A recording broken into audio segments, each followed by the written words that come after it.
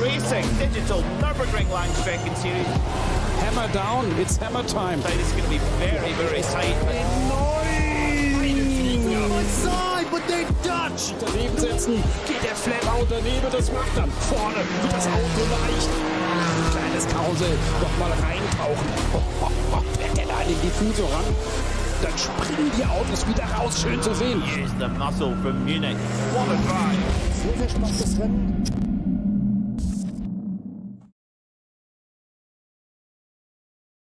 Season finale time here in the Digital Nürburgring Langstrecken Series as we visit the Green Hell one last time to see who's going to become top dog.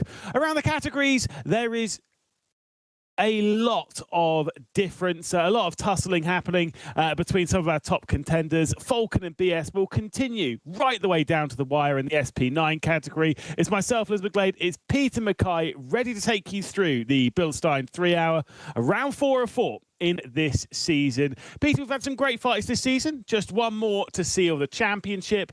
I think we're in for a great fight in the SP9 category. That we are, yeah. At the front of the field, it's more or less a straight fight between BS Competition and Falcon Sim Racing, two real heavyweights of this particular championship, especially BS Competition, who have been an ever-present threat at the front of the field over the years. Absolutely. You can see here as to how this is going to work. Obviously, season finale time, it is still the same race format as what we've had. We're currently in the qualifying sessions where we're separating the Porsche Cup, the SP10s and the M2s from the SP9s. We'll see the entirety of that SP9 qualifying session. That will be unfolding basically behind our backs, but we'll be seeing those final moments of that last bit and then the SP9s round and then a 3-hour race. Qualifying, though, is still very important around here. It is, yeah, that's so true. If you're too far back in the order in qualifying, you often miss the bus, really. The first few cars often end up in a big pack and they make a breakaway. And if you lose that train, it's very, very hard to get it back. So you're absolutely right. Qualifying is so important. And there isn't much more special a treat than a wide open Nürburgring Nordschleife in front of you and having to absolutely nail it in every single corner of this wonderful 25-kilometer racetrack. There really is nothing else like it in motorsport.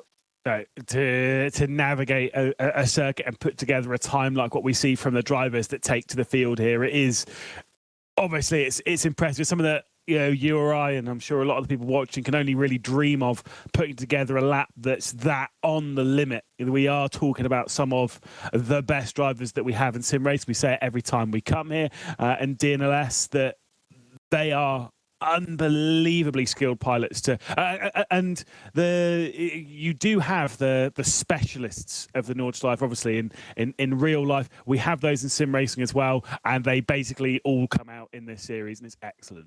That's really true. This is a circuit like no other where you are going to get proper specialists. I always think, when you look at the Nürburgring Langstrecken series, drivers like Frank Stippler, who you don't really see race at the very top GT3 level around the world, but at the Nürburgring Nordschleife, he's one of the truly feared drivers because he knows the circuit so well. You look at also drivers like David Pittard, who's really made his name here at this circuit. It's where legends are born, and in the virtual world it's exactly the same. This is such a unique circuit. It's so much more of a challenge than anything else anywhere in the world of any permanent racetrack. It takes a lot of learning. In fact, do you ever really master this place? I don't think you do. No, I've spoke to a few drivers that have enjoyed driving this circuit time and time again and are still fearful of the 24-hour race, because it's such a brutally different prospect, especially considering the different classes and different speeds. One of the main things here in DNLS, if you've never joined us here in the Digital Nürburgring Langstrecken Series. So first off, hello.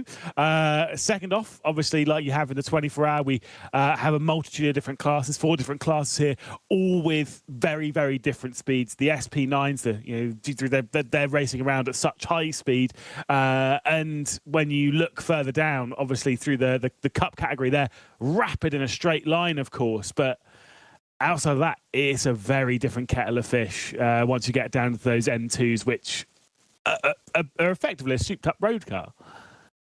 They are, yes, very, very close to the standard road-going M2. It's a great little package, and the thing that I love about racing at the Nürburgring is that everybody has to earn their stripes. Even if you're Max Verstappen, you have to go and do a certain amount of races in a lower-powered car. You cannot jump straight into the top-level machinery. You have to serve your apprenticeship, and even in the digital world, it's lots of drivers will have started in lower powered cars to learn the circuit. Even if that was many, many years ago, there is no shortcut here at the Nürburgring in terms of learning. No, absolutely not. And that's what makes it so fascinating, and that everyone's, like I say, a level playing field. We'll say a level playing field that Race Control have already had a few says on. Just taking a look at our Race Control sheet before I'll update you with the championship standings. They have sent out a few penalties already for various infringements, either through basically point system from the previous races or through issues with the regulations coming into this round. For example, the number 36 Energy Core racing car in the SP9, they have no real-world drive. That's one of the stipulations of this series. You need to have real-world drive in that top category. They don't, so they'll be having a stop-and-hold 60-second penalty after the first couple of laps have unfolded. Team Nitro, the 927, they have breached the penalty point system, so they'll be getting a 30-second stop and hold. Also, there is a start from pit lane for, and I will take a deep breath here because I think it's 3 teams. It's the Next Level Racing Esports, it's Shedder Esports, the 19 and the 26, and there's also the SRC Commerce Esport 1 car. That is in the 177. That is a second offence for missing telemetry data. Basically, Race Control, before you even started going, they've already been adding to the sheet. It's these are always busy races for Race Control. They are, and one of the things that I love about this championship is the fact that you have to have a real-world driver, an SP9. And last year's winner of the Nürburgring 24, Kelvin van der Linde, is going to be in the number 17 Ford. So that's really, really cool to see that link between digital and outdoor world. Well, you can see here the starting grid for the Porsche Esports Endurance Trophy Nürburgring Championship. Of course, we've got the EMM car starting first and second. Important for those. The 905, which is starting from pole position, is the championship leader. 17 points clear. Basically has it all wrapped up, but needs to reach the checkered flag to fully secure it. Their closest rival in the 918 will start directly behind them, but of course they start alongside their teammates in the 914. It's Coanda's 918 in third position, and the Frozen Speed Grid and Go car, they sit third in the championship, fourth on the starting grid. Coanda's 917, Dur Esports with the Carlar and the Scherer Esports Cup. You'll notice that there is a green check in the bottom left of some numbers and an orange check in the others. That is Pro versus AM, and of course the AM pole and that lead and the AM lead will go the way of the Carlar Esports Cup. They currently sit just at the back end of the top 10 of the championship. All 3 races this season, though, have been won by the 905 that starts this one from pole position, and the fact that they'll be starting from pole does lead you to believe they will be the firm favourites to take yet another victory. And 15 points of the victory, point for pole position, point for fast lap. And, well, I mean, it looks as if they're going to be taking 16 points at least. Oh, let's see how 3 hours unfolds. There's nothing guaranteed at the Nürburgring, that's for sure. But EMM, they have been a steamrolling force in the 992 category. It's been amazing for that Porsche Esports Endurance Trophy Nürburgring. They've been so far ahead of the field, so consistent, which is very, very difficult to do here. The final runners in the Porsche Cup category, Scherer Esports in the 906. We've got the Phototech by WMS car, the 915 there, starting from 10th position. GHD Motorsports, the Avia WLS East Motorsports, and the H&L 25 car. That'll be starting from 13th. Obviously, we do know that in this category, the 927 Team Nitro car, which we do believe will be taken to the circuit, they'll have a stop and hold 30 seconds. Don't see them on there, but I do believe they didn't qualify if they are indeed on the list. I don't actually see them in session, so they might not be taking to it. The only one that's missing from this would be the Smirlis racing car, Nicholas Last. I always pull the joke. Very sorry, but he'll be definitely following on his namesake and starting from the rear end of the category. Into the SP10s, and we can see here right at the front of the SP10 field, it will be Sim RC, who, again, same as what we saw from EMM, have effectively dominated this category. They've won 2 of the races. They've finished second in the other one. And they'll be starting again from pole position. They have a 12-point lead, so it's not done. But the Williams F1 Team Gaming car might be able to chase them down 400 a second, 4/10 rather a second, separating them after 8.5 minutes of their qualifying lap. Lion GP will start from 3rd position alongside their teammate in the 166, with the Falcon Sim Racing car starting from 5th, of course, for Falcon Sim Racing. As much as they're 3rd in this championship, they're outside of the chance of this title race, but I'm sure for the team, they'll be more focused on what's happening in the SP9 category. They'll be starting alongside SRC Commerce Esports 1 car, but I did mention that is going to be one of the ones that will have to start from pit lane, that 177 car. The Eiffel Racing GTU car that will start from 7th position, with the Nürburgring Esports 187 starting from 8th position. Those that are in the title race, this, like I've said, it's SimRC and Williams F1 Team Gaming. Advantage to SimRC. And Peter, you've got to say, you were suggesting before we came into this broadcast, effectively, they just have to park the bus.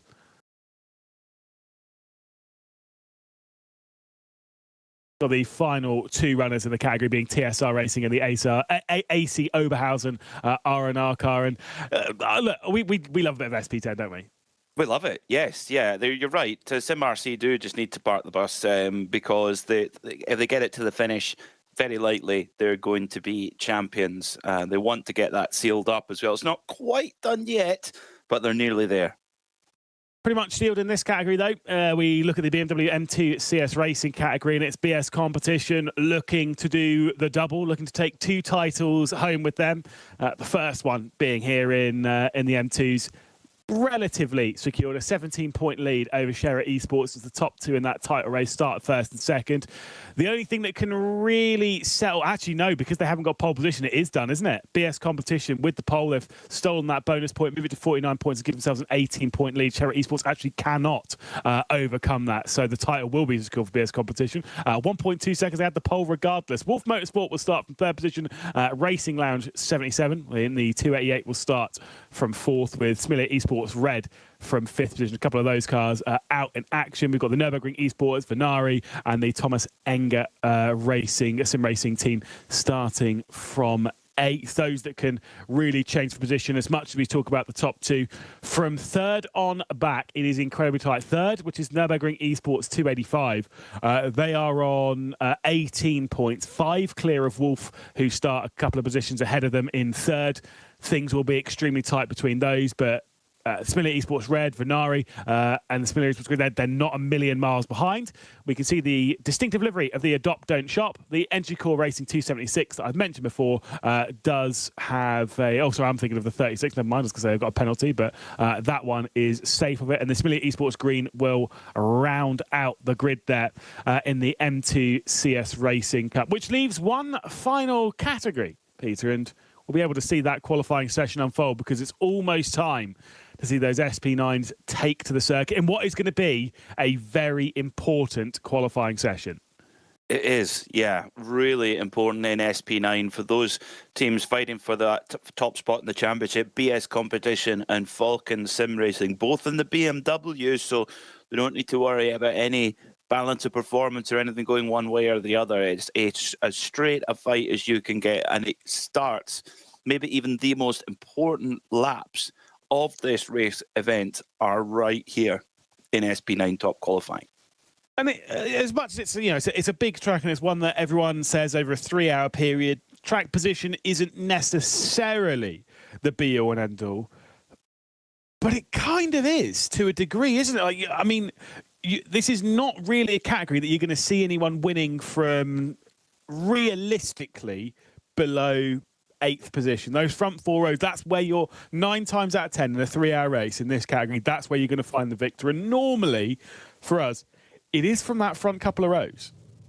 Normally, yes. It has been done from deeper in the pack, but if you looked at the statistics of where the winners come from, most of the time it will be from the first couple of rows of the grid. So the qualifying is absolutely critical. Green light at the end of pit lane. We're go in SP9 qualifying as the trio of Ford Mustangs rumble out of the pits with that big Coyote V8. We saw the Mustangs race last year for the very first time at the Nürburgring, and they'll be back again with a vengeance this year.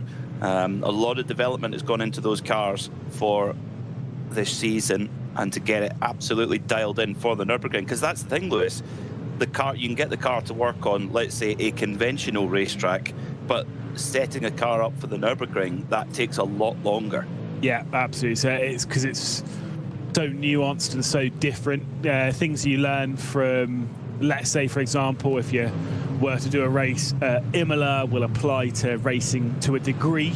What you would learn from there of racing at Spa and then racing at Silverstone and all these normal Grand Prix circuits, or even the Nürburgring Grand Prix circuit, they kind of have things that filter down. The Nordschleife is separate. The Nordschleife is completely different. It is way different than the rest of it, and so you do have to take those learnings. Each of you come and build on it year by year, rather than necessarily learning as much throughout the year, if you know what I mean, and then and letting that one filter through. Those two Sherra Esports Mustangs dropping off the field, as much as they were the first out, oddly enough, they were pretty much going to be the last ones around, which is odd they've chosen that one, but I kind of understand they want enough time to do their tyre warm-up in the way that they want to deal with it. They're going to take the shortcut here and flick their way through. Some other teams have gone for the full lap to get their tyres fully into the working window, but it seems that we're going to do another lap running around and building the tyre temperature here for the two Sherra Esports cars. Do you like the Mustang? Do you know what? When it was first announced, I wasn't sure about it. And then I saw the first picture and I was like, ooh. Oh, okay. I'm a big fan of it. I think it's great, and the sound. Yeah. Oh my word, the sound is just fantastic. It's that Coyote V8. It goes on quite a journey. It goes from the Essex plant in the United States, and then goes over and is assembled by M Sport in Cumbria, and then goes back to the United States again. So it goes on quite a journey, that engine. Yeah, exactly. I mean, look, again, it's proof once again of the global position that Ford is in motorsport, isn't it? And obviously now starting to be capped off by an F1 program, which looks to be starting a lot better than I think a lot of people gave it credit for. Yeah, we were like a little bit concerned as to how that power. I know we've not done a round yet, but that powertrain does look pretty handy at the moment, at least in pre-season testing. So we're seeing a different approach from a few teams at the moment. Some of them wanted to take the shortcut, maybe do that a couple of times to build that track temperature. A few drivers wanted to head out and around the circuit to build the temperature and get that almost eye in as to where the car is at the start of this qualifying session. You will notice it is the real world drivers that take to this qualifying session. It is, yeah, and we've got, as I mentioned, Kelvin van der Linde out there in that Ford Mustang, which is quite unusual because, of course, he's a BMW factory driver, double winner at this race, once in an Audi in 2017 and then in the Rover BMW last year, where they were very strong indeed, and in a big fight with the Manthey Porsche going into the last few hours and came out on top there. So let's see how Kelvin's a very keen sim racer as well. We'll see how he matches up to. We've got a lot of strong drivers here from the real world drivers who go qualifying. Norby Kiss is always a threat here in this category. Really quick. Mitchell de Jong, I mean, he's probably more well known for his virtual racing exploits, but of course has a lot of real world experience as well. Watch for Josh Hislop as well, a driver from my neck of the woods from Scotland. He came up through club racing in Scotland and is now racing on the Nordschleife and the NLS Championship. So there's some great stories here of some of the real world drivers that the teams have been able to recruit. Jaden Conright, of course, winner in the Mala team earlier on in the season too. Obviously, we saw the first of our title protagonists in this qualifying session. We've got the Falcon Sim Racing team that's kind of driving around a little bit away from this pack, and we see here SP10 behind the wheel of the BS competition number 1, looking to go back to back on the titles in the SP9 category, in the middle of all of the SP9 drivers, which might be a little bit concerning, but they'll all separate once they get out onto the Dittinger Hohe. You say about Mitchell de Jong, I'm pretty sure, not 100% sure, but I'm only going to say that I'm pretty sure because I remember the stat back in the day that I think in the iRacing Daytona 24 Hour, he has the most laps led in the top category in top split. And it is well over 1,000 laps led, right? Not laps driven, not laps raced, laps led. And it was until, I think it was 2022, something in that vein, when they came back and they didn't lead so much during that race, that it might be 23, that I'm pretty sure his leading lap percentage of all the laps that he'd done at the Daytona 24 Hour on iRacing, again, probably the most competitive race in iRacing. I do have it on a spreadsheet somewhere. I'm pretty sure it was 98% of the laps that he'd driven was in the race lead. Now, obviously, that comes from a strong team and stuff, but kind of shows you his sim racing pedigree that he's able to keep the car there. Because I can tell you what, if Joshua Rogers passed me a car in the lead of a race, I would probably bin it within a lap or two. Well, likewise. Yeah, likewise. He's that's a great stat, actually. Yeah. Most laps led in history of that event. Very impressive indeed. And he's quick anywhere and in anything. He's a very adaptable driver, as Mitchell de Jong. Of course, on the dirt road side, he's very, very strong there. And of course, in the oval side, he could put him in anything with the steering wheel, and he's handy. I think he also did. You say about the dirt road. I think he did all 4. It might have been 3 at the time. iRacing World Championships, the iRacing Rallycross World Championship, also did the Porsche Tag Heuer Esports Super Cup, and did the eNASCAR Coca-Cola iRacing Series as well. So he did all 3 of the major championships in sim races, at the point where he was also racing in Le Mans Virtual and whatnot. Pretty fast across the board. And to me, that actually, definitely is one of those ones that really hammers home the strength of the field. You have a driver with that kind of accolades, and it's not the driver that we're necessarily expected to be on pole position. And we're not, obviously, I wouldn't be surprised if he was, but when you look at some of the other drivers on this grid, like Sindre Setsus in the Falcon Sim racing car, like BS Competition's Elias Seppänen, even Norby Kish in that Shezza Esports car, of course, they've got a penalty as far as I remember. Look at the list for the not submitting telemetry for the second time. I think I'll be having to start from pit lane. But those are the kind of drivers where I'm still expecting those to potentially be even more in contention for this pole. Yeah, I think so. Looking through to see the penalty list, I don't see anything for car number 26. I have it on instant number 3 from Race Control. It is the Next Level Racing right. Esports, Yes. Shezza Esports, SSC Commerce Esport 1. A second offence for missing telemetry data. They'll be starting this race from pit lane, but I still think they can get the bonus point for pole. Okay. Yeah, that's a frustrating one. Let's see what they can do, though, if they can get that bonus point at least. Still things to be gained. Josh Hislop, Scotsman, heading up the Dottinger Hoe now. Everyone trying to make sure they've got a bit of clear air before going for that hot lap. And it will just be one lap and go. Yeah, I mean that's how it is in this, isn't it? You only get the single lap, the one attempt to take on one of the scariest racetracks of all time, 25 kilometers around, and realistically, if you want to grab pole at this level, normally you grab pole position, and around here especially, you'd sit there and you'd be like, yeah, you can probably afford the odd little mistake. And I don't mean that of like dropping it off the circuit. I mean like missing an apex here and there or something, because you've got so much time to bring that time back in. In this category, in a season finale where there's a title up for grabs and it's a tight race between the top 2 in that championship, I don't think there could be a single mistake on this qualifying lap. It needs to be perfect. That's right. Yeah, 25 kilometers of perfection. Imagine that. It's around the average commute of most people's drive to work in the morning, and you cannot put a single wheel wrong. Dan Pyle for Manfilter team by Winward Racing is heading up now to start his flying lap. Or will he get one in maybe a slightly representative time here? Maybe. And he'll go, but he will get another run, of course. Although there's less than 5 minutes on the clock, he can complete another lap in that Manfilter Mercedes. A livery and car so familiar to fans of this great racetrack.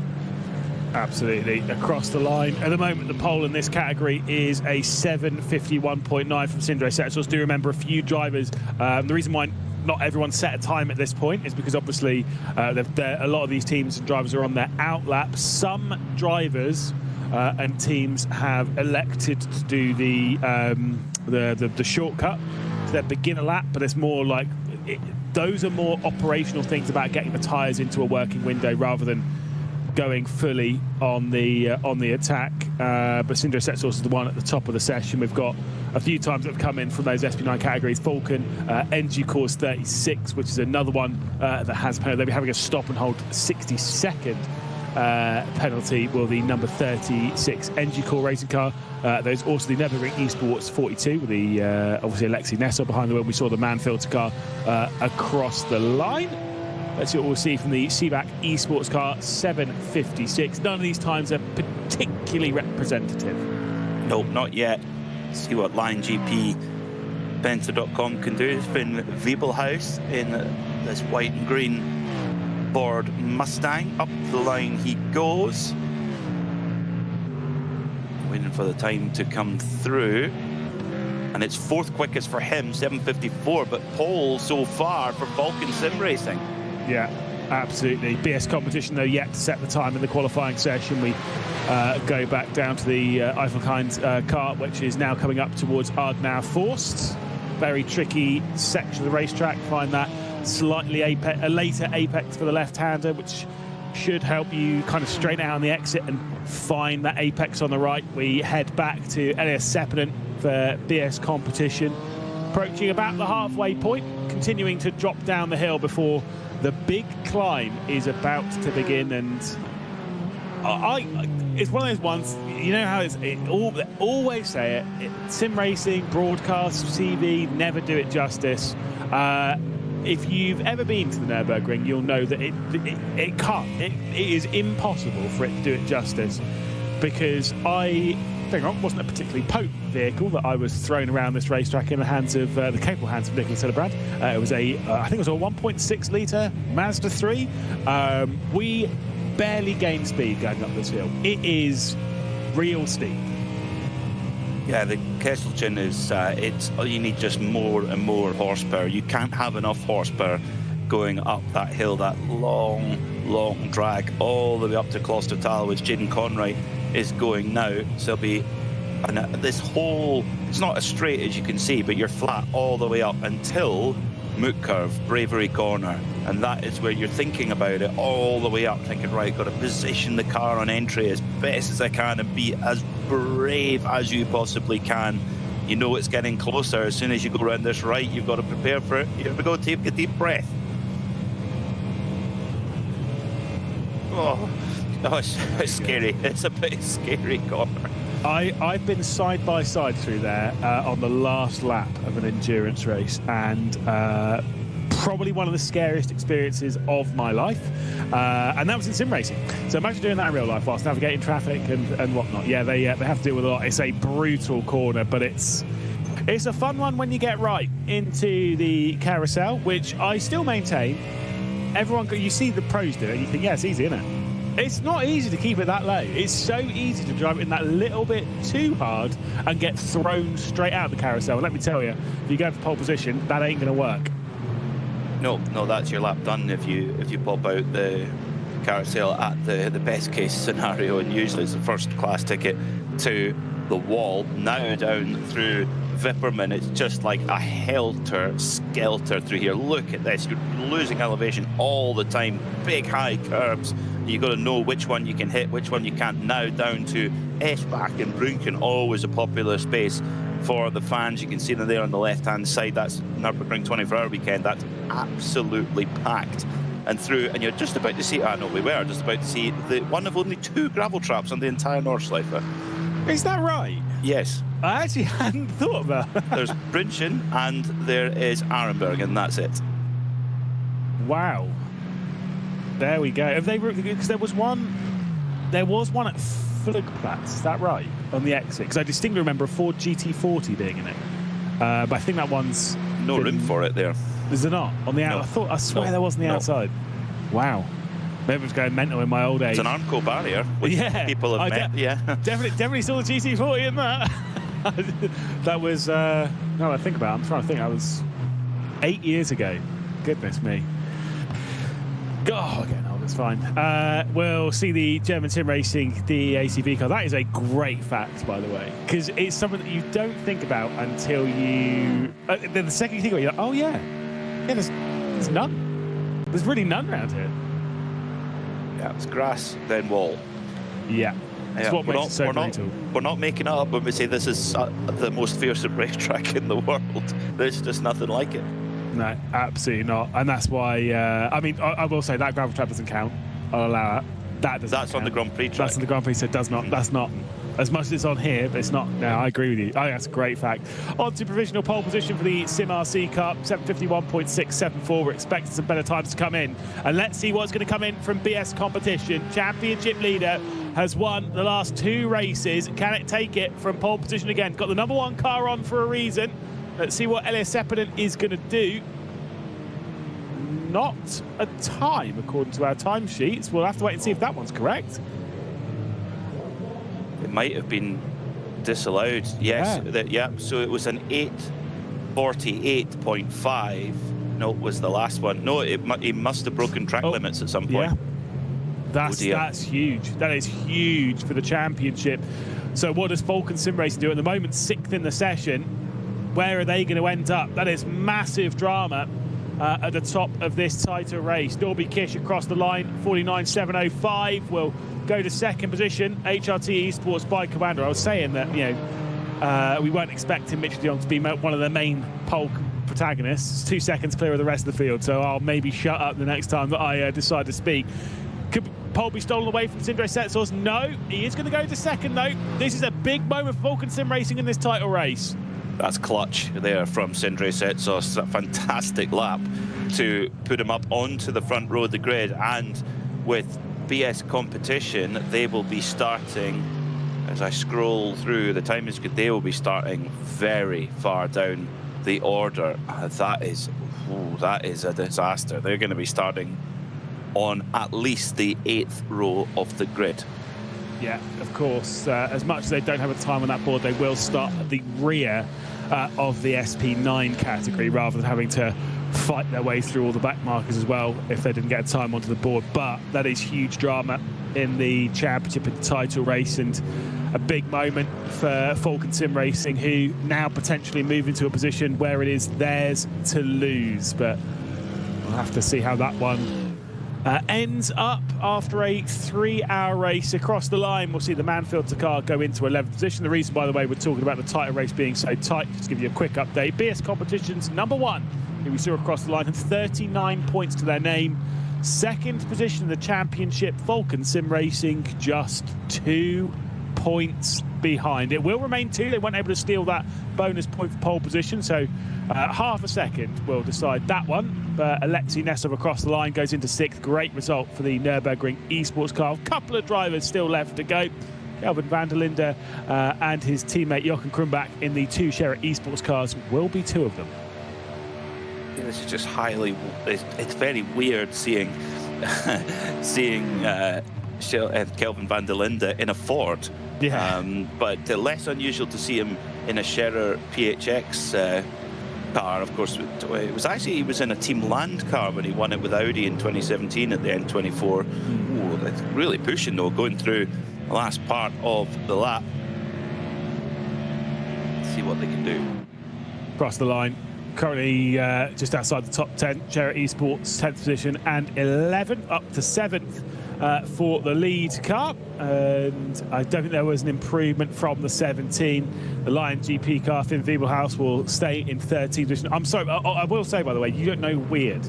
until you tune into free practice 1 of IndyCar last night to see Will Power in an Andretti.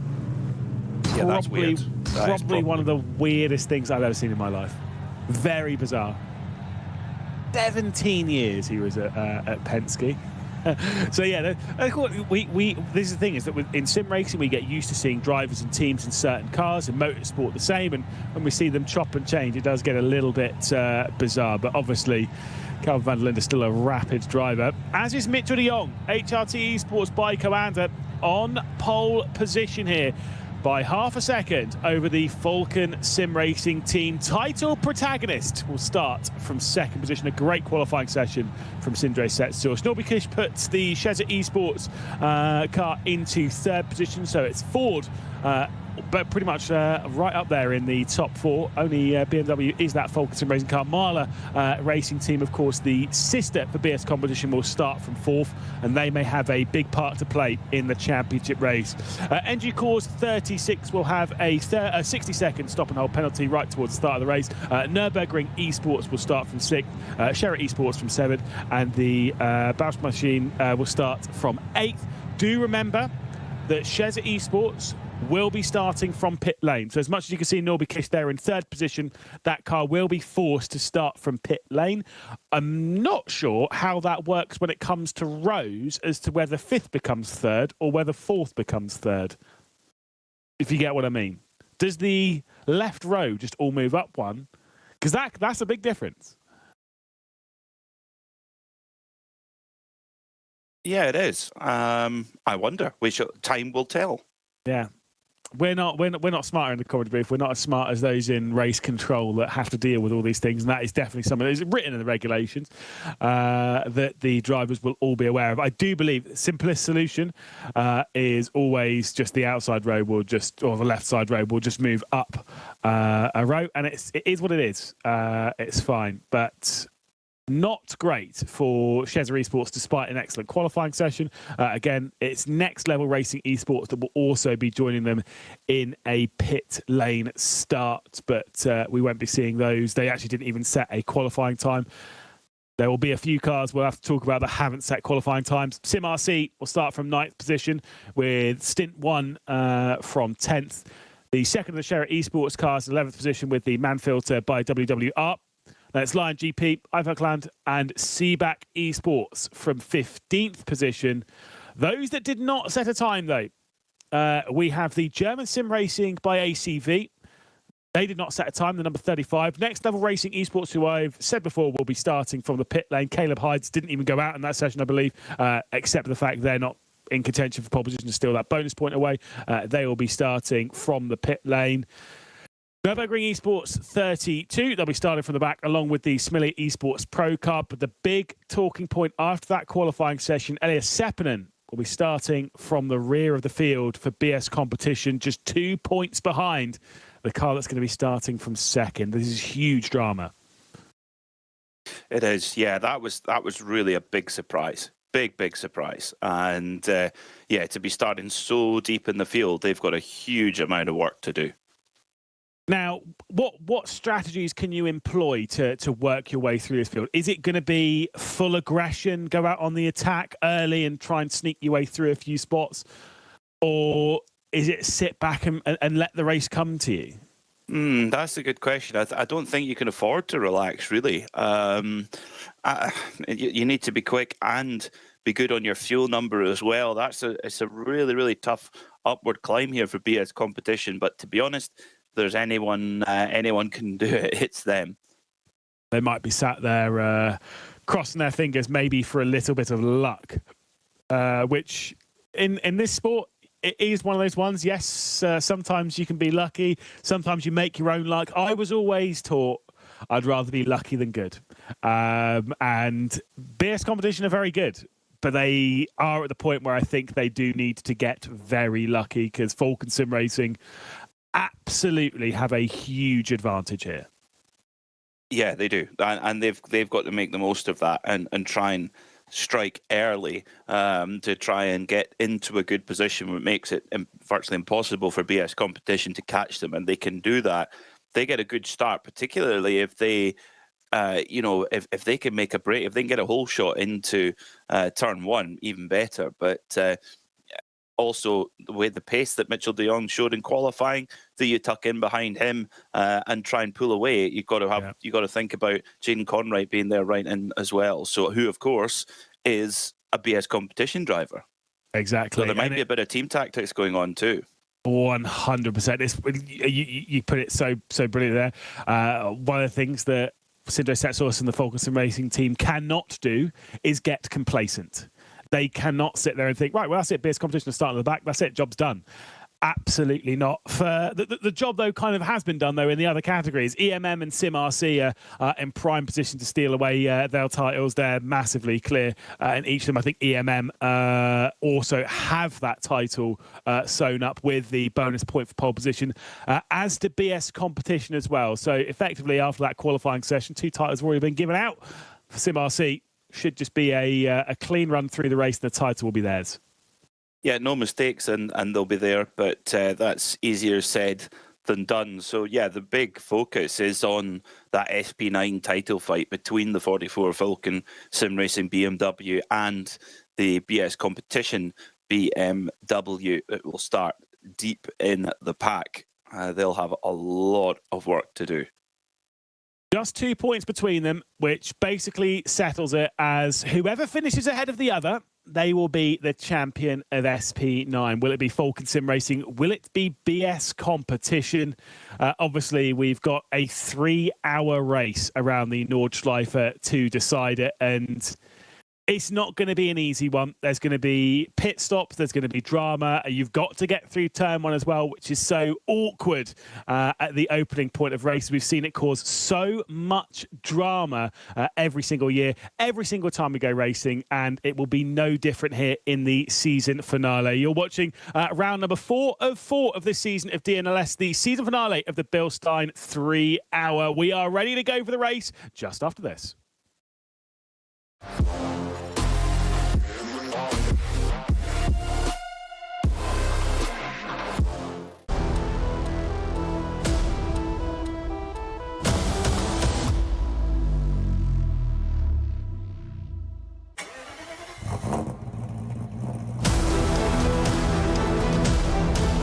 Hol dir jetzt dein eigenes Motorsporterlebnis nach Hause. Dein Online-Shop für Simracing-Hardware und Zubehör. www.simraceshop.de. Liebe Fans, Lovely fans. besucht uns auf unseren Social-Media-Kanälen. Follow us. Auf Facebook, Instagram. YouTube und TikTok. Willkommen bei der NLS.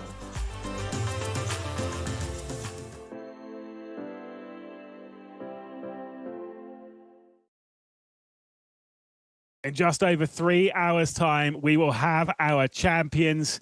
We are ready to go for this season finale race. There's McGlade, Peter Mackay in the comms box. And Peter, a dramatic qualifying session has come to a close. The drivers can all now focus on what will be a dramatic race. And whilst we do focus on the top of the championship, because it is the exciting point for all of us to remember and keep our eye on that dramatic moment, we cannot forget that, yes, there's those 2 cars, but there's 53 other cars that will be taking the circuit, all looking for their piece of glory. That's right, and all trying to get their own achievements. You know, some might not have had a podium yet this season and might want to try, will be desperate to get that done before the end of the season. Some might not have got a win in class yet. If you look at SP9, BS competition have won the last 2 races, and Falcon, they won the opening round of the championship. So I'm sure there'll be plenty in SP9 who want to get a win to close off the season the best possible way. The championship fight might be over for them, but getting a win would really help to finish the season on a high. Yeah, absolutely. And outside of that, we've got the other categories where they all have their own fights, their own slices of drama, their own bits that they're looking for. I mean, to speak of those that do and don't have victories, I mean, looking at the Porsche Cup category, only one team has been victorious in that, in the EMM Esports team. They've won all 3 of the races we've had. Same with the BMW M2 CS Racing Cup. It's only been BS competition on top of that. In the SP10s, it's been split between SimRC and the Williams F1 Team Gaming squad. They've split those victories. But there's a lot of other teams that are looking to jump up. I mean, in the Porsche Cup, obviously, the teams like Commander are in prime position to steal away. They've had a brand new renovated purple racing centre in Cologne. We'll talk a little bit more about that, I'm sure, later on in the broadcast. I mean, some teams and drivers, honestly, they might be happy leaving here with the top 10. Other teams, you know, for like Shezza Esports starting from the pit lane, what's their goal? A lot of talking points to come from this final race of 4. There are, and the chat is, the talk is over now. It's down to business with the SP9s rolling off, just coming out of Galgenkopf onto the Dottinger Hohe, getting themselves ready for action, trying to generate as much tyre temperature as you can. At that point, you can only really get a little bit of extra temperature and pressure into the tyre at this point, because with the latest tyre model on iRacing, the car does take a good couple of miles to get into for the tyre to get into the right windows. So that tiptoe brake point going into turn 1 is going to be really, really tricky. Judging how much grip you've got underneath you is quite difficult until the tyre starts to build its operating temperature and pressure. I mean, we see it in qualifying. The first laps often aren't very competitive at all. That's simply because the tyre isn't fully up to operating temperature and pressure yet. So on this rolling start, the drivers really have to be very, very careful. Yeah, and I mean, it's something that we see quite a lot, isn't it, here, where you could be at the front of the field and that's great, but then someone in 8th position has a bit of a crash with someone else, and going down that hill into that extremely tight first corner, you can get collected in it. We see that time and time again, and I know that is in the back of the mind of every single driver starting towards the front of this field. It will be, yeah. You just want to try and get through the Grand Prix track clean on the first lap, and then just settle into a rhythm on the Nordschleife. That's actually funny enough, and where you can actually calm your nerves slightly and you get into that familiar territory and get ready for action. 3 hours ahead of us. The Bill Stein 3-hour season finale of the Digital Nürburgring Langstrecken Series is about ready to go. We've got the top protagonists in the title race separated by the entire SP9 field. Sindre Setsource from 2nd position, that Falcon Sim Racing BMW M4 way ahead of championship rival BS Competition starting from the rear of the field. Drama has already hit us in qualifying, and it could well hit us again over 3 hours of racing. It's season finale time, and we are racing down to the first corner with Mitchell de Jong for the HRT Esports bike Goanda leading us off down into the opening corner. He'll obviously hold that inside line and try and keep the Mahler cart directly behind it as well. Who's going to be able to find their way through? No major dramas in the opening corner just yet, until unfortunately the Nürburgring Esports car has been sent round, we believe, and unfortunately will drop right the way to the rear of the pack. Oh, and also for one of the other Mustangs further down the field, that's the LionGP Fenter.com car, gets a little bit loose there and spins around. So on those cold tyres, it does not take much to be moved around. And I think would have been Alexei Nezov in the Aston Martin for Nürburgring Esports that got punted at turn 1 there as well. And whoa, big contact there. And that's critical, isn't it? Look at that, Jaden Conroy in the Mala Ford, which of course peeled the sticker off. That's a BS competition car, and being pretty aggressive there, barging past the Falcon Sim Racing BMW of Sindre Setsource. Why is that significant? Well, the Falcon Sim Racing BMW's main rival, BS Competition BMW, is still quite deep in the pack. They're sitting 12th after those opening few corners. Sindre Setsource and Jaden Conroy going side by side as well ahead of this up towards chicane, and it is the Falcon Sim Racing car back ahead. So Sindre Setsource and Falcon Sim Racing has found his way back up into 2nd spot. So as much as it was an important move from Jaden Conroy, it was a very important move back again from Sindre Setsource. They head out onto the Nürburgring Nordschleife, back into single file as the German Sim Racing car tries to fend off BS Competition.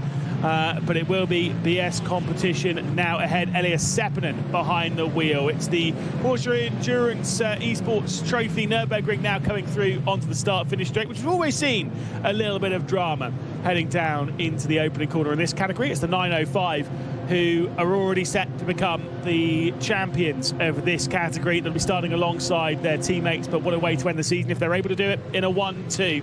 And that's before we even talk about what's happening within the AMs in the category as well.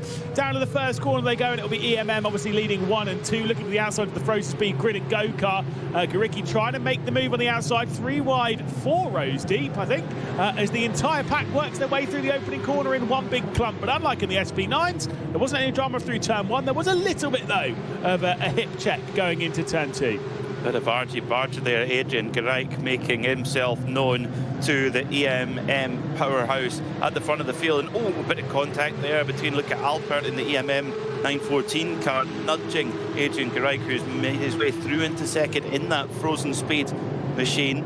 But EMM 905, the team that have been so dominant all year, all season, Raphael Renhofer leads the way. There was a spinner in there, though. Not 100% sure as to which one that was. I think it was the 908 car that was spun around. So GHD, Patrick Schmidt, I think was the one that was sent for a little bit of a tumble down the order as they worked through that midpoint of the Grand Prix loop. Well, it's not really the Grand Prix loop, is it? The Nürburgring part where you go through the short sheet between them. It's a really tricky corner how it drops off, and especially if you're going side by side through there. It's so easy for the inside car to wash out and make contact like what we just saw. It's not an EMM 1-2 though. Frozen Speed Grid and Go, you're quite right, has found its way into the middle of that, searching to steal away that victory, I think, from EMM that's been so dominant in this category. Yeah, it's been a really good start for Frozen Speed. As the SP10s now making their way to their race start. Sim RC just got to get to the end of the race and they will be champions. Sounds simple, it's not. Yeah, they are pretty close on points with Williams F1 Team Gaming, but it is not settled. It's not going to be an easy one, and any drama, the door will be blown wide open. SLC Commerce Esport will be starting from pit lane, and it's not a great reaction to the start of the race, it seemed, from Sim RC. He had to really close over onto the nose of the Lion GP car that locked out that second row of the grid. He's able to keep that BMW behind. The second one, though, of the Lion GP squad is going to get to the outside of Williams going into that opening corner. Imperative that Williams hang on to second position. There's a bit of a spin, though, in the M2s and down towards the back of the field. I think it was the Thomas Enger Sim Racing car, maybe even the Racing Lounge, that was sent around at the opening corner, just got locked together as they're 3 wide through the exit of the arena. Oh, this is brilliant. You've got Falcon, Williams, Sim RC all in there. Sim RC have just hung on in this BMW-dominated SP10 class. Just a few other manufacturers in at the mix there. But then, of course, BMW M2s, all, of course, the same in this category. Everybody starts with the same stuff. It's just how you get it set up for the event. But Sim RC doing what they need to do, leading by a car length or 2. They head towards the ladder part of the Grand Prix track, preparing themselves to turn left at the end and head onto the Nordschleife for the first time.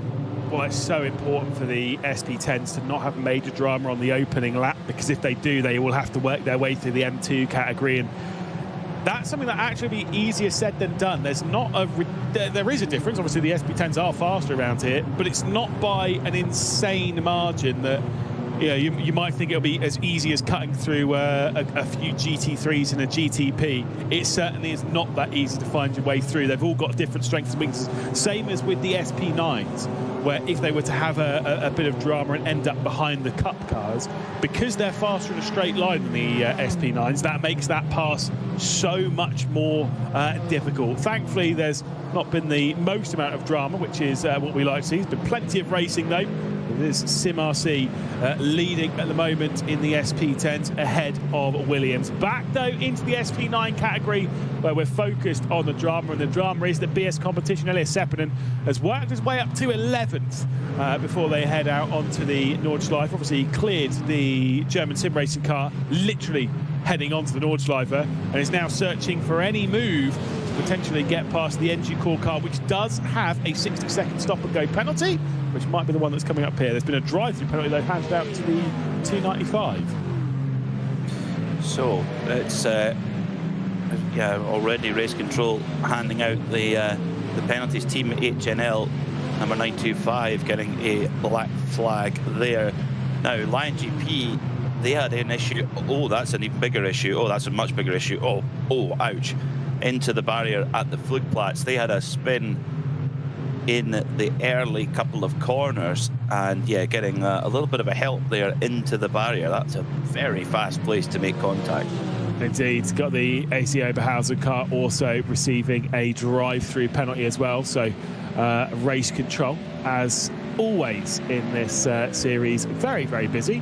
From various issues from qualification, they've picked up on. There's a couple of incidents that are under investigation from the start of this race, but all these penalties that are popping up are more in relation to qualifying or technical breaches coming into the round. Nearly one lap complete though for our SP9s.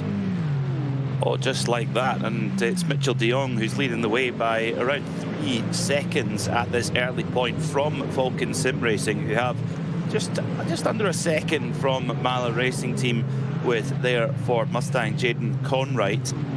But BS Competition haven't been able to make up any spaces yet from 11th position, right behind the Enducore Aston Martin. But now we're onto the Grand Prix track, have to try and make some moves and try and start dragging themselves up the order and not let Falcon gain any more time.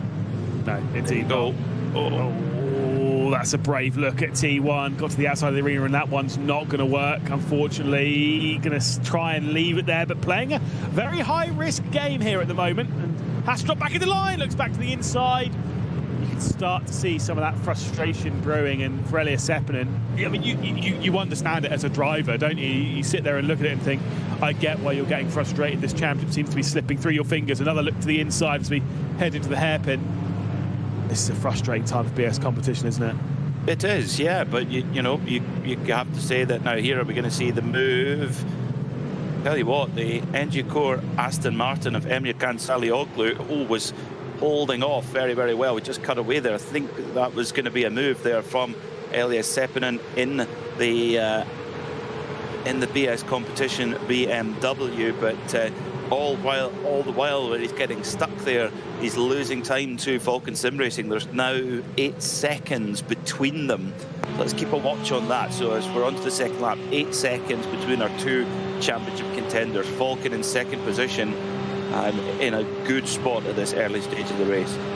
Obviously, these two EMM cars probably not really going to switch over. We didn't see that the Frozen Speed Grid and Go cars worked well for the race lead in the Porsche Cup, and now they're going to go through. I was going to say I didn't expect a battle between the two EMM cars, but they are actually going to go side by side and switch over. The 914 using that slipstream to take over the race lead. It's back to being a 1-2 for EMM. Frozen Speed Grid and Go, Frozen Speed Grid and Go, yeah, rather went out onto the Dittinger Hoa there in the race lead. They now find themselves in third and under pressure at the moment from Dur Esports. Well, effectively third place and first place swapped there on the Dottinger Hoa, with the 914 car getting a fantastic double draft there. Look at Alpert using that to his advantage. Now Frozen Speed under a bit of pressures. Here come Coanda up the inside now. Sorry, I just had a heart attack. I saw BS Competition dropping down the timesheets, but no, they have just gained the spot. I actually had a real panic then. Sorry, Peter. Yes, indeed, there's going to be a bit of battling behind the Frozen Speed Grid and Go car between the Dur and the Coanda there, but it is going to be the Dur of Pedersen keeping Julian Sunnen at bay, and we'll just about hang on, but this 5-car train hopefully wants it to keep together a little while. I did want to say, by the way, we did see it pop up, the Stint 1 Motorsports car, which is the number 55, that should be the number 10. That's a 10-second stop-and-go penalty. Also, they have another stop-and-go penalty, which is 60 seconds for a breach on the regulations when it comes to the starting driver. Incorrect starting driver. It was not the real driver who starts the race, which kind of should be by the regulations. And so they will have 2 separate stop-and-go penalties, one 10 seconds or one 60. That is a bad way to start this race. Yeah, very hard to come back from that to get any kind of result. So EMM returning to their usual form, 1-2 at the front of the field, but of course we could see the same thing happen again with when we get round to the Dottinger Hole, where Adrian Gareg in the frozen speed car could get that double draft. But the thing is, though, is that when you're up against two cars in the same team, they can coordinate, they can work together against you. It means that you're fighting both of them, whereas they've only got one car necessarily to worry about. Of course, Dora Esports, though, are pretty close, but EMM have got strength in numbers at the front of the field. Very much so. They are the force to be reckoned with in the Porsche Cup category, and seems though the force to be reckoned with here in the SP10s is Falcon Sim Racing, who have been able to break away by nearly a second over Sim RC, who have been the dominant force throughout the season. You said it right, they basically just need to reach the end of the race, and the points they'll gather should be enough to keep them ahead of the Williams F1 team gaming car that sits directly behind them. Right now it's not imperative that they keep that 190 behind, they just need to get through the race. But the more that you try and play those cards, if fine will just let you through and sit behind, the more things are open for Williams to play some games to maybe force Sim RC into a catastrophic mistake, which around here is only a few inches away at its furthest. That's true. That is very, very true. So you can go in saying no risk, but it's not quite as straightforward as that. BS Competition lead the way in the M2 category, just ahead of Scherer Esport, who are under pressure now from the Smila Esports red car, which is painted white and blue. Don't ask.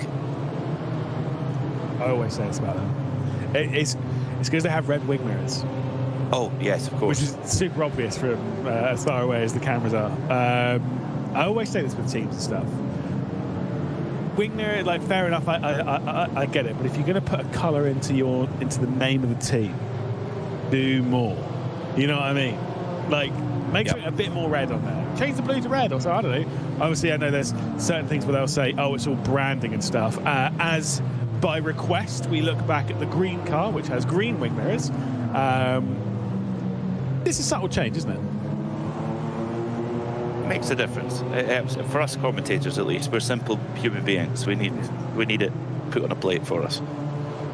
Again, I've told the story on broadcast quite a few times, but it was, I don't remember which Le Mans it would have been, but it might have been 2019 or something. It was the Jota cars, and they obviously had two LMP2s at this point, and it was Martin Haven that told me that they had the same livery.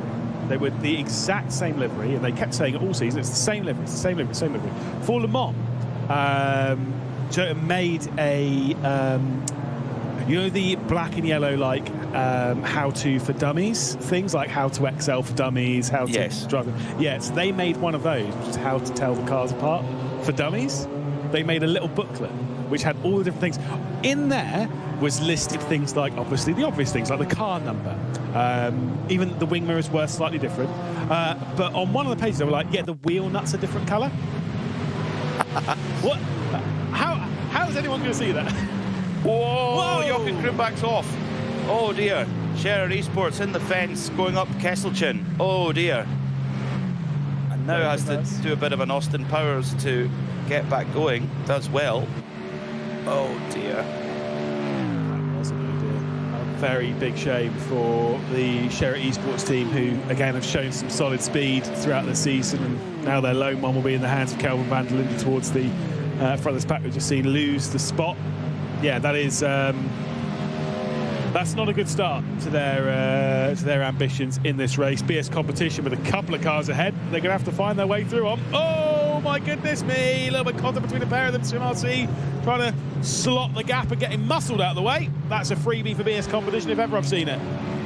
It was a freebie, but could have easily gone all pear-shaped there. Now, Seppinen right in the draft of the Sebach Esports Porsche, and got to try and get as close as possible, maybe try and get through on the Grand Prix track. So BS Competition now up to 7th. They are 9 seconds now behind Falcon. So on that lap, they've effectively lost a second to Falcon. So they need clean air desperately to try and run that gap down. Dom Canada still trying to get through on Jaden Conwright for 3rd position in this race. It's about 3 seconds now behind the Falcon Sim Race team, who I don't think will be particularly bothered that they're 4.6 seconds behind Mitchell de Jong at the moment. They're driving their way round. They're probably maybe even saving a little bit of fuel. They're rolling their own race. But importantly, they're pulled away from the risk from behind. Do remember, if they finish in second place in this race, and I'm going to go and double check the points, but I'm pretty sure even if BS Competition were to somehow work their way all the way up to third, I don't believe it would be enough on the points. I believe it would still be actually, they'd be on the exact same amount of points if that were the case, and surely BS Competition with 2 victories would then take the title. We'll come back to that if it gets relevant, don't worry. It's close. It's really, really close. But again, don't forget, Jaden Conroy in that Mala car is, like I say, peel away the stickers, and that's a BS Competition machine. And if Elias Sepinen is able to catch him up, I wonder if there's going to be a great deal of defence going on, shall we say. No, I guarantee that Florian Hasper, Felix van Delft, whoever's running the strategy for the teams and such, but behind the squad, will almost certainly be like, yeah, that one's going to reverse as soon as you get there. But for the moment, that the Marla car's got a lot of work to do to almost slow, like battle hard with the pack that's around it and slow that whole train down to try and help the BS Competition car get closer and closer. They're doing a really good job of it at the moment. More switches here in the Porsche Cup. Duri Sports just dropping out of the slipstream there of the 914. We're looking down the inside of the second of those EMM cars, which now Coanda bites on, gets to the outside of Dur, going into the opening corner. Doesn't quite overlap, they're going to the arena, but just about sneaks it in onto the apex of the second corner. Really close battling in this Porsche Esports Endurance Trophy Nürburgring. It gets very, very tricky through this part as well. Has the Coanda machine has to give best. So it's EMM 905 back at the front again with the frozen speed car in the mix too, with in between the two EMM machines, Adrian Gereich for frozen speed just ahead of Luca Alpert in the 914 EMM car. But they're not breaking away from the rest of the field either. Dur Esports in there, both the Coanda machines as well. So it's very much a 6-car peloton, a peloton of Porsches are pressing on. Nice. Any more P's to throw into that one? Purposefully. Nice. I appreciate your pondering there as they head their way through back out onto the Nürburgring. A little bit wide there for the Dur Esports car. Coanda might be able to switch back to the inside as they head onto the Nordschleife. But through the Sabine Spitz curve, they are going to remain single file, no dramas into there. You're absolutely right. 6 of them will. We do see this quite a lot with this category where they will stay relatively close in this opening stage. The pit stops are what tends to separate things out likely, and sometimes you don't necessarily want to always be the lead car of the pack, because through this part of the saying where there is no real overtaking opportunities, you're not on throttle as much when you're directly behind someone. You can lift off that little bit more. Just, you know you're not going to be using all that throttle going into Schwedenkreuz and down to the braking zone of Arenberg. You use that time to save that fuel, and that can just shorten your pit stop by enough for you to maybe even break the slipstream. If you can save enough fuel where you can save a second or two on your stop, suddenly, you're jumping a car and maybe building a gap to them. Looks like there's a bit of connection issue there for one of the 990s. Oh my word. Oh, that's a slam dunk. That's a slam dunk penalty for BS Competition right there. That was contact between themselves and the number 22 Sebak Esports car. And I've got to say, there was no overlap there. That's a risky one. I understand it from Elias Sepinen, and that was to get in the 6th spot. I don't know about you, but that's a slam dunk. Yeah, that was just coming around the Lauda links, where if you can get a good exit out of Exmüller up towards Lauda links and then down into Bergwerk, if there is cooperation from the car ahead, you can dive bomb up the inside, but generally you don't see it because everybody wants to get a really good exit onto Kesselchen, and I think there's just a little bit of impatience there, and that penalty could be, the possibility of a penalty there would be really, really damaging to their campaign. 2 hours, 38 minutes to go. It's not like a 24-hour race where you can fight back and recover time from a penalty. It's just not, at this level, it's just not long enough. So now, if a penalty came in, you know, BS competition would be relying on a fairly serious error from Falcon. Yeah, this is an endurance race for the most part. 3 hours is, you know, I think would all classify that as an endurance race, but it is a sprint, right? In relative terms, when a lot of these drivers will have just come off doing the Bathurst 12-hour last weekend here on iRacing, obviously the Daytona 24-hour a few weeks before that. You know, those are the endurance races they're more used to. This they are treating as that full, flat-out, absolute push sprint lap. Every single time you're on the limit of the car, and yeah, it's a little tricky to come back. This is not necessarily impossible, and if anyone was watching the 12 hours of Bathurst on iRacing, will know that it's definitely not done until it's over. Let's say, but yeah, I think they've got damage on that car. Oh no, it's that, man, that's where it just rubs salt in the wound when you're trying to get the car back to the pits and there's maybe suspension damage or steering damage and you hit a curb and the car doesn't react how it normally would. That's a race, a total race ruined there. So normally race control will take that in mind when considering a penalty. So BS competition now, they've got to be nervous surely in their team room. Yeah, I'm sure.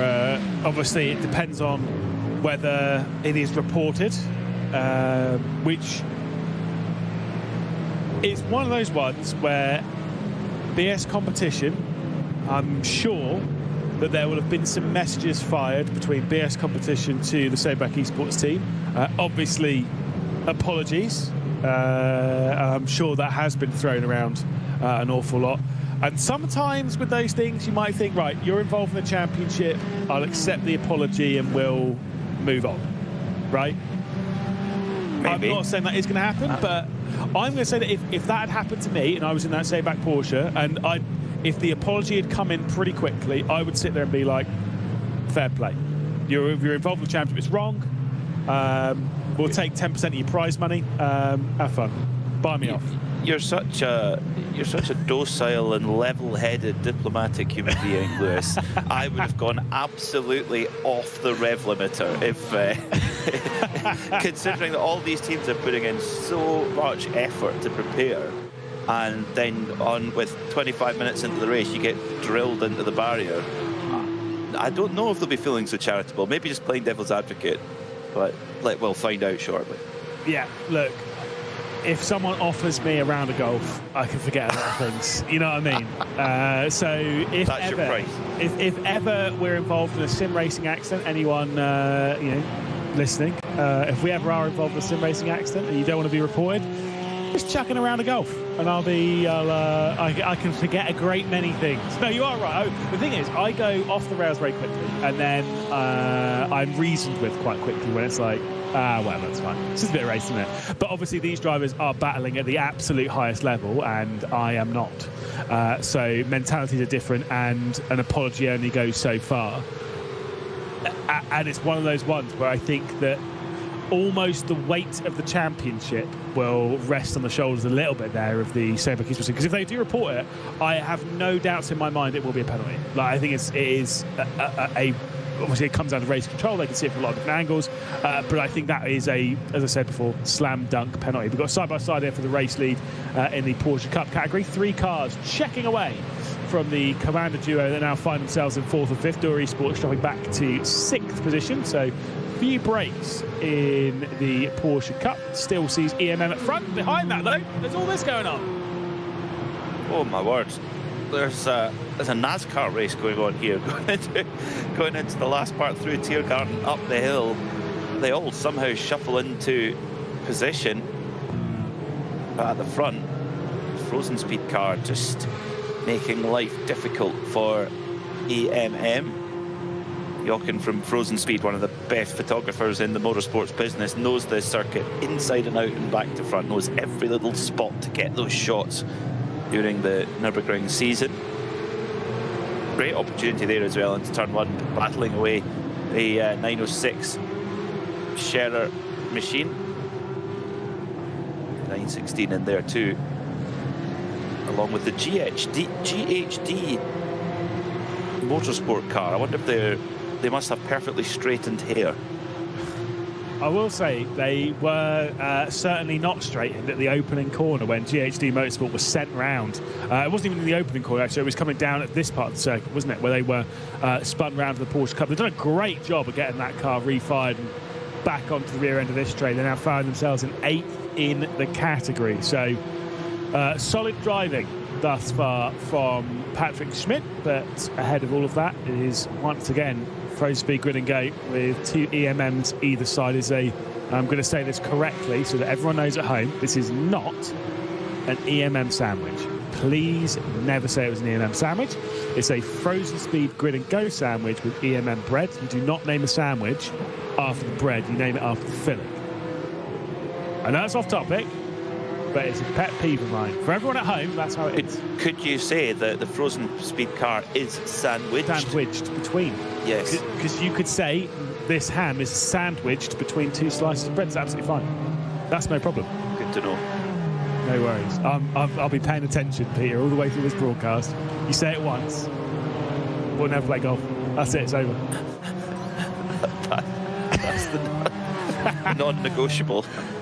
Absolutely. My goodness. I am on it like a car bonnet as they all work their way through the final parts of the Nordschleife in the SP10 categories. I'm constantly refreshing the race control sheet, seeing if this has been reported, by the way.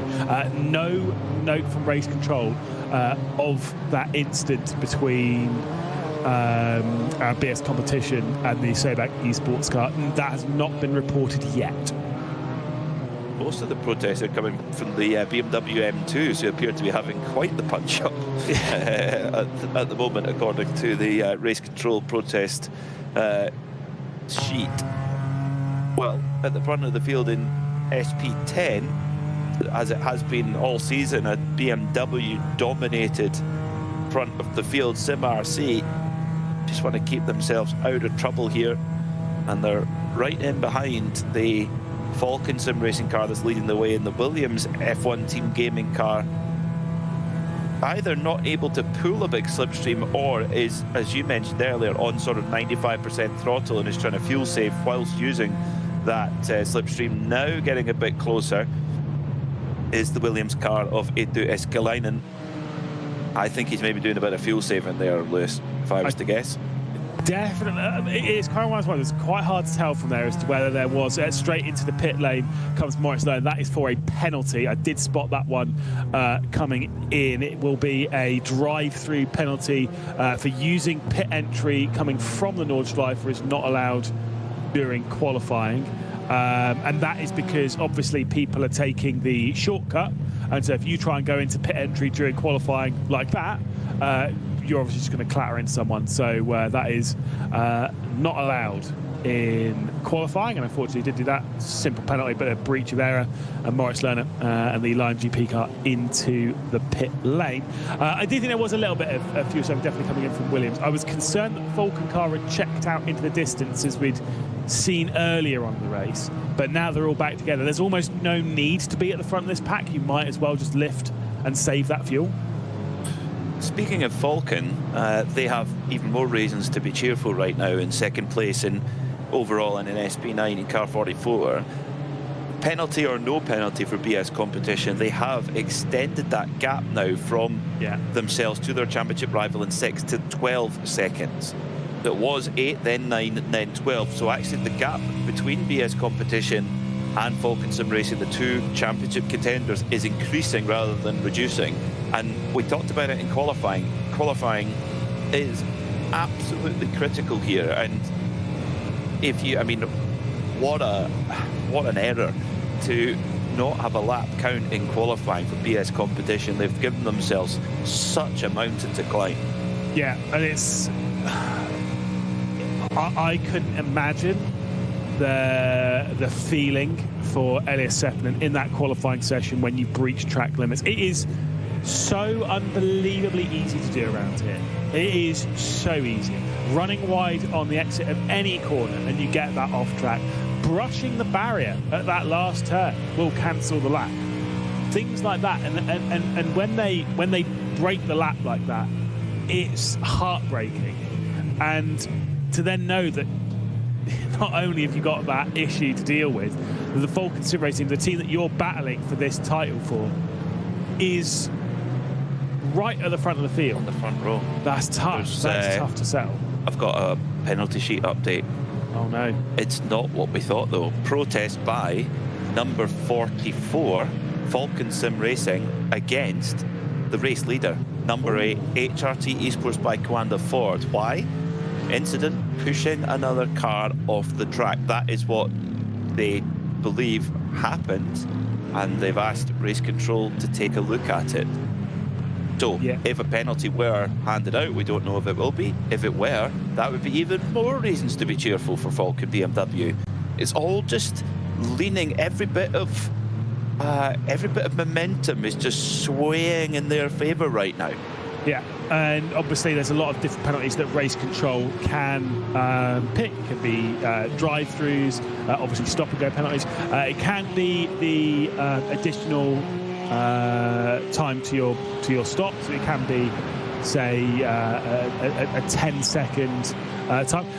But then obviously the pit stops do also have to meet a certain time. I can't remember, was it 30 seconds they have to be stationary for one of the stops? I cannot remember that one fully. I will go back and check the regulations in a second, because I remember that is what cost, or that is what rather gave Falken Sim Racing the victory in the opening round of this championship, was an error on timing in the pit lane from one of the teams. No one's really made one since, so we shouldn't really need to talk about it too much, but there is a relevant thing that there is a mandated amount of time to be in pit lane for one of your stops. There's 3 wide for the race lead in the Porsche Cup, so we'll come back to that one in just a second on top of the screen. As Frozen Speed Grid and Go will take over the race lead ahead of EMM. Finally, they work their way to the front. You've got one of the Coanders in there as well, trying to make it down the inside of the 905. That was such a late send coming in from Coander to try and get alongside the EMM car. It's given the Frozen Speed Grid and Go car a 1 second lead over the other Cup category. Christmas Day for Frozen Speed here, because all of this bickering between EMM and Coanda is allowing them to break away. Down the inside into turn 1, block past, just gets it done. That's a brilliant manoeuvre there from Julian Sonnen in that Coanda machine, and all of a sudden EMM are back to 3rd and 4th position, and just 1.2 seconds ahead. Now Adrian Gereich has got to go purple sectors as best as he can, qualifying sectors now for him to try and break that toe, because if he can, that is key, because he's not then dragging around the cars that he's in the fight with. Yeah, I think Julian Sonnen will also be copy-pasting that one, and if I'm in that Coanda car, I'm eyes focused on trying to catch up to the Frozen Speed Grid and Go car. If I'm in the EMM car of Raphael Renhoff and Luca Alpert, do you know what? I'm actually saying sit off the back end of that Coanda car. You know the slipstream's going to pull you around the circuit. Sit off the back end of the Coanda car and let them, without pressure, try and catch up to that Frozen Speed Grid and Go car, because if not, this race has gone and slipped through your fingers. Obviously, for the title race, it's still in the hands of the 905, and that one isn't going to change. I think they've already got the title basically secured, but it is still one of those things to have in your mind as we look at the battle for the lead in the SP10s. Speaking of the lead, the overall race leader has been handed a 5-second time penalty for that incident with the second place car, the number 44 Falken BMW.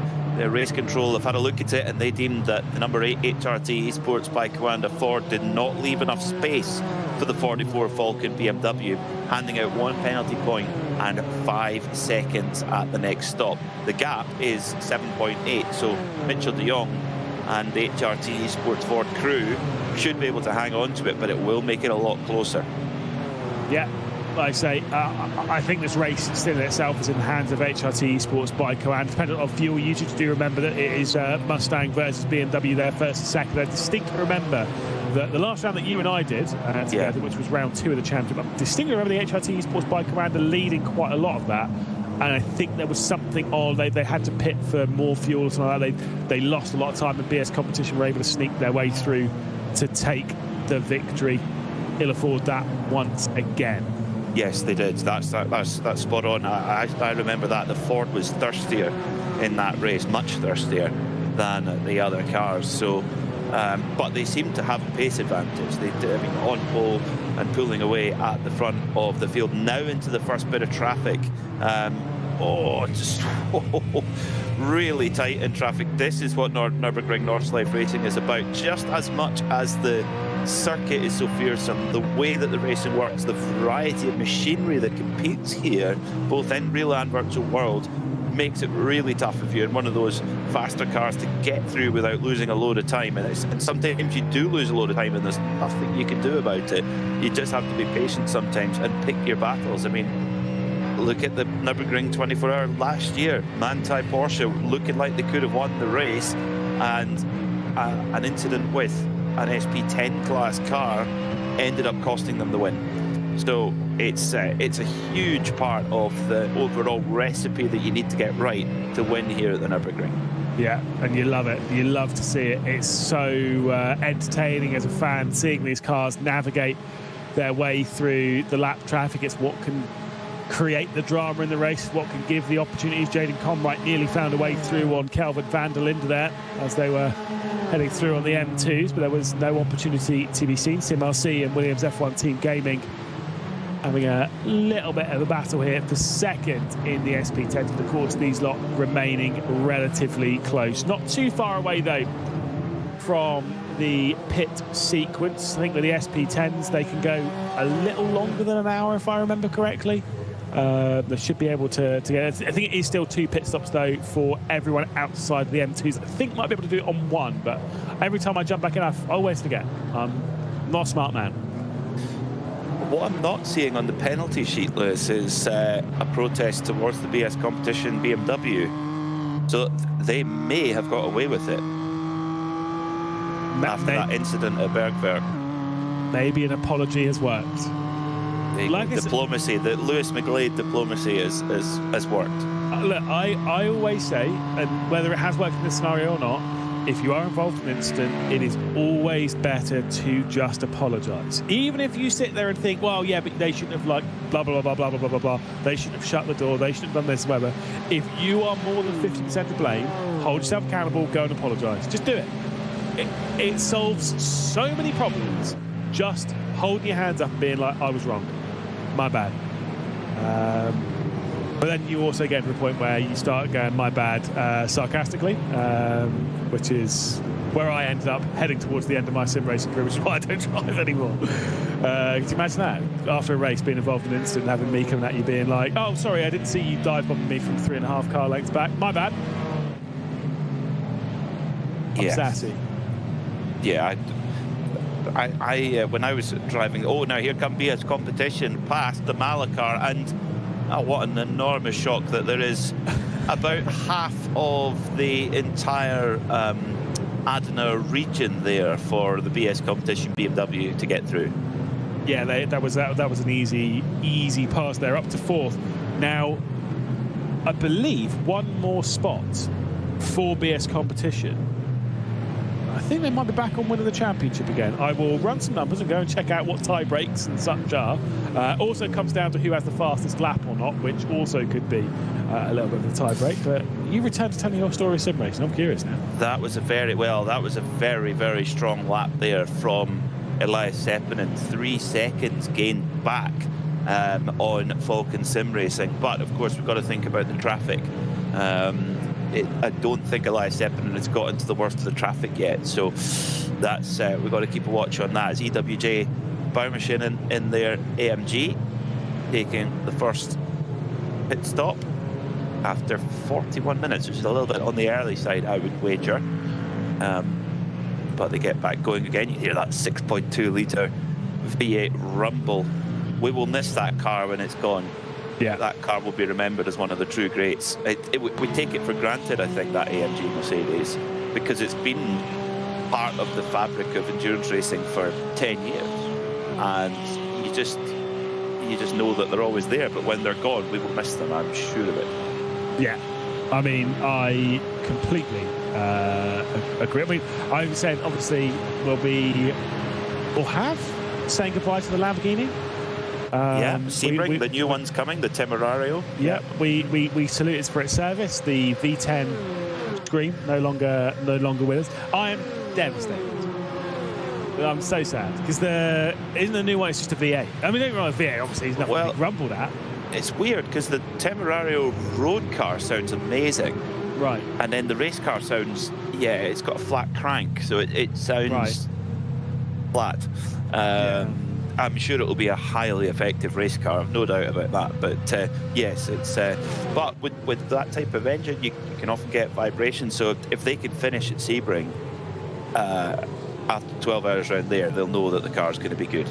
Yeah, no, it's fair. Very curious to see that one out on the racetrack. By the way, just at least I'm checking the points just to make sure that everyone's in the right camp when it comes to points and knowledge. It is 15 points for a victory.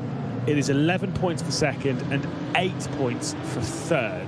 There is a bonus point for fast lap and a bonus point for pole position. The pole position, obviously, in SP9 category, that was already dealt with by HRT Esports by Koana, so they've got the bonus point for that, fair enough. When it comes to Falcon Sim Racing versus BS Competition, if BS Competition get into third position, they will be 1 point behind Falcon Sim Racing.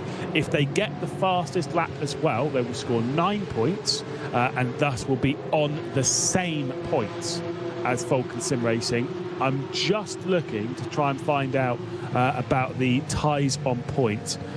The first criteria for ties on points is actually penalty points. The team with the fewer penalty points over the entire season will have the higher ranking, and then, and only then, is it number of wins. I have no idea at this point, and I will go and find out, as to which one has the least penalty points. Well, and it could well be that that's the difference so far. Again, there doesn't appear to be anything on the race control protest sheet that says on a Google document that we can keep an eye on. There doesn't seem to be anything for that incident between the BS Competition car and the Porsche at Bergwerk. Well, what are we talking now? 25 minutes ago. Yeah. So I think they might be in the clear there. That could be the difference of this where this championship goes. The gap between BS Competition and Falcon is actually just stretched back a little bit in the favour of Falcon. They're now 11 seconds ahead of them, but there's no cars between them now. So we are effectively a straight fight, albeit they can't see each other on circuit yet. They are watching the timings very, very closely, I'm sure. And the reason why they are now limestone second and third position in this race is because Kelvin van der Linde and Sherritt Esports have taken a visit down into pit lane. So we'll be curious to see whether that was damage related or strategy related. Feels a little bit early for strategy, doesn't it? I mean, we do know obviously in a typical race we would expect the SP9s to go around in a two-stop race, because normally the fuel tank in SP9s, they do tend to last roughly an hour on most circuits, most conventional circuits. Because the Nordschleifer you're spending so much time on throttle at such a high average speed around here, you burn a lot of fuel around here, and that typical 1 hour stint length for an SP9 is slightly shortened down to 55 minutes normally.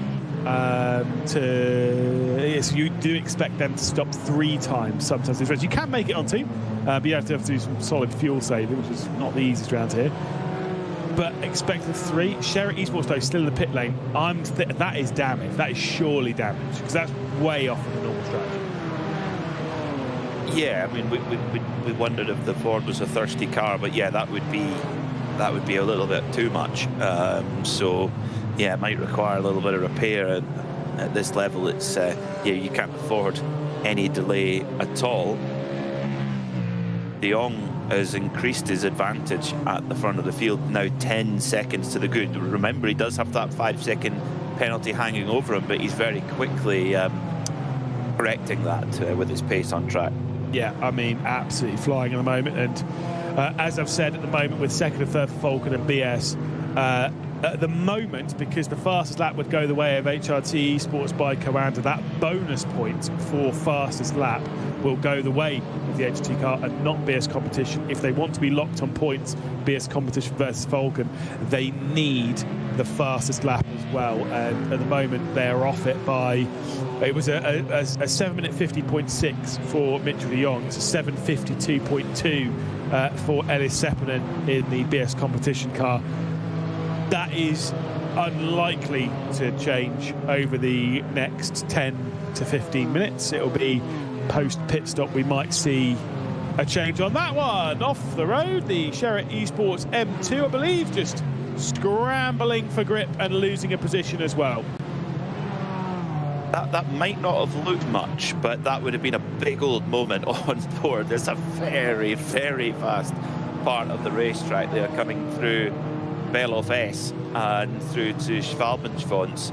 Yeah, not the place you want to really go off your usual line. It all happens very, very quickly through there. It's one of the quickest points on the entire circuit. Maybe the Mustang is thirsty. Yeah. He's taking a visit into pit lane. Mitchell de Jong's relinquished the race lead over to Sindre Setsource, and he has returned into pit lane. So obviously that one more likely to be a strategy call, but it does allow Falcon Sim Racing to head to the front of the field for the first time this afternoon. All of the looks like all the SP10 cars have come in for their first stop as well. So they're running only really 50-minute stints, curiously. And now we're starting to see a slew of SP9 stops. Here we go now. Yeah, we've got the German Sim Racing ACV, we've got the Manfield car, Smiller Esports Pro, Scherer, the Stint 1 car, which does also have a penalty to deal with, as well as the Eiffelkind car that is also in pit lane. It's going to promote the likes of Scherer Esports up the order. HRT in the hands of Mitchell de Jong comes out 50 seconds off of the race lead, currently held by Falcon Sim Racing. There he is, fresh out of the pit lane with a few SP10s to navigate his way round as well. You can see there a 31-second stop. I believe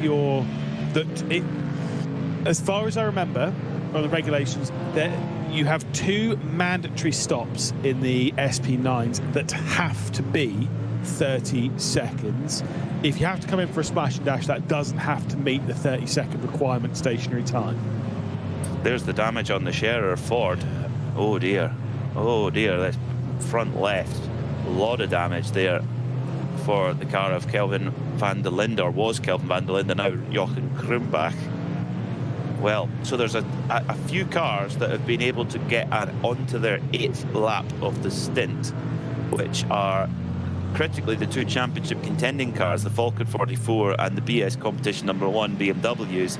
The Mala Ford of Jaden Conroy in 3rd, so that is really interesting. So Jaden Conroy able to get into that 8th lap in the Mustang. Then it's the Nürburgring Aston of Alexei Nezov, the Sim RC number 13 Mustang of Alex Moore also. So there's actually a reasonable mix there of 3 different manufacturers there in that top 5 that have been able to stretch to that 8th lap. But to do that here, that does require quite a bit of fuel save to make that happen.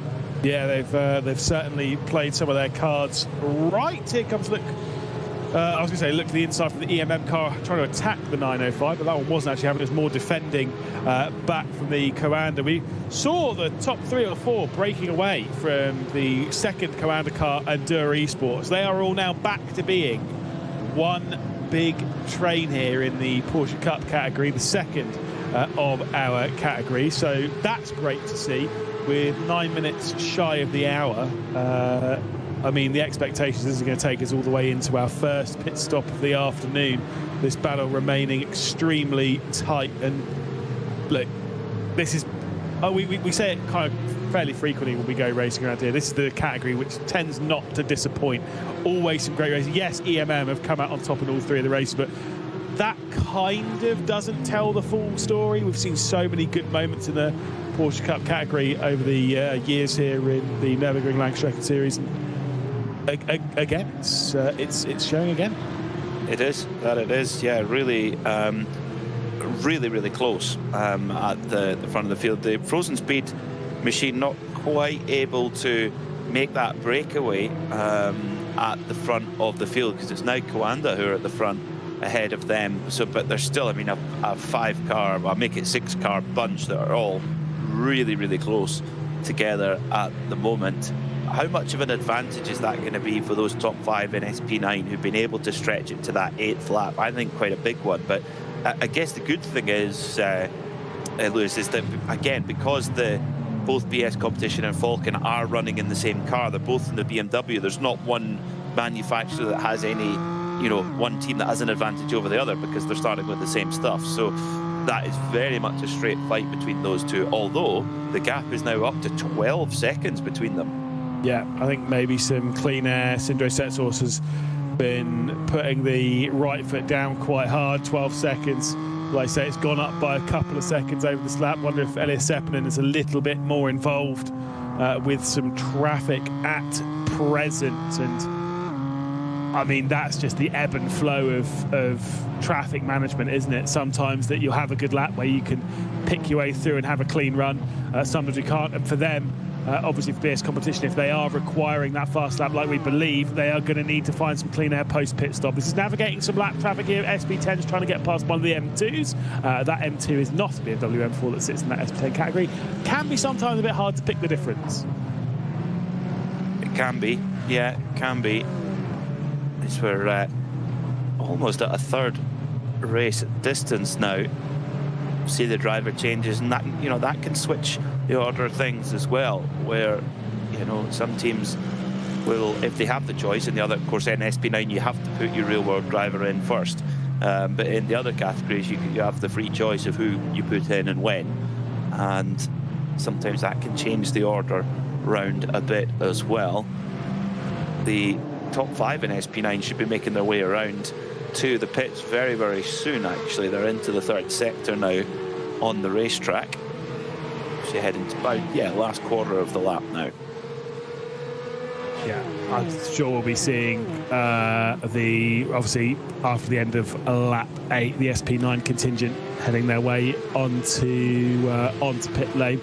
Not sure then how long this race is expected to be. My predicted lap count puts it at 23, but that can't be possible if we've completed 7 laps and we're 2 hours and 6 minutes left to go in the race. But it is normally around the 23-24 lap, unless are we on lap 7 or have we completed 7 laps? Completed 7. Yeah, that's what I thought. We'll cross that bridge when we get to it later on in the race, but obviously some pit stops still to deal with the SP9s, and the Cup we kind of see get to the hour with relative ease from memory, and that's why they sometimes cause some issues in the SP9 category, because of the straight line speed of those Cup cars. They do, yeah. They can be a real pest to get around, because the bit where the SP9 car is faster, which is through the corners or in the braking, but those are generally the parts of this racetrack where there's just no way to get through. Whereas on the straight, where there is space, that's where the Porsche Endurance Trophy Nürburgring cars are really fast in a straight line. Ride with Norby Kiss as he comes through the Beloff S and into Schwalbenfront. This is that corner right there. That's Kevin Extra's favourite corner. Coming in now into Schwalbenfront and up towards the Kleine Carousel. And pop out, and you're looking up the hill towards Galgenkopf, trying to get that exit just right. Up on the curb there, and then over towards the right, clips the apex. Oh yeah, carrying loads of speed there through Galgenkopf, and then you just catapult onto the Dossinger Ho, and then you can take a bit of a deep breath. Heard what Kevin Estra's favourite corner is. What's your favourite corner, Peter Mackay, as the top 2 come into the pit lane? Schwedenkreuz. Same, literally same. Absolutely love Schwedenkreuz. That braking zone to Arenberg is so good. Yeah, you're just like, oh, please stop, please. Yeah, Schwedenkreuz is pretty cool. I absolutely agree on that one, as the top 5 cars in SP9 have ventured their way down into pit lane. A bit of a driver swap as Falkenstein Racing will have Lewis Woods behind the wheel. Before that's happening though, we've got a bit of a switch here for the race lead in the SP10s. Once again, the top 3 that have been fighting around, chop and change, and they return to the order they were earlier on. Sim RC, Falcon Sim Racing and Williams F1 Team Gaming now into the race lead for Sim RC. No venturing into pit lane for them. They're going to head their way out and continue their way around and give them some traffic for this lot to deal with. BS Competition rolling off the pit lane. Falcon Sim Racing in the hands of Lewis Woods has already left the pit lane. Felix Quernbach is now behind the wheel of BS Competition. A little bit of traffic for the BS Competition SP9 machine there with the three leading SP10 cars battling away with one another. So what this means after that pit stop time. Now, here's a question for you, Lewis. 5-second penalty for the HRT Esports by Coanda had. Does that count as part of their pit stop time, No. or is it right? So that might mean then that Mitchell de Jong, now has he served the penalty? That's the question.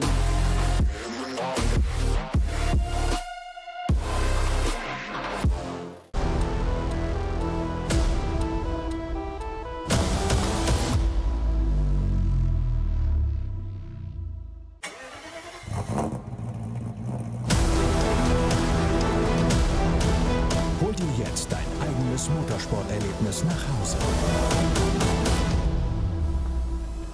Dein Online-Shop für Simracing-Hardware und Zubehör. www.simraceshop.de. Liebe Fans, Lovely fans. besucht uns auf unseren Social Media Kanälen, Follow us. Auf Facebook, Instagram. YouTube und TikTok. Willkommen bei der NLS.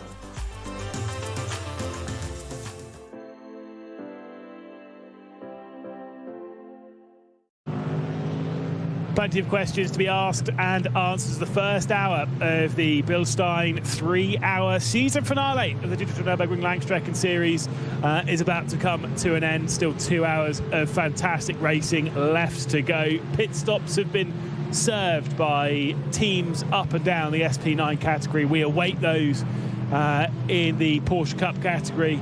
And I'm sure we're in for some heavy drama. Let's see what's been happening with the Porsche Cup, heading down onto the end of the Dittinger Hoa. It was the Frozen Speed Grid and Go-Kart getting to the outside of Coanda. EMM were looking to try and make it 3 wide and sneak their way back into the race lead. They are running first and second in the Porsche Cup category. It's back to 3 wide between a lot of them. And they are able to work their way back through some great moves as we were having a little bit of a breather then. And once again, they find their way back to single file. A 6-car fight in that Porsche Cup category. Excellent stuff. Obviously, it's myself, Lewis McGlade, it's Peter Mackay in the commentary booth through this season finale as they all dart their way into pit lane. Before ducking into the break, we were considering what the race leader had done in the previous pit stop, and they have served that 5-second penalty. So what that means is that their time in the box was only 26 seconds. So they've still got their 2 30 seconds or more stops to do, Lewis. So they've kind of switched the strategy around. I will counter that with one thing, is I can't remember. I'm pretty sure when they serve the 5-second time penalty, that is not done in your pit box. You do that in a penalty box first, which is on the entrance to pit lane, and then you head to your box if memory serves. And in that sense, it wouldn't show up. So their 31 seconds would be the stationary time in their own box. So You're right. I think they have still ticked off the first of their mandatory 30-second requirements in the pit lane. Okay, so that is a real gap, the 7.4 seconds. Yeah, I do believe so.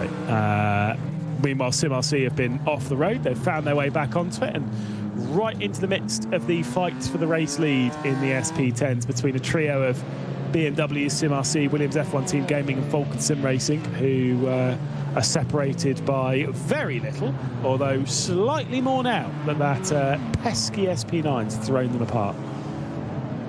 Yeah, but this is what happens as well when you get that little bit of a mix-up in traffic. It can really break up those battles that have been all so close in the opening hour of the race, and when the pit stops come through, yeah, that just shuffles the pack even more. Through though this first opening stanza, BS Competition are 15 seconds now behind the Falcon Sim Racing BMW team. So they're losing time rather than gaining it. Yeah, absolutely. I mean, that is some of the nature of it around here. That you just get caught up in basically other people's business. 9 seconds, so 9 seconds to 7 seconds, well, I can read times.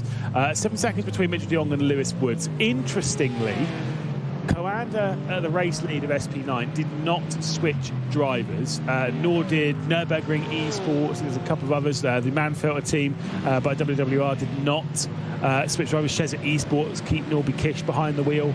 But Falcon Sim Racing, they switched out for Lewis Woods. BS Competition, Seppelin's got out. Felix Quernbach's got in behind the wheel. Mahler's got Kate Kashuba behind the wheel as well now. So there have been a few switches from drivers in that category. And I know these are the very best in sim racing, but I've always said that in these kind of races, to jump in and jump out of these races when you have to be, that was close, you can't just jump in and you do a couple of laps where you're 5-6 seconds off the pace and just build your way up into it. You can't do that. You have to jump in and be at speed immediately.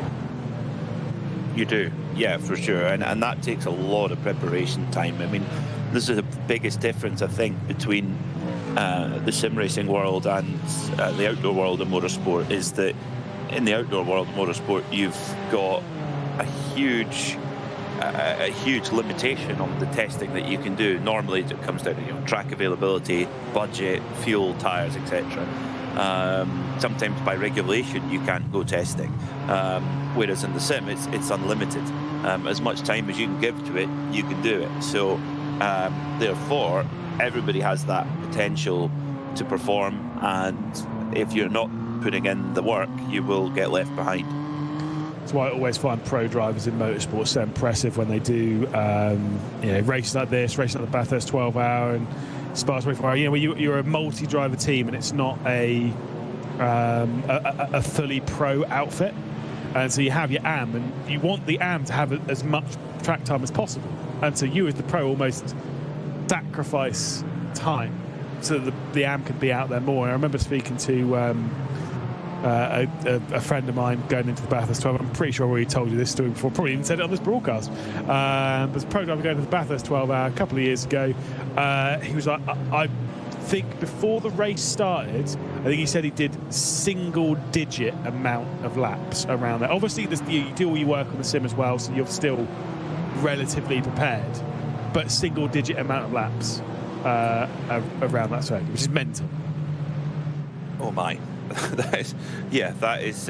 I mean, the good thing is, though, is if you're a factory GT driver, is that you're in the car all the time. You're right, different circuit, particularly somewhere like Bathurst, that is, a nerve-wracking lack of practice. Particularly if you're going to be starting the race in the dark. Mm-hmm. No, thank you. No, thank you. I mean, I've always said that, driving in the night, you're effectively driving a different circuit, and that's not even in terms of grip. That's just terms of what your eyes looking at, and that is one of the hardest bits. Where I think the French race, I'm not allowed to say. Oh, no, it's fine. The 24-hour Le Mans. I did it a few years ago, different platform, sim racing, whatnot. I did all of my practice at night, and then there's one time where they were like, right, here's the practice session, we're going to jump on, it's a day practice session, but it's fine. Because I did all of my practice at night, I had no idea. Like, there was almost too much reference. I could barely drive. I could barely keep it on the road because your reference is completely different. And so I couldn't imagine what that would be like, being like, start with, what was it, 6 o'clock in the morning, hop in the car, off you go. Don't worry about it as the battle for the Cup lead continues. But it does. EMM all of a sudden are at the front of the field, and pit stop wise they're exactly the same in terms of time at the pump. So that's interesting. They've been able to make a breakaway, maybe through the traffic perhaps, but they have definitely broken the field. They're 3 seconds up the road from the chasing Coanda Esports car, Dur Esports, and for Frozen Speed, they have kind of lost the thread a little, They're now about 5 seconds off the leading car. They're still in touch as such, but Dur Esports have done really well through that pit stop phase, pit stop sequence. I do remember those 6 cars all came in with each other. They were basically right on top of each other, had position switches on the Digital before they came into pit lane. This is the Frozen Speed car getting past Dur. The big loser in all of this is definitely the Commander 917, which was stationary in pit lane for a bit longer than the others, and in turn has lost about 6 seconds off the rear end of this group. Hopefully we'll be able to close the way back up. I believe Sean Terr is one of the ones racing from the renovated Purple Racing facility, which I'm wisely informed there's quite a lot of people there in Cologne watching the Coanda team race around, which I'm sure is that added pressure. Not only do you have people watching, you've got the pressure of trying to get a decent result in the championship, team bosses, your teammates, this, that and the other. Chuck 60 people in there that are keeping a keen eye on you in Cologne, and suddenly the pressure is risen as the M2s are in the pit lane and BS Competition leave champs leader and race leader as well. BS Competition, reasons to be cheerful in that category, but they're just starting to turn the tides a little in that battle for the championship in SP9, with Falcon Sim Racing now just 13.9 seconds ahead from second to third place. But how are we looking in terms of live championship there, Lewis? Because I mean, the fastest lap of the race is not even up for discussion right now. The HRT Esports Ford team have that absolutely sewn up as well, and I don't envisage that being taken now that the circuit is kind of mixed up with traffic. So where that, I guess, would put us 3 points between them. Falcon would, well, of course, finishing ahead, they would win by 1 point if we finished as we were. Oh my goodness. And that is why that fastest lap is so important. Not even thinking about the first tiebreaker, which is license points, which again I will go and double check. Should we see that fast lap go the way of BS Competition, we'll definitely be well aware as to what's happening on the license point structure. Right now, it doesn't matter too much because BS Competition don't have the fast lap in the hands of Felix Quernbach, and I'm not seeing that gap changing too much. I'm not thinking the fast lap is going to go the way of BS Competition just yet. It may come down to that final stint if they do a splash dash or whatnot. There's a lot of strategy still to be worked out for the various teams, but you're absolutely spot on. If everything were to finish as it currently stands, Falcon Sim Racing will end the season as they started it, championship leaders. They won the first race of this campaign, and they would be ending it not with a race victory, but with the title. A lot to deal with in that, and hey, do you know what? They may end up ending it with victory. You never know. HRT Esports by Commander are leading by 8 seconds, but one thing that I will note, yes, they've served their 5 second time point in the pit lane, but I've got to say, Falcon Sim Racing's pit stop was about 5.5 seconds longer than HRT Esports. I think they've put more fuel in that BMW to try and make it a bit more of a splash for their third and final stop.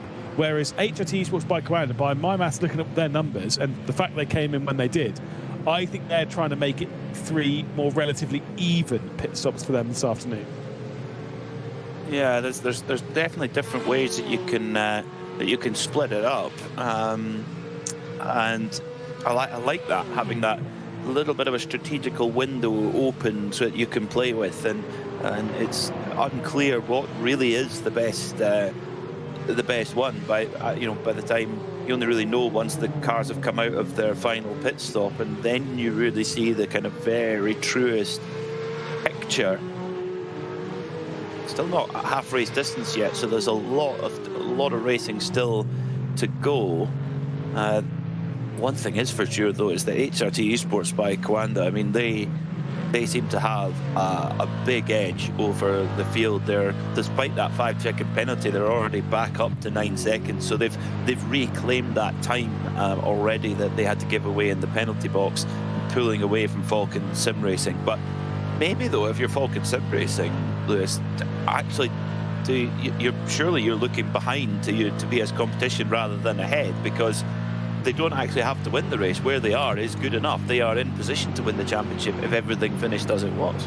Absolutely. And if they were, in the hands of Lewis Woods, able to steal away the fastest lap, maybe that will make things even more comfortable. At the moment, that fastest lap is being held by HRT Esports by Commander. If Falcon can steal it and take it off of HRT Esports by Commander and keep it from being stolen away by BS Competition, then yes, you're absolutely right. There, I would comfortably take second position in this race if it meant that we were going to take the title. They've already got a race victory to their name in the first round of the season, so they're not super duper hungry for that. The thing they're hungry for is the SP9 crown. We ride on board with Keiko Schuber in the Mahler Racing Team car. Alexei Nesov for Nürburgring Esports is the one ahead in the number 42. We get to the end of the Dittinger and the Aston Martin is going to hold that defensive line. Keiko Schuber's going to look to the outside, but I'm not sure it's alongside enough to really do anything major. He's going to carry that speed around the outside of Antoine Spucker coming down towards Tiergarten. And it will be the mighty Mustang ahead of the Aston Martin. Yeah, how do you like V8 muscle? Do you like your V8 muscle from Detroit or from Oxfordshire? Well, actually, yeah, I was going to say. Do you know what? Stuttgart.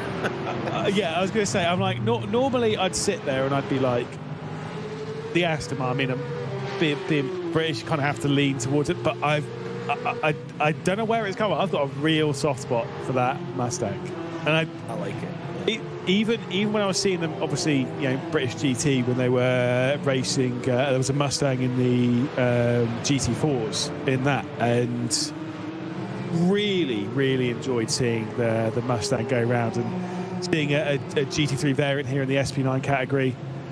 I mean, like I said, I was a little bit concerned, maybe not like 100% sold on it when it was first announced and that project was first put into place.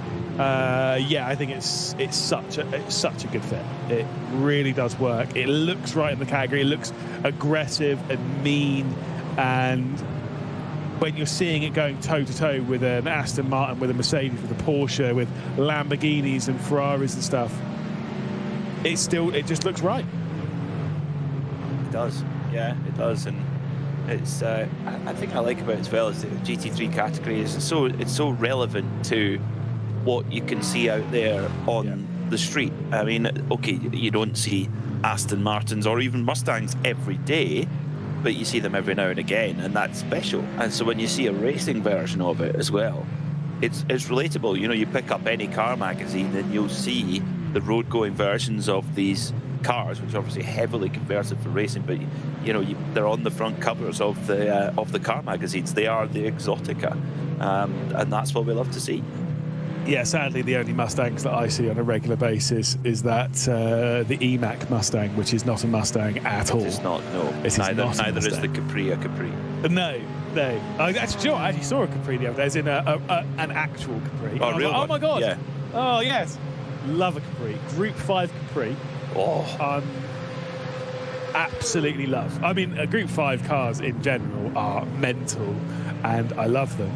And if there was one category that I would love to see on iRacing, it would be Group 5, even though I know no one would drive them. I don't care. I just want to see them. We do. That's what we want to see. Well, at the moment, the number 917 of Coanda Esports, Sean Terr, right behind Smirillis Racing, Nicholas Last. Now, that Smirillis car had some connection issues earlier on, which luckily they've been able to keep going. Meanwhile, Frozen Speed trying to hold on to their third position, just ahead of Coanda Esports, which they do. So actually, some good moves going forward there from Frozen Speed. Managed to break the Doer Esports car, but up the road, 3.5 seconds up the road, EMM doing what they've done all season. Yeah, and importantly, it is those two EMM cars that are together. So where if it was EMM and Frozen Speed by Grid and Go, where you'd see those two battling consistently on the Dittinger or going side by side down into Tiergarten, the fact that it's the two EMM cars, Luca Alpert and Raphael Renhofer, who sit line astern first and second, they'll be playing some strategic games to keep them either that way round or change it if the slipstream will be advantageous to flick around to the Duttinger. Things like that, they can play those strategy games between them. So theoretically speaking, as long as they play their strategy all right, EMM are very much in prime position to take yet another victory and sweep the class. They would take all 4 victories from 4 races, of course, BS competition, the other ones that are capable of doing that in the BMW M2 category. That would be quite impressive in that category to be able to pull that off. They've got an hour and 43 minutes ahead of them to try and get that achievement. Nürburgring Esports in there as well. They actually have, one thing, I've been to the Nürburgring, now 3 times, and I've never been to the esports bar. No? I need to do that next time. I mean, I've been twice. But Arjunas, who's the biggest fan of the circuit that I know, has been here 0 times, so that's good. We've got that apron. It's fine. And we're honest about our golf handicap, unlike that's fine. No, honestly, it's the home of motorsport for a reason. I came here in. I've come here twice. Once was when Sim Expo was here, obviously a great sim racing event. I know it's moved away from the Nürburgring, but still, it kind of feels like it's its home still. And I came here for the big race, 24-hour in 2018, which was the moment that I realised that I need to stop being a sim racing driver, because I ain't going to make no money doing that, because I am not good enough. And then decided to move into company perspective. It is a wonderful place to be, and it is great that it feels like a home of motor racing. And with things like the esports bar, racing cafe, and whatnot, it almost feels like a little bit of a home of sim racing as well, to a degree. So it's nice. It's got the double whammy. Yeah, I like that idea. It's always nice as well to have a go on a proper rig as well, rather than cobbled together setup. I've got it at home. It's really cool to let people experience it for the first time too. I remember before I got my own rig, I don't think the bar's there anymore, but there was a bar in London in Shoreditch that had a proper setup actually, with a central corset was, and I was like, I've got to get myself one of these, and here we are. Yeah, years later. I mean, it's becoming a bit more commonplace, isn't it? Places like Simply Race, of course, run by Mike Harris, well involved in the world of sim racing on broadcast and stuff. He obviously has 2 spots, Milton Keynes and Manchester at the Trafford Centre. You've also got Drive Lounge, of course. They've got one in the Westfield Shopping Centre in White City in London. And I work there probably 10 or 12 times a year in White City in London, and I still haven't been. Isn't that bad? I told it back. I wasn't invited to the opening day, so I hold it against them. Awkward. Do they know who you are? Do they know you've won not one, but two? But two VCO Best Commentator Awards? They do, mostly for the fact of, obviously, name drop here, Steve Alvarez Brown, Super GT, is well invested in Drive Lounge, and not too long before they opened that place in the West Strip. So we were doing some work together, and I kept mentioning that. Clearly didn't go in. That's fine. Don't worry about it. Obviously not. No, I'm just a small fry to this lot. No, obviously sim racing's more accessible than it's ever been. But those proper sims, the ones like the motion rigs, I'm not big on them. But there's someone who was well involved in sim racing when I was getting into it, a guy called Robert Wiesemuller. I saw him behind the wheel of a motion rig. Probably one of the scariest things I've ever seen in my life. He was throwing that thing around, and he looked intense behind the wheel. I was terrified, genuinely. I have seen a motion rig of someone driving a rally game in an Audi Quattro, and there was a lot going on. Like I say, I think I'd rather it just be on steady ground. Mm-hmm. And VR, no, that's the one-way ticket to Vom City. I've got VR. I have raced in VR a couple of times. It has its pluses and minuses. And I do think, to a degree, it will be the future of sim racing. To a degree.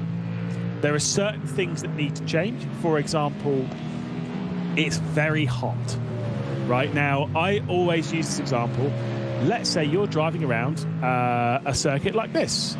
And you know, it's intense work, isn't it? You know that in the middle of a race, your heart rate is actually quite high. It's not far off cardiovascular exercise when you're in a race. Not just driving around the circuit, 'cause it's not the physicality of driving, it's that mental focus. You can get your heart rate up to 140, 150. I've seen even in intense battles, Jamie Flew once posted his heart rate from a 15-minute race that he got his up to, I think it was like 175 in the middle of the race. That creates a lot of sweat, a lot of heat, a lot of sweat. When that sweat starts to go down your forehead and then around your eyes, with VR attached to your face, how do you get rid of it? How do you stop that sweat drop on the end of your nose? Oh. Right. As soon as the sweat goes in your eyes, you're in trouble. Yeah. So to deal with that, you have to get your hand under the VR. You have to move the screen, your one thing that you're focused on to see where you're going. You have to move that slightly out of the way to get to it. That is an issue. Let's go with that. So that for me is my main issue with VR. It's the heat, and also it does get quite hot. But the heat of it, the heat of you during the race, and for a lot of people, motion sickness. So I get it, but doing the odd lap in it's pretty cool. Yeah, 1 or 2 laps. That's enough. That's enough. Well, Give me triple screens. We talked about how SimRC and SP10, they had to just no risk, be nice and tidy. They're just pulling away at the front of the field. They're doing a superb job. They're wanting to win this championship from the front. Meanwhile, in second, Falcon Sim Racing, they've got their mirrors full of the Williams F1 team gaming car in third place. So, and the more that they fight, the easier it will be for SimRC to pull away and drive away into the distance with the championship trophy in the boot. Yeah, I think when this trio were extremely close with SimRC, Falcon Sim Racing, the Williams F1 team gaming car, they were all really close. Then, awkwardly, to a degree, the SimRC SP9 car was off the road, going up to, I believe, Ardnau Force. When it rejoined, it separated those three. And that, in turn, has allowed Adam Isaacson to pull away by, as you're quite rightly pointing out, about 6 seconds.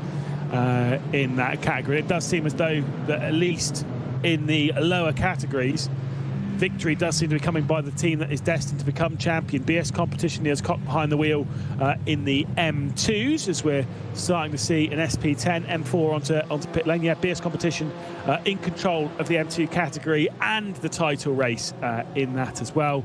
SimRC very much the same in the SP10s. They are in control of the title race and this given race well. Same with EMM 1-2. They're running in the Porsche Cup. The one that's a bit more open and up in the air, as it was coming into the round, is the SP9s, which is definitely not done. A lot more to talk about as we're rushing in to the halfway point of this race. Look at that lead for BS Competition at the bottom of your screen. 40, nearly 15 seconds BS Competition lead in this M2 category. They have been the dominant force, and it is showing. It is, yeah, they're really showing their class.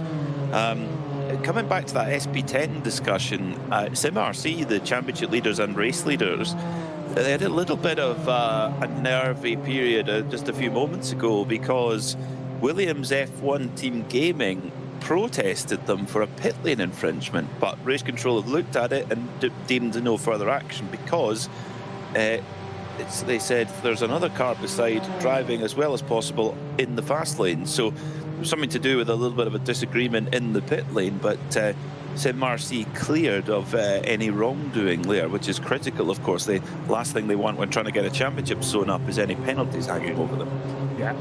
Absolutely not. I mean, the penalties are the one thing that's going to stop and change things around. To the man-filtered team by WWR. Oh, I mean, to be fair, good to keep the rear end out of the barrier. Good to keep the front end out of the barrier. Do you know what? You would take that every single day of the week, having a spin there. That's terrifying, I'm sure, for Norby Kish and Shez at eSport. But if you can have a spin around here and not clip a barrier on either side, it was very close with the rear, you would absolutely take that every single day of the week. I think you as soon as you're finished, you take a one-way route straight to the Tankstelle, the petrol station on the Dottinger Hole, and buy a lottery ticket, because there's the chances of you spinning around here and not hitting the barrier are almost nil. Absolutely. And then when you do win the lottery, you can then spend it all on model cars in the Tankstelle. Yeah. And do you know what? It's actually one thing. I actually don't have any model cars. I've been very good in my time. I've got a few Legos. I've got two. Well, I've got two Lego cars. I've got one Lego car and one Lego Millennium Falcon, but not the enormous one. I do have on my desk right now an Audi RS5 Class 1 DTM model, which I got from the Tankstelle. Nice. Yes. Nice. What Lego cars have you got? I've got a Ferrari 512M, which I actually bought at Bologna Airport when Ryanair decided to delay it for 7 hours. Classic. So I bought it in the duty-free and built it while we were waiting. I've got a Porsche 930 Turbo, a Mustang, and an Audi Quattro Group B car. Nice. There you go. I have the Porsche 911 RSR. Oh, nice. Which was, and this is kind of a little bit, I didn't pay for it. Just contacts. You're a big deal. Lego. It was a prize for a championship, and Lego wanted me and Arjuna. Arjuna has one as well. He wanted us to. They wanted us to have one, as there was a prize. It was for each round. 6-round champions. One of them was given out for each round, and so they said, "Well, you can have two." So me and Arjuna got one, Arjuna got the other, and they wanted us to have them built so we could show them on broadcast. I was like, mate, I'll absolutely will do that. And it was when the Tokyo Olympic Games were on. So every for 3 mornings, it's quite a big set. For 3 mornings, I woke up, went downstairs into the kitchen, put the Olympics on, and just played with my Lego. What a time to be alive! Love it. Josh Hislop giving chase to his fellow Aston Martin driver there as they come down the Dottinger Hole, and there's a couple of Fords there in the mix as well. Norby Kiss, Jochen Krumbach, Luke Schneider is leading this quartet as they rush up the hill, up the Dottinger Hole right now. Absolutely flat stick underneath the Antonius Bucher bridge, and then into the dip at Tiergarten where, you just get that compression. Here comes Hislop. Hislop going through. Whoa. Oh, no. Oh, dear. Well, unfortunately, it was always going to happen. German Sim Racing sent round and thankfully didn't get spat back out into the front of Shezza Esports and, of course, Sheriff Esports. Quite hard to say those two back-to-back, isn't it? But that, unfortunately, was always looking like it was going to happen. That's a shame for Luke Schneider. I don't really know what much he could have done there, and I think that might be a protest going in for Josh Hislop. How many times do we see that at Tiergarten where the driver behind will get a good slipstream, set the move up through Antonius Bucher, and then go for it up into the Tiergarten, and it just narrows and it's so fast there. I mean, who could forget 3 years ago now, the Vantor brothers getting into it there early on in the race. Let's get another look at it then. So Hislop, there is a car's length there. He's right alongside and then just comes into the side of him.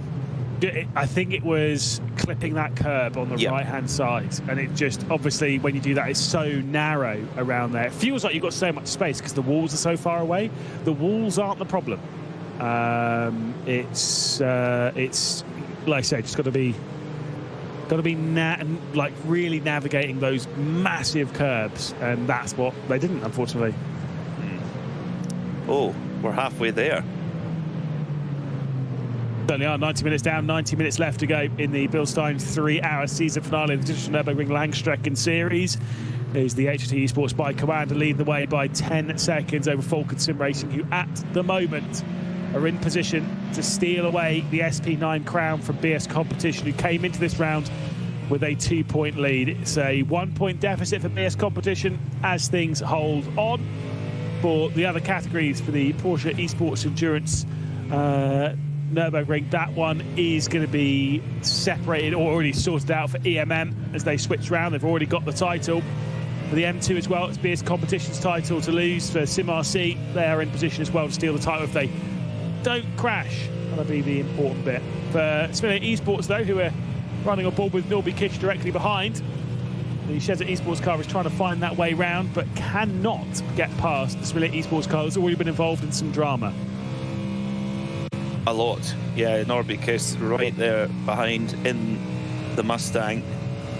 Big exhalation of breath there as they come up towards Schwedenkreuz. Oh, so fast through there.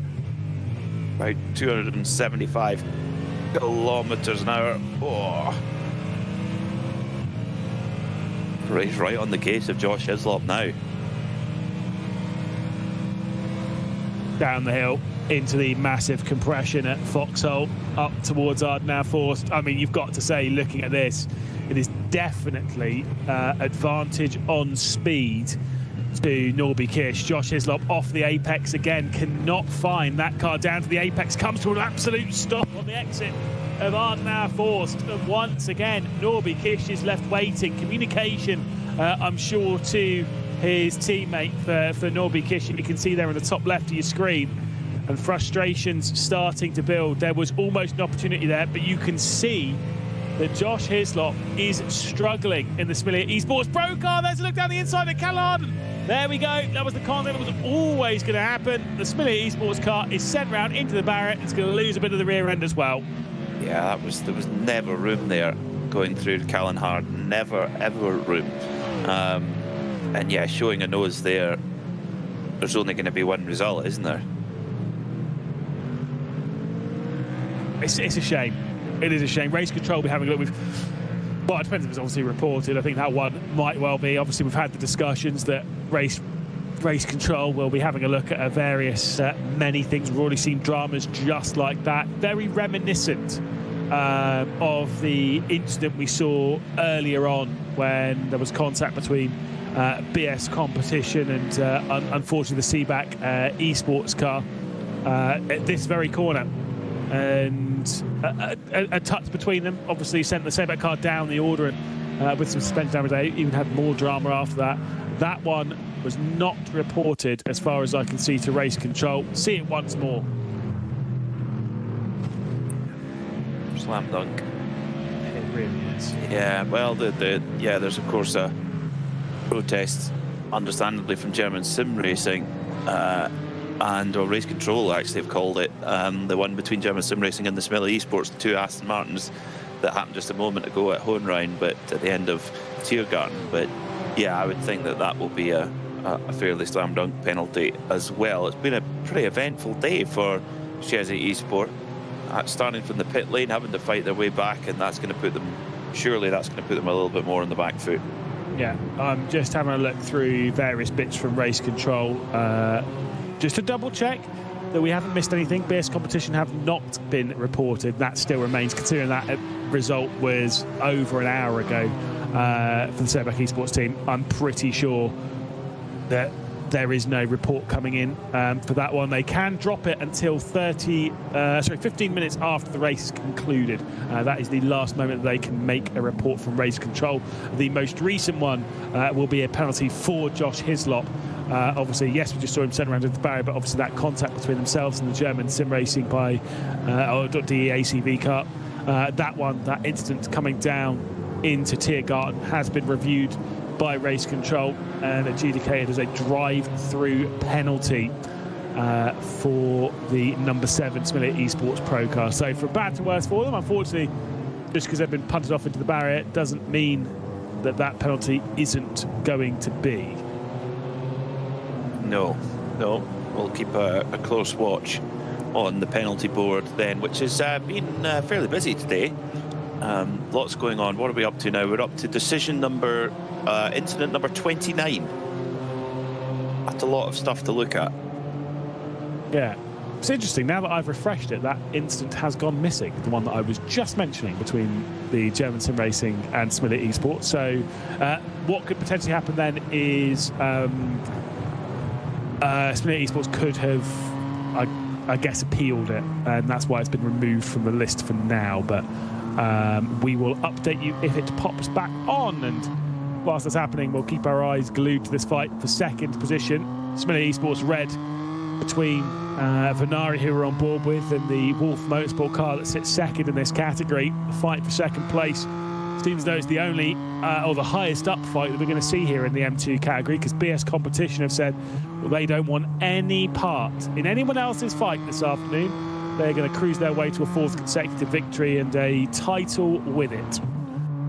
Well, their race leader, or former race leader, is in the pits now. IHRT Esports by Coanda Ford. They've done a driver change, taking Mitchell de Jong out of that car, and Lewis Belaika is now in. Had been opening up a very good gap there as well. So we'll see if Louis can continue the brilliant pace that Mitchell de Jong's had, not only in the race, but critically in qualifying as well. The gap between the two championship contenders, it has come down a bit, Lewis. Oh, now this is absolutely critical. Guess who's now got the fastest lap of the race?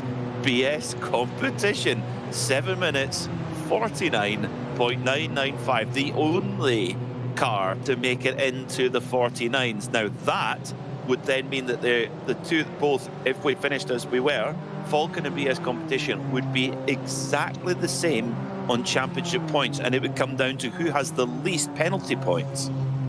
I will go and send a quick message to Race Control to see who has the most penalty points between those two teams, as to who would win the championship in that case. Because yes, I did just notice that as soon as you pointed it out. My goodness, look.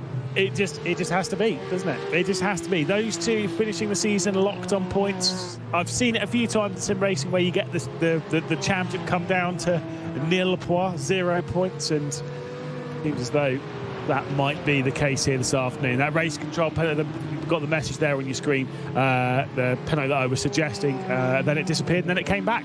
It is indeed a penalty for Josh Hislop. After that contact between Similia Esports Pro and the German simracing.de car. We've got the two Scherer Esports cars here in 8th and 9th. I believe they are the highest play. Oh, no, sorry, there's the second highest. There's the second and third technically in the AM category, because Carlar are the ones that are ahead of the AMs. You can see that's noted by the ticks next to their names on the left-hand side of your screen, where you've got the PEETN. The Porsche Esports Endurance Trophy Nordschleife, that category there. Green check means pro, red check means amateur, which both myself and Peter, I hope you're all right with me saying it, we would absolutely, 7 days out of 7, we'd be in the AM category, comfortably. No doubt about that, yes. No doubt. Although, I had a win the other day. Did you? Yes, in the Kelly Moss Sim Racing Championship at Long Beach on Wednesday night. I won the VIP class for very irritating people. Me and one other driver. The other driver started at the back of the grid and got a bit stuck in a Long Beach traffic jam. And I managed to not hit the wall and won. So I was very pleased. And the other Good driver shout. was IndyCar driver Dan Clark as well. Wow. I was very pleased you. with myself. Yes. They don't come often, so I have to mention. I mean, I cannot tell you the last time I won an iRacing. I think so. The problem is, obviously, when I intend to do league races. If I ever do official races, I have a significant problem where my I rating is higher than my ability level. My ability level in sim racing, because I don't drive anymore. My ability level in sim racing is probably not far off 1.8 to 2K, right? Probably in that kind of camp is about where my ability level is. And my I rating is 3.3, I think. Oh, no. But the problem is, you would sit there and you'd just be like, well, just go and lose some I rating then. And I thought about that for a little while. For one, you get precious about it when you're in the middle of the race. You can't help it. For two, I did 3 Formula 4 races back-to-back where I was the slowest car on circuit by quite a way. And you would think, obviously, you're going to lose some I rating there. In all 3 races, I gained. All 3 of them, I gained I rating. And the reason is everyone crashes.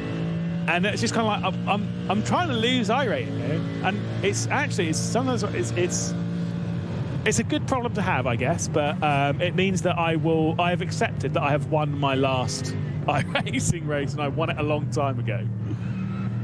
Maybe you need to come in as the gold or platinum driver in our team. Is that what you reckon? Yes. Good. Well, I mean, surely I'm a really bad gold driver. Doesn't matter, but I would say mine's probably a little bit lower than it probably should be. No, I'm definitely not quick on this. Every time I drive this, I think that's why I lose. You know, I don't practice anymore. I think practicing is one of the hardest things to do in sim racing, and the reason for that is the mental focus. If you're watching this and you're thinking, "Cool, these drivers, they're obviously very well practiced." That was a little bit wide there from the Sherry Esports car and nearly into the barrier. Miss, hit, miss. That was nearly miss, hit, miss, hit. When it comes to that barrier there on the left-hand side. But no, when it comes to practice, especially for special events and things like that, for every lap they do in the race, they are probably doing, at a bare minimum 3 laps for each lap in the race. Normally it's probably close to 10. Out wide again goes Cirella, and it's going to allow Noah Eder to come through, and so there is going to be the position switch here onto the outside, and Cherry Esports is going to drop back down into 9th spot. But yeah, normally you're probably aiming for 1 lap in the race equates to about between 5 and 10 laps of practice. Drivers do put in 100 laps of practice, and it is the most soul-crushing thing, and it's why I've seen a few sim racing championships these days where they we had this with the iRacing Formula 4 Global Esports Championship, where they announced the circuits the day of. I think this is a big thing. Obviously can't do it here, obviously. But announcing the circuits the day of, I think, is a big thing for me in high-level esports competition, because you're seeing the drivers learn, then qualify, then throw it around. They're making mistakes. They're being forced to be better than just practicing time and time again. Yeah, I think that's a great idea, because when that practice time is open, it becomes a real grind, doesn't it? So, but like you say here, this is a circuit that there's no substitute for overall lifetime mileage. Right here, I would say, I think rather than the cram 3-4 days of practice before an event, this is where there is no shortcut to the actual lifetime mileage that you have around here. 100%, and that's why a circuit like this, when you have like the top tier level drivers of sim racing, when they're so well versed at this circuit in this car, do you know what, that difference of practice time actually probably doesn't make as much of a difference as we sometimes give it credit for, because they're all so well versed around here. They've done so many laps around the circuit before that even if they jumped in last minute, they'd probably find their way to the same kind of speed during the race anyway. It's the consistency that time is dealt with. It's the running fuel numbers and such. That's where you gain that extra little bit from all of that practice. Yeah, definitely. The gap is coming down at the front of the field. Falcon Sim Racing now just over 8.5 seconds ahead of BS Competition, their championship rivals. We're heading towards a pit cycle. There was a fairly short stint for HRT Esports by Coanda Ford. So although they were in the pit box for 34 seconds, interestingly. So they're up to something on strategy, trying to play a different tune to the rest. But it looks like Falcon and BS Competition are running on the same strategy now. They managed 8 laps previously on the first stint. Now, will they do the same on this one? They've done 6 laps so far, and on the 7th lap of their stint. So we'll keep a close watch on the entrance to pit lane. But here comes the big Mustang Share Esport moving to 8th position. Yeah, indeed, working its way past, and we've seen the position switch between these two a couple of times, and a bit of contact as well, bit of brushing as well as they head through Antoine's Booker. Now a bit more of a hit as well, side by side towards Tiergarten. No lifting between the Merc or the Mustang. Mustang has to drop in behind. Sherritt Esports settling for the spot. That was aggressive between the pair of them. Are any of them coming into pit lane? No, they're going to remain out on the circuit. I believe the man filter car has been in fairly, well, they've all been in fairly recently, haven't they?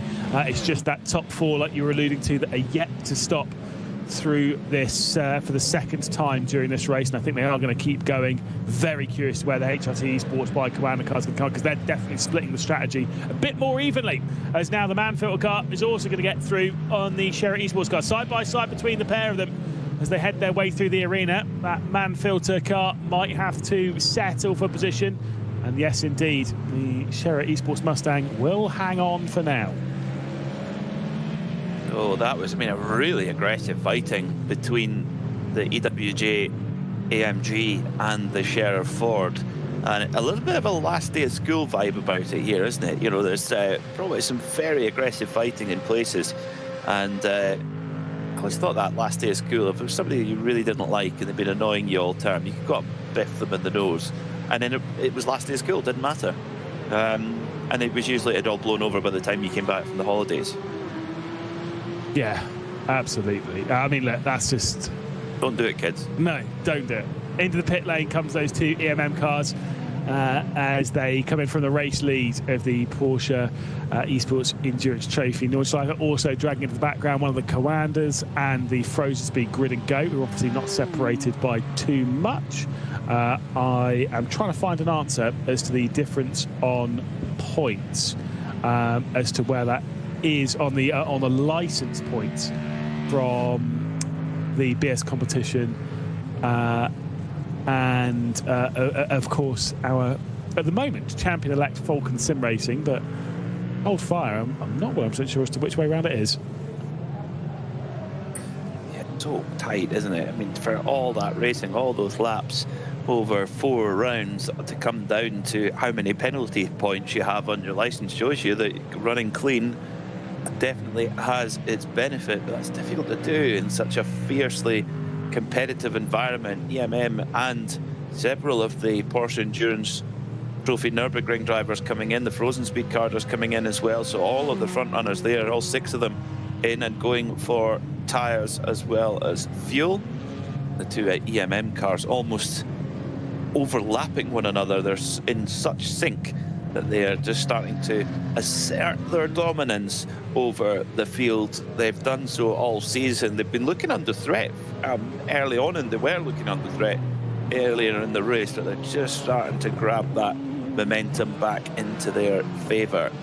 Meanwhile, the battle for the SP9 Championship is playing out on circuit right now between Falcon number 44 and BS Competition number 1. There's 9.5 seconds between them. The gap now staying fairly steady.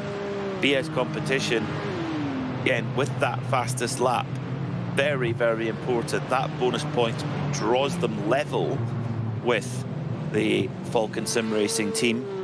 And it all comes down, if they finished exactly as they were, it would all come down to the penalty points. But a BS Competition, of course, can catch them up and pass, then it would go their favour. So tight here in the Digital Nürburgring Langstrecken Series. And let me tell you something, I've just had a little look, I found it and I have understood the sheet. I was struggling to understand it. Cheers to Ricardo Hubbard for explaining it to me, because I was looking at it thinking, what am I looking at here? I have an answer. BS Competition do need to pass Falcon Sim Racing. It is a requirement. They have 3 license points, penalty points that came from the opening round of the championship. They also have, I think, a warning or however that works for the telemetry we'd alluded to earlier on, where a couple of teams, 3 teams had to start the pit lane for breaching that twice. For BS Competition, they have 3 license points, so that is more than Falcon Sim Racing, because Falcon Sim Racing have 0 license points.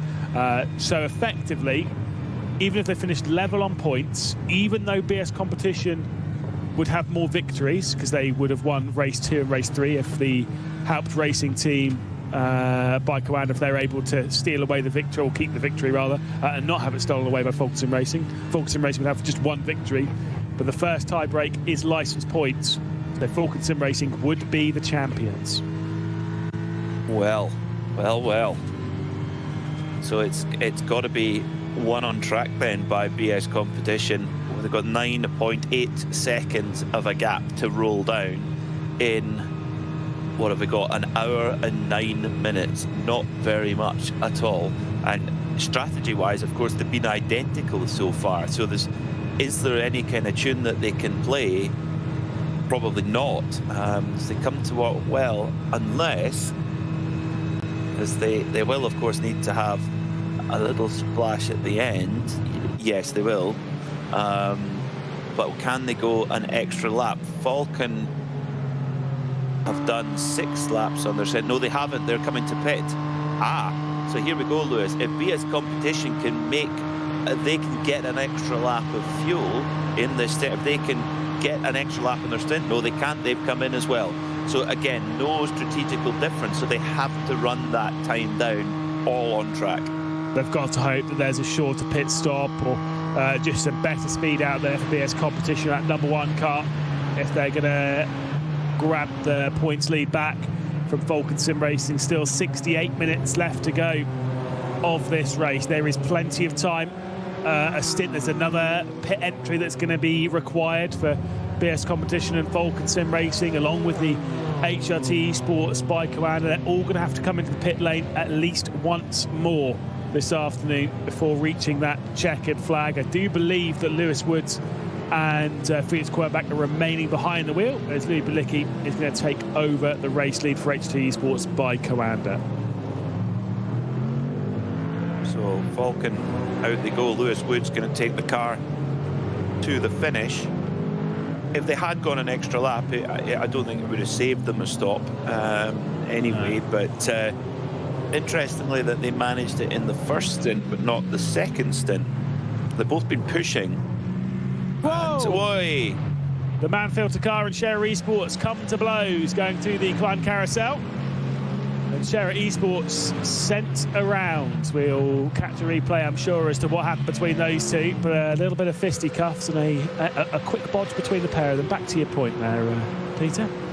I've lost it now. Yeah, same. Well, we'll just watch these two go up the hill, shall we? They're not going to change position even into Bravery Corner. It's been a perfect race, isn't it, so far for the EMM team. It's been a perfect championship for the 905, and they've got 6 or 7 minutes just to cruise round and enjoy it, basically. Drink it in. Drink it in, enjoy it, and no mistakes. Finish off in the best possible way. With an hour and 6 minutes on the clock. It's been total dominance from EMM Esports in the Porsche Esports Endurance Trophy. This is what happened at the Kleine Carousel. Oh, the Ford gets in the back of the AMG on its own. Yep. I thought it might have been the Manfilter car tapping the rear end of it. I was completely wrong. Noah Edder just got driven into a little bit there from the Share Esports car. Easily done, but that amount of weight being pushed onto the nose of the car obviously unsettles the rear and spins it around. So an unfortunate moment there for Share Esports, but they pay the price of their own mistake at least. True. Yes, true. Did hold up the chasing car, the Manfilter car, a little bit, but no harm, no foul for them. It's been a pretty high rate of attrition, hasn't it? Yeah. Yes, it has. There's been a lot of... I mean, this last race of the season, they're throwing it around as hard as they can, and that's why race control sometimes has been a little bit busier. Norby Kish, by the way, has just received he did it recently, and I think he's already served it, a drive-through penalty, contact between themselves and the Smillet Esports Pro car. That was obviously for the run down into Callanhard from memory. You said it was a slam dunk. You were absolutely right. It was a slam dunk from race control. That drive-through came out pretty quickly after that incident happened. Other things that are under investigation, Nürburgring Esports and Marla having a little bit of an investigation between the pair of them, as long as along with the Smillet Esports Green and Sim RC. Things are definitely not done in this race, and there is still plenty that can happen. I mean, every time they go through traffic, it's a risk, isn't it? It is. Yeah, that's the thing, is you just don't know. You don't know sometimes what cars are going to do ahead of you, and it just takes one tiny honest mistake from another car and it can ruin your race, and that's always what's so nerve-wracking, particularly in multi-class racing and endurance racing, that you can be tripped up at any moment. You have to maintain that focus and manage the risk level as well. You know, really don't, if there's not a reason to be pushing absolutely 100%, drive with a bit of a margin if you can, and just assess that risk as you're going along. And it is one of the big, obviously that risk comes from whether you're setting it down the inside, getting involved in an incident, sent out into a barrier, or whether you're maybe navigating lap traffic. And remember, it is the top category, or the higher category between the two, that is the one that's kind of in charge when they're going through the lap traffic. If they're the ones that make the mistake, they're the ones that's going to get the penalty. And at this point in the race, at this point in the season, you can't afford to be picking up penalties. We've got just over an hour left to go in the Bilstein 3-hour season finale here, and we've got plenty of battles up and down the order. It's a 6.5 second lead at present for the HOT Esports Bike Commander over Falcon Sim Racing, but Falcon Sim Racing at present will be potentially winning this championship. As things stand, the gap for the championship lead is 0 points, and on the first tie break, Falcon Sim Racing will take the SP9 crown. But what more stories have we got to tell over the final 63 minutes? There's more pit stops afoot, there's more drama afoot as well. We're going to have a quick breather, and when we're back, we'll take you through the final hour of the Bilstein 3-hour.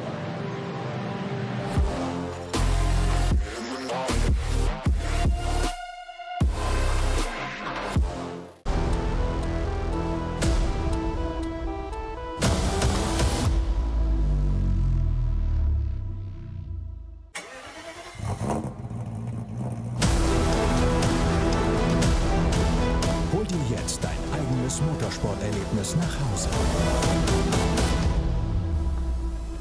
Dein Online-Shop für Simracing-Hardware und Zubehör.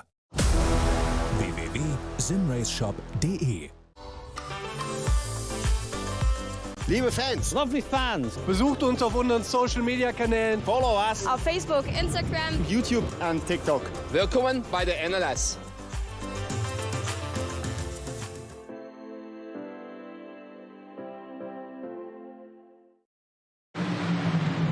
The final moments are ahead of us, and we are strapped in and ready to go. Who is going to be taking victory in this final race of the season? I've got some thoughts on that one, Peter, because I don't think it's as settled as HRT Esports Bike Commander are thinking at the moment at the top of that category. I think they've got a longer stop in. I think Falcon Sim Racing might not even be finishing this championship level on points. I think they might even be able to steal away the victory. We've only got an hour to go, though. Only an hour left in what has been a superb season through all the classes, and isn't it wonderful that it's coming down to a fight between the top SP9 cars? I mean, that's what gets the juices flowing for us in the commentary position, for fans as well. They want to see the best drivers and the best cars going for the championship, and that's exactly how it's playing out at the moment. It's a little bit of a back and forth right now with the strategy, etc., further down the field, but the gap has come down a little after that last pit stop. 8.5 seconds now is the gap between Falcon and BS Competition, but you have to think, Lewis, that they need to start cutting into that gap quick. With just an hour to go, they've got to start putting the pressure on Falcon. Yeah, I mean, you can't let them run away with it, but I'm going to say it now. Even if they'd fall short of the championship, I think this has been a very impressive drive from BS Competition. I did say it going into this race that, typically speaking, qualifying is so important around here. We don't see race winners from really in the mid-pack, from further down than those front real couple of rows, because track position is really important in the opening stage. The fact that without a qualifying lap on the board, they had to start this race from 16th position. BS Competition have worked their way through onto the podium. They're only 15.5 seconds off the race lead. They've been closing that gap down to our race leader, Louis Balicki, and the HRT Esports Bike Commander. They've been closing the gap down to Falcon Sim Racing as well. They have been very impressive through this race. They may come up short, but they also might not as well. There is not long left, but they are going in an upward trajectory on that fight. So we'll have to wait and see. We're riding on board, though, a little bit further down in the SP10 category. It's TSR Racing and Johannes Churper, who we're on board with. He's got a bit of pressure from the Eiffel Racing GTU car, and the SLC Commerce Esport car that started from the pit lane as well is in tow. Good fight back from being starting in the pits and watching the rest of the field carving through past the pits, and then you get going and you got to put that fight back in. But the last 2 hours they put the work in to catch up. Has been a fairly, I mean, SP10 has been totally dominated by the BMWs. The Mercs and the Aston Martins just haven't been able to run the same pace at all. No, they've not been able to find that quite as much, but that's sometimes how these categories go. Obviously, the ebb and flow, the balance of performance and whatnot, the whole different car categories. I mean, it's one of those ones, right? If you're in a Merc and then you see an Aston Martin, or the other way around, or however it is, BMWs and whatnot. Like I said, the BMWs have been the ones that are mostly in control in the SP10s. When it comes to race victories in the SP9s, it has lent its way towards BMWs with a slightly longer fuel mileage than the Mustang, but the Mustang seemed like it's the fast one.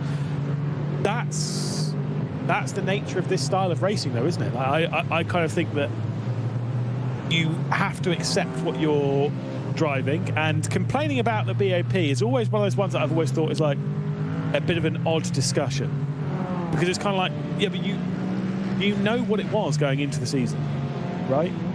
And that's why I've always had it in sim racing. I understand why in certain things it does change, and especially in motorsport it changes all the time. I think in sim racing, I think BOP should be locked as soon as your entries have been locked in. As soon as that's locked in, BOP's locked in. And because the reason why is then everyone knows what car they're signing up for. Everyone knows what car they're driving, and no one can sit there and be like, oh yeah, but their car's faster. It's like, well, at the start of the season you could have taken it. That's it. End of discussion. Yeah, very good point. Very, very good point. Yeah, and it comes down to who's going to put in who's going to put in the effort to find out which is the best car. And sometimes it's not a straightforward decision, because it's different cars can have different they can have different attributes. Absolutely. And those attributes, especially in this sense, those attributes will work for one driver and not another. I know that in the GT3s, for example, the SP9s, I know if you stick me in a Merc, and I've not actually driven the Ford, but I would assume it's probably pretty similar for the Ford and the Aston. Like, if you stick me in one of those, I'm okay, right? Whereas you might sit there and think, no, I need a Porsche for me. I need to drive a Porsche. If I don't drive a Porsche, like the way it slides around the rear is much more in your cab. Whoa, that was a bit awkward for the 171. Keep your foot in, and he's going to spin it around. The TSR Racing car, the Johannes Churper, has been sent round by the Eiffel Racing GTU car. I hope no one else is on its way, because this all seems very awkward, and they're all sat on the apex of a race circuit. What's happening, boys? And that is what you don't want to see if you're trying to fight for a championship, or you're in the running for a win. That is not what you want to see as you come around the corner, and sometimes it can be too late. So that is a great example of what can go wrong, totally out of your control. So I wonder if that will be looked at. There's, interestingly, the Smilia Esports Red BMW M2 has reported HRT Esports by Coanda by what they say is avoidable contact. Now that could blow everything open again. It could certainly change the prospects of this race. And like I say, if HRT Esports I think if they get another penalty, I think they will absolutely not win this race. And that's even if it's a 5-second time penalty. Because I think Vulcan Sim Racing, they've had I think with HRT Esports, because that car's drinking a little bit more fuel, they're splitting this race. They came in with 90 minutes left to go. I don't think they're going to be having a short splash and dash, which I do think Falcon Sim Racing and BS Competition will be having a shorter splash later on in the race. where I think the advantage goes the way of Falcon Sim Racing. Without a penalty, I actually don't necessarily think that HT Esports Bike Command is going to win this race right now. I'm not fully convinced by them.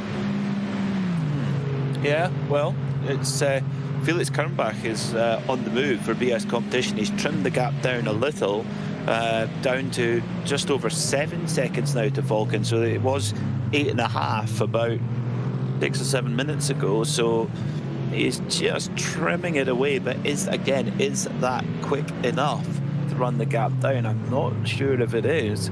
And this lap, he's about a second and a bit quicker. So yeah, it's tight. It's tight.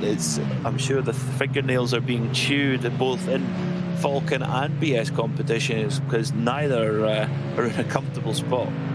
No, absolutely not. And for BS Competition, just a reminder, even though they have the fastest lap in the SP9 category, and that is Holder, the only ones to set a 7:49, they have a 49.995, which is about a second faster than the best lap the Falcon Sim Racing cars put in, and not far off that from the rest of the field as well.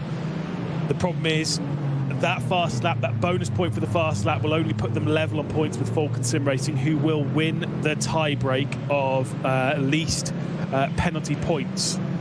So right now, BS Competition, they do need a bit of a miracle, but they are doing all that they can to close in on the Falcon Sim Racing car, because again, they must finish ahead of the 44.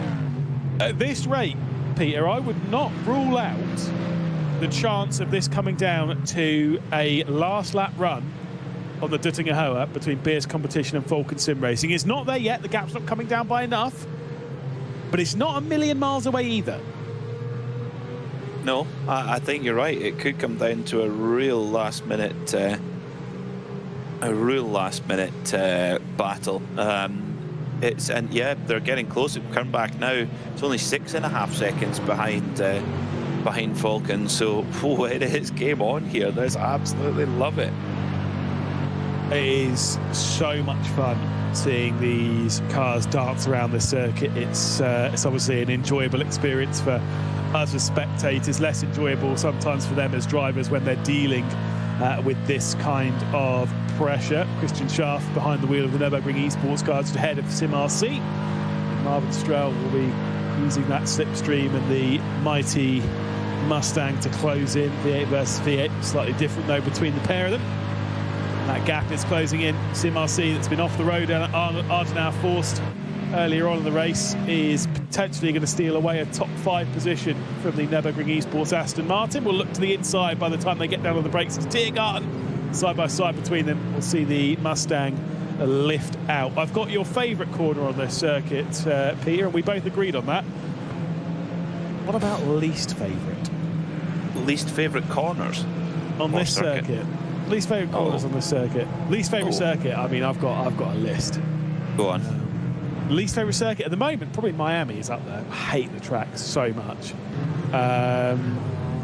Shanghai, never enjoyed it, as these two will continue side by side, and it now will go the way of Sim RC, and they will indeed clear their way past the Nürburgring Esports car there as they go through the Mercedes Arena section.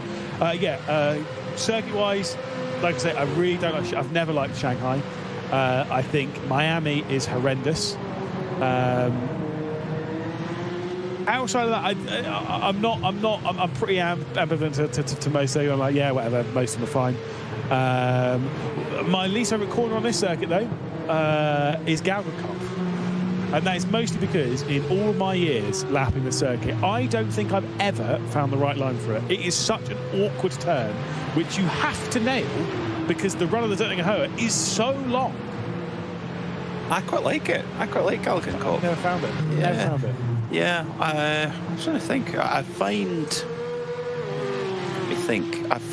the first bit of the Grand Prix track tricky. I don't really like that bit. I find that bit quirky. Speaking of quirky, Kernbach is he's trying. He's getting closer to that 6-second mark, trying to chase down Falcon for that championship victory, and they need to pass on track. But what is happening further ahead? Felix Quermack has just set the fastest lap as well. Well, so that they need that as well, don't they? 49.9. It was a great lap. Yeah, under 6 seconds now. So he is on the charge. Absolutely. Sorry, you mentioned the Grand Prix loop. Actually, this reminded me of my definitely least favourite corner on this circuit, and it's not actually on this circuit. It's on the layout where, you know, instead of doing the Mercedes Arena section, you go down into turn 1, you go right, and then go left, like almost immediately. When obviously, you know, Felix hate that corner. I would say that turn 2, when it is in that layout, I would say that is not only the worst corner on this track, I think it's one of the worst corners in motorsport. I absolutely hate it. You could have the most rear-happy car on planet Earth, it will still understeer in that corner. It is a joke. We're digging in deep here. Yeah, sorry, I just get really passionate about it. Yes. So the HRT Sports by Coanda Ford that team can breathe a sigh of relief because they've been given a warning for that light contact with the Smilla Esports red BMW M2. So they survive for now, but they only lead the race by 6.5 seconds, and we believe they have a bit of a fuel deficit to overcome. Yeah, I think there will be a longer stop heading the way of HT Esports by Coanda. You're absolutely right to point out Felix Quermack, previous lap, he has been closing in. Like I say, he was closing in by 2 or 3 seconds, and in the opening sector of this lap, he's closed in by another 0.8 of a second. Side-by-side here between Sherritt Esports and German Sim Racing down towards our favourite corner of the circuit. Will they get through it side-by-side? Going through Schadenkreuz, they do. Arenberg. They're going to go back to single file. The up and under potentially coming here from the German Sim Racing Aston, but it doesn't. Brilliant racing between the two. The sheer amount of respect and bravery to go through Schradenkreuz side by side is ridiculous. Normally doesn't end well, usually. We saw in the Nürburgring 24 last year in the practice leading up to the race, Lawrence Vantor have a huge accident there. Lost it coming round Schwedenkreuz and then hard into the barriers at Arenberg. It was a big hit. It was good to see Lawrence get away with that one because it was really, really big hit. The car was completely destroyed and they didn't end up taking the start of the race. So yeah, there, if you go side by side round there, you're brave. What year was the hailstorm? Well, yeah, or was it hailstorm? Was it when it rained or whatever? It was going down to Schwedenkreuz. Obviously, everyone went off at Arenberg because it rained really heavily, very quickly. I think that was 21. Was it? I think so. Definitely a few years ago now, but that was a whopper of a crash, and cars just kept getting added to it. I think that was 21. Yeah, I mean it's a scary part of the track, even in the dry. So yeah, in that sense, very, very scary. And like I say, to go side by side through it, you've got to be a braver driver than me. I definitely have never. I don't think I've ever gone side by side through there. Not successfully, anyway. No, as you know, you can try something. You can try the 3 wide wherever you want in the circuit. The circuit's wide enough for it. It won't work, but you can try it. As Sim RC drop down into the carousel, they've got the Nürburgring Esports car still sat on the rear end. Konstantin Schaaf right there. They are way ahead of Noah Edder, who's in 7th position. So it is just these two fighting over 5th position at present with 45 minutes left to go in this race. We do have another pit stop to see these drivers venture their way into pit lane to make sure they've got the fuel mileage to see them to the checkered flag. But which way they'll come out, I mean, between that Sim RC and Nürburgring Esports fight, the Sim RC car has pitted 1 lap earlier than Nürburgring Esports, so we do expect them in maybe a lap earlier, but certainly for a slightly longer stop. Wolf Motorsport there, slamming the curb, coming out of Calenard. You've got to be careful there with those curves. You catch them just hit them at the wrong angle, then you can be off into the barrier very easily, but no harm, no foul. A little bit of a wiggle on power there coming out of Siphon down the hill towards the Adner Bridge. And then up towards Exmiller. I like this section a lot. It's a tricky part, isn't it? Yes. This generally is where my memory as to where I'm going starts to fail a little bit. It's around here where I start going, wait, which way does this track go from this point on? You know, the first bit I've got to a T. The rest of it I do forget a little bit, only because obviously I've done the first bit so many times and you crash. That's knowledge. You gain a little bit more. Each lap you try and do, you get a little bit further around. Ferrari going to the outside here of Wolf. They're going to go side by side all the way up the hill. This is going to take us all the way up to Bravery Corner. I mean, potentially, it doesn't seem as though anyone's got a major advantage when it comes to speed. No, it doesn't seem like it as they come down towards, coming up the hill now. Kesselchen side by side, nearly tip-tapping mirrors as they go up towards Moot Curve. Now, can you go side by side in an M2 car going through Moot Curve as they head up towards it? No. Oh, someone's got to back out. Yes. Oh my goodness, that was brilliantly read for the Ferrari car, I'm not going to lie. Unfortunately, to see the Wolf machine into the barrier, and Merlin Mutt-Wolf will probably be a little bit frustrated by that, but Anschlag played that brilliantly with the up and under. Superb stuff. They're battling away. Love the headgear. It does feel like a Call of Duty camo that you'd stick onto a gun right there with that kind of headgear. I respect it. I like it. Also, you could use that material on a golf shirt. So obviously, well involved. Are you quite a colourful golf shirt kind of guy? Just out of curiosity. As long as the colour is blue. Oh really? Yeah. Just all my golf stuff is blue. Do you know what? That's fair. Different shades of it. That is fair. I do read, but I've got a very multicoloured top. I'll show you a photograph tomorrow when I'm back out on the course. It's a very colourful top. The one that I can't wear is red. I think anyone looks like an idiot on a course if they're wearing red because there's only one tiger. Yeah, very true. Pros Speed Grid and Go don't care about Tiger Woods or golf. They care about grabbing the podium, and they are keeping Coanda at bay, but not by much. Elliot Veyron is right on to the rear end as the Pro Speed Grid and Go car goes out a little bit wide. This could allow Veyron to sneak his way through. Been recently driving an IndyCar in the IndyCar Esports Championship that's just wrapped up on Thursday night or Friday morning here in Europe, and that position switch does not go. Very different kind of car though in an IndyCar. Clearly shows the multi-talent that these drivers all have to be in sim racing these days. They do, and now we problem for the race leader, problem for HRT Esports by Coanda. They're Ford. They have dropped down to third. Oh yeah, and it's not because of pitting. So something has happened they're not showing us in the pits anyway, but there has been a change round. Definitely something has gone wrong here for the HT Esports by Coanda, because if he had pitted, they were only like 5 seconds off, 5-6 seconds ahead of Lewis Woods. There has definitely been a problem there for our race leading car. Oh dear. So what has happened then? Yeah, because let's have a look to see what's gone on. Now he's already fallen back here by a long way. Is he short on fuel? No, surely not, because something's already happened for him to be quite a long way behind Lewis Woods. He was leading the race, and then it's the pass for second. So what has happened to Luis Beliki? Yeah, very weird. Yeah, that definitely wasn't it. There has been more to the story. That was just how BS Competition were able to find their way through into second spot. And with that, this has 100% become a must-win race for BS Competition. Can they go 3 in a row to take the crown?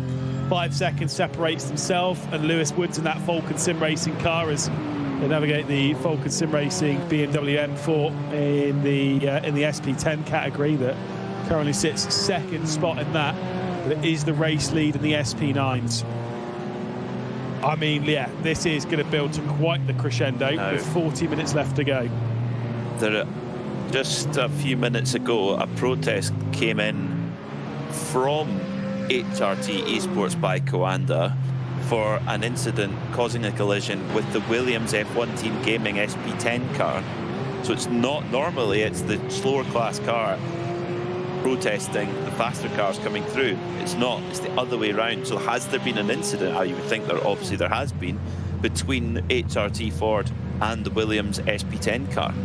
100%. Hopefully we'll be able to spool that one back for you and be able to show what's happened to our race leaders and what's put them in this position. Wow, the frozen speed car nearly into the rear end of Coanda in the braking zone, heading down into the opening corner of another lap. Meanwhile, Smiller Esports and the NG Core Cup are pretty much locked in position in 17th and 18th position. These are the last of the runners, and awkwardly for them, those two cars directly ahead, that Frozen Speed and Commander car, those two SP9 cars are battling these two for position. That is actually for position on circuit. There's been some issues for NG Core and for Smiller Esports, and they will have to fight their way through on the Cup category. And as we were mentioning time and time again on this broadcast, that is not easy. That is a very difficult feat to do, because these Porsche Cup cars are faster in a straight line. So the bit where the SP10 cars, SP9 cars find their advantage is through the twisty stuff, which around here is not wide. No, it isn't. And when your race is pretty much done as well, 17th and 18th in class for NG Core and Smiller Esports, you don't really want to be the one getting involved with a podium fight in a different class. So you have to be patient to make the way around. So at the front of the field then, it's a straight fight between Vulcan and BS Competition for the win and for the championship. 5.5 seconds between them. Felix Kernbach, sector by sector, is just peeling time out of Vulcan Sim Racing and Lewis Woods, confirming how much time HRT Esports lost. They lost 10 seconds in the first sector. And I wonder if they've got damage because they haven't been able to get back onto pace in Sector 2 either.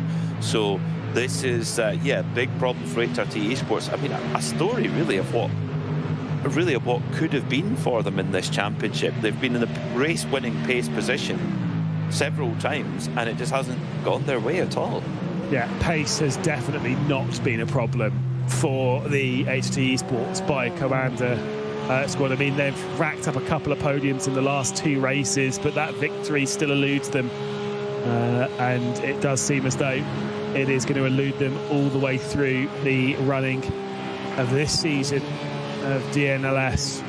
Frozen Speed still on the rear end of Elliot Veyron, even after some close calls there in the opening sector and down into turn one, but there's not much separating them now, which is exactly what we want to see.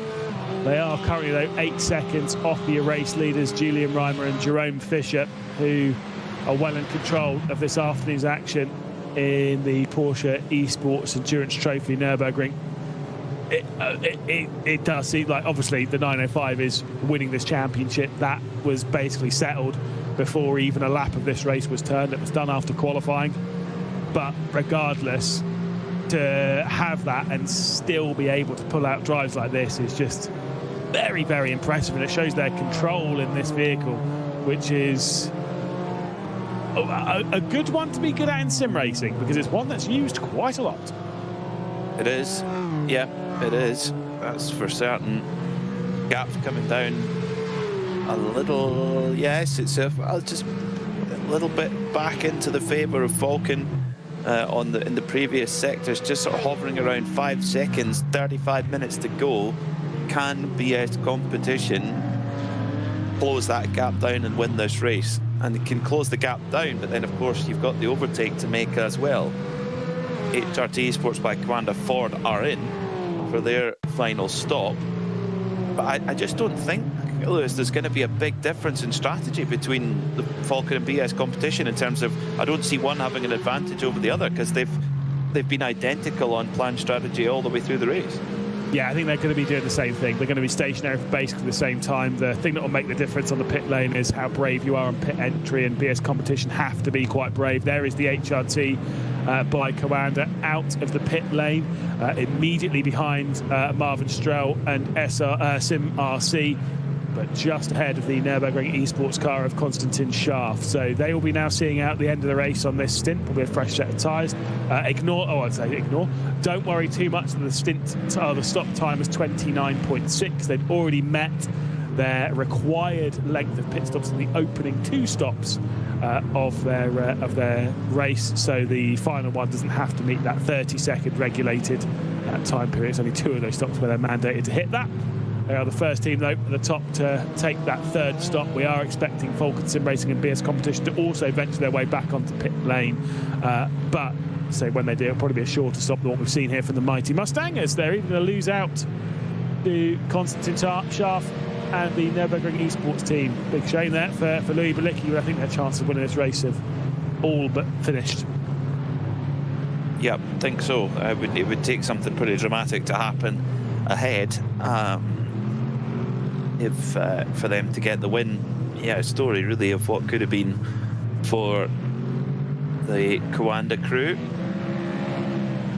into the 5th lap of the stint for Falcon and BS Competition cars. They're only going to need a very small splash and dash in their final pit stop. Very small.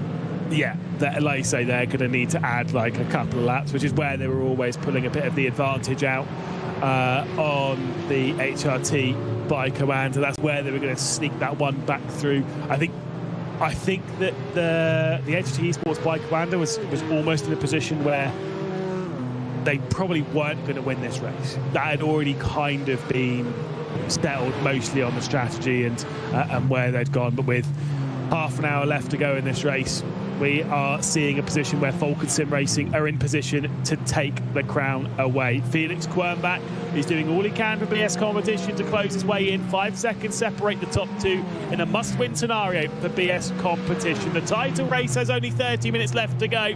There's still a pit stop for the top 2. Falcon Sim Racing versus BS Competition. We'll be back in a moment to find out who's going to become our champion.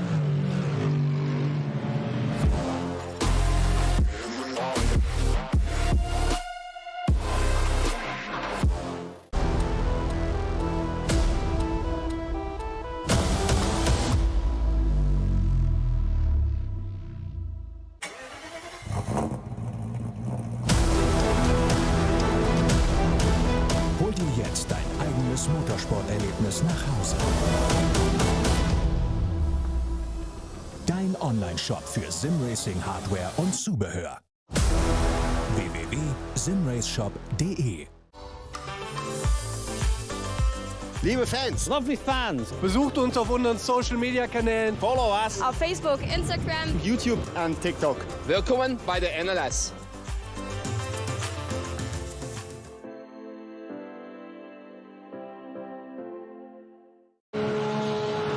Time is officially ticking down. 31 minutes left to go of the final race of the season. The Bilstein 3-hour, the 4th race of 4 in Season 7 of the Digital Nürburgring Endurance Series. It is Falcon Sim Racing and BS Competition, 1st and 2nd in the SP9 category, not only battling for the race, but battling for the title as well. The pace advantage was going the way of Felix Quernbach over the opening few laps of this stint.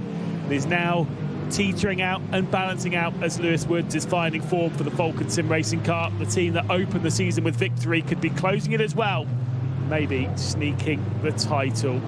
Got EMM Esports that are in position to win the title as well, the 905. They are at the moment 2nd in the Porsche Esports Endurance Trophy Nürburgring, but with their position in the race, they've already won in the Porsche Cup even after qualifying. We're seeing the battle for 3rd in that category between Coanda and the Frozen Speed Grid and Go. To update you on the title races in the other 2 categories, in the SP10s, Sim RC that lead the way, as long as they are able to see the checkered flag, almost regardless of where they are in the category, as long as they're somewhere in the top 5, they will take the title.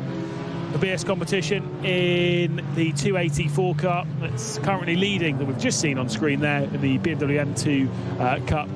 They have also, same as we had with EMM in the Porsche Cup, have basically sealed the title. 3 victories and a pole position earlier on in the day means the title is theirs. They're just seeing it out, though, in the best possible way by trying to take the clean sweep all the way through this 4-round season.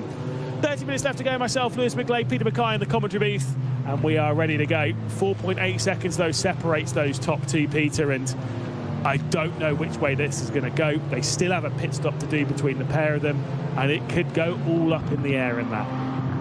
Possibly. Yeah, I mean, last lap, when you consider how long this track is, 25 kilometres.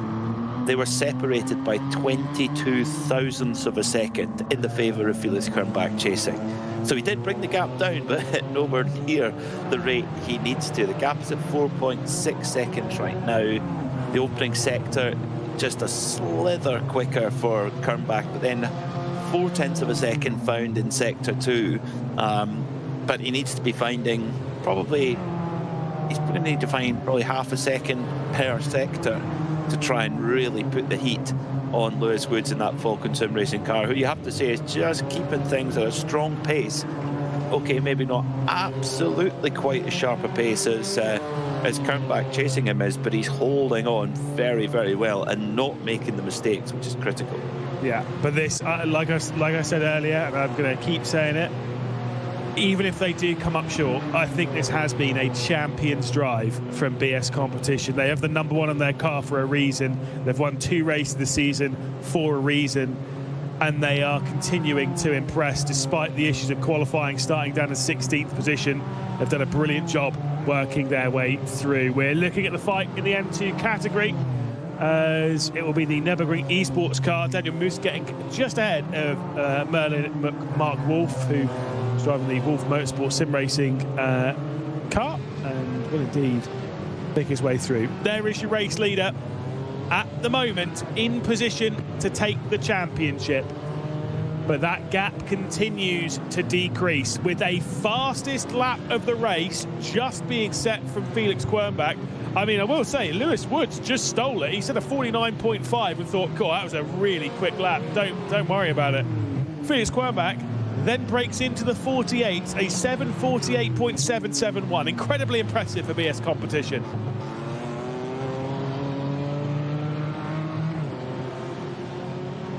Both seeming to rise to it, rise to the occasion, rise to what they're dealing with at the moment, and it's brilliant to see. That's remarkable, absolutely remarkable from this pair. Both of them on proper personal best pace right the way through. 0.8 of a second in the favour of Kernbach, the chasing car that time by, and that's what he's got to keep doing. If he can keep going at that sort of pace, then we would really have a race on. If he can pull 0.8 of a second per lap or a little bit more, it's game on. You know, we've probably got 4 laps to go, yes. or 4 including this one maybe. Yes, I mean the lap count on our live time, it does say 23, and I've been disagreeing with it all the way through this race, but I think it's right. As much as I've been disagreeing with it, I think it is correct. I think it's expected to be a 23-lap race, so it should be 4, including this one. So it needs more than that then. It needs more kind of 1.5 seconds per lap then, does Kernbach. But you do have to remember, where's the best overtaking opportunity on this circuit? It's the final bit. So it's not kind of like we have at a lot of circuits where that start-finish straight on the last lap is where you kind of want to be making the moves. You have to close all the way up basically at the end of the penultimate lap, right? So that you're there to make the move down to T1. Around here, because that final overtaking opportunity is going down the Dittinger-Hoa, it kind of means that on that final lap you can go into that extra push mode and try and find whatever you can. That pressure will build on the shoulders of Lewis Woods. We suggested earlier that it might come down to that final run of the Dittinger-Hoa, and that might well indeed be the case.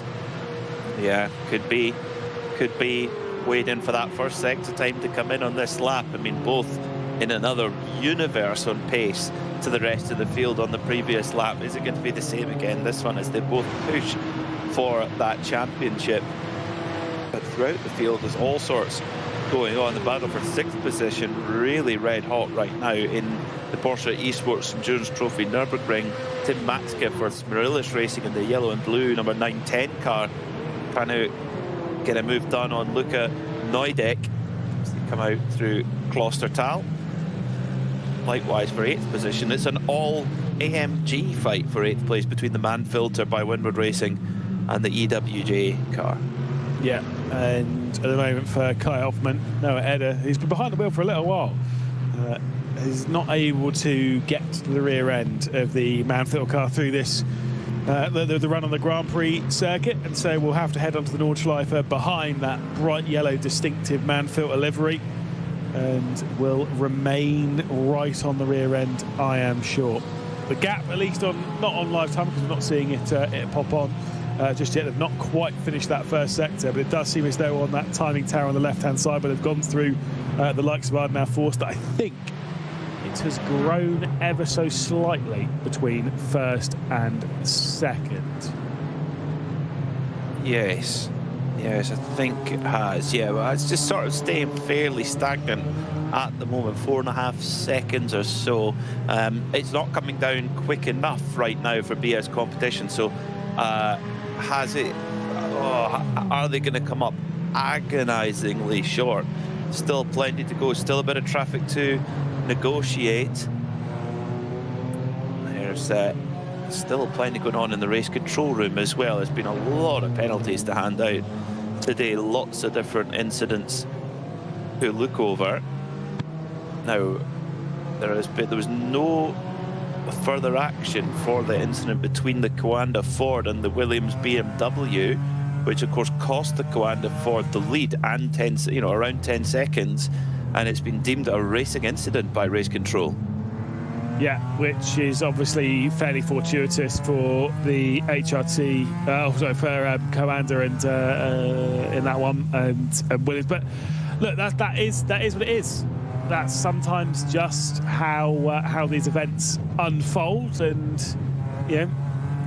like I said, for the HT Esports by Coanda, for Louis Bilicki, I think the chances of them winning this race, I don't want to say it definitely wasn't, but realistically speaking, I think it would have been a tough task for them to win, knowing the pace of Falcon and BS competition, knowing that they've got a fuel advantage.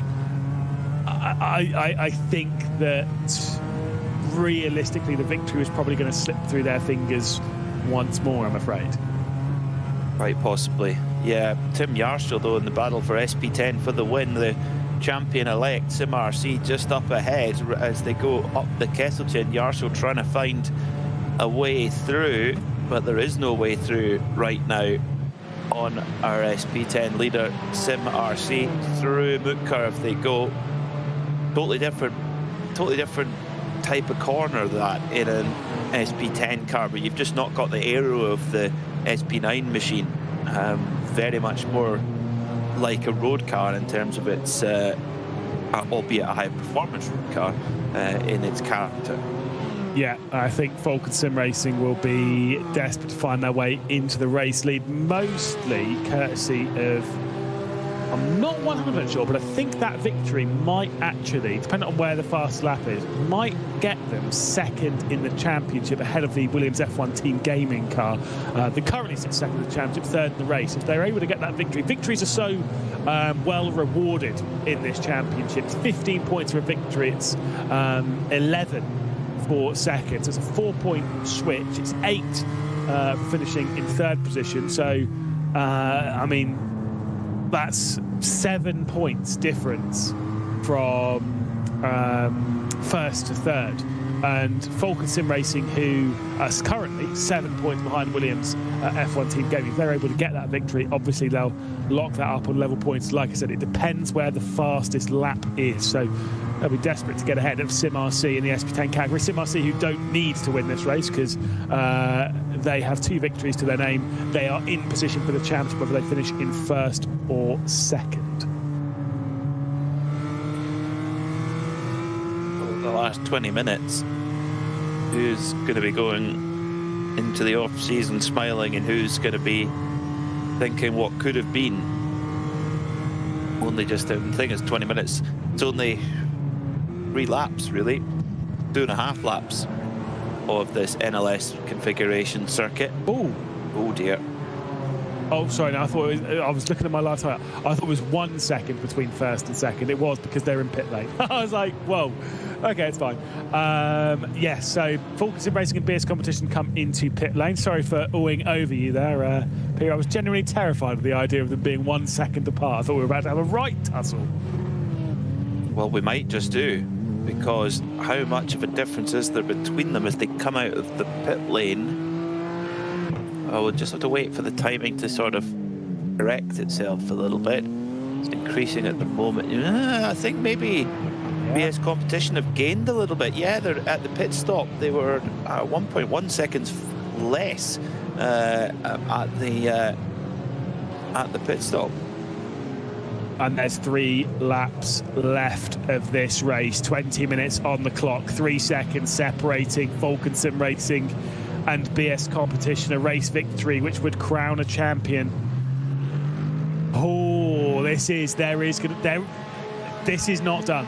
Not even by not at all. And I will say, if BS Competition are able to do it from 16th position, no less, no qualifying time onto the board, driven through the field, I'd be honestly pretty speechless. And I think, as would the entire team behind the scenes, it's been such an impressive drive at the moment from Felix Quernbach in that BS Competition car. It has, yeah. I mean, it's put quite an amount of excitement, isn't there? And the pressure is being applied a lot to the Falcon Sim Racing crew now with 18 minutes to go. Oh, it's tight. It's far from over, I agree with you. But this is where Lewis Woods will dig deep, will throw the car around, will try and find a route to victory where possible. And these are the best drivers in sim racing, and they know that all that will be going through their head at a time like this is, how much do you want to win this championship? How much does that title mean to you? And when you start thinking like that, suddenly you start pushing that little bit harder. You start finding that bit more behind the wheel of the car, maybe even more than you'd found in practice. These drivers rise their way to it more than anyone else really can. That's what makes them the best in sim racing. You were right, we can go around and practice time and time again. When it comes to that time in the race and you get that kind of pressure against your shoulders, it's very much make or break. With these drivers, they just seem to make it work every time. They do. It's remarkable.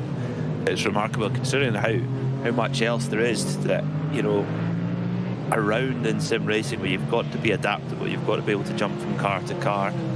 Now the gap is sort of sitting steady-ish at the moment, 3.5 seconds or so between Falcon and BS Competition. But the thing is, if Quernbach can keep that rate of chasing, you know, if he can keep that going, all of a sudden, if he gets to within 1.5 seconds or so, all of a sudden you then start to pick up little slithers of slipstream, which then make it even easier or less difficult to run the gap down.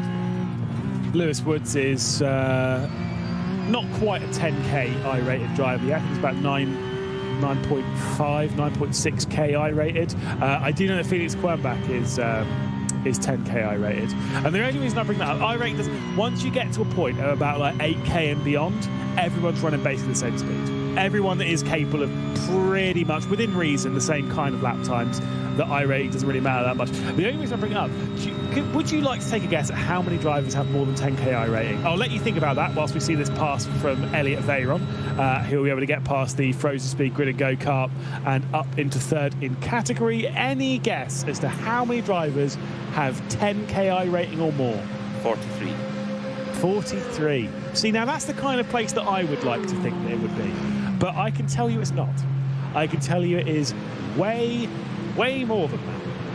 I remember checking it a year ago and it was about 30. There is 105 drivers with 10k or more I-rating. That is mental, including a guy called David Adam, who I was commentating on a couple of weeks ago.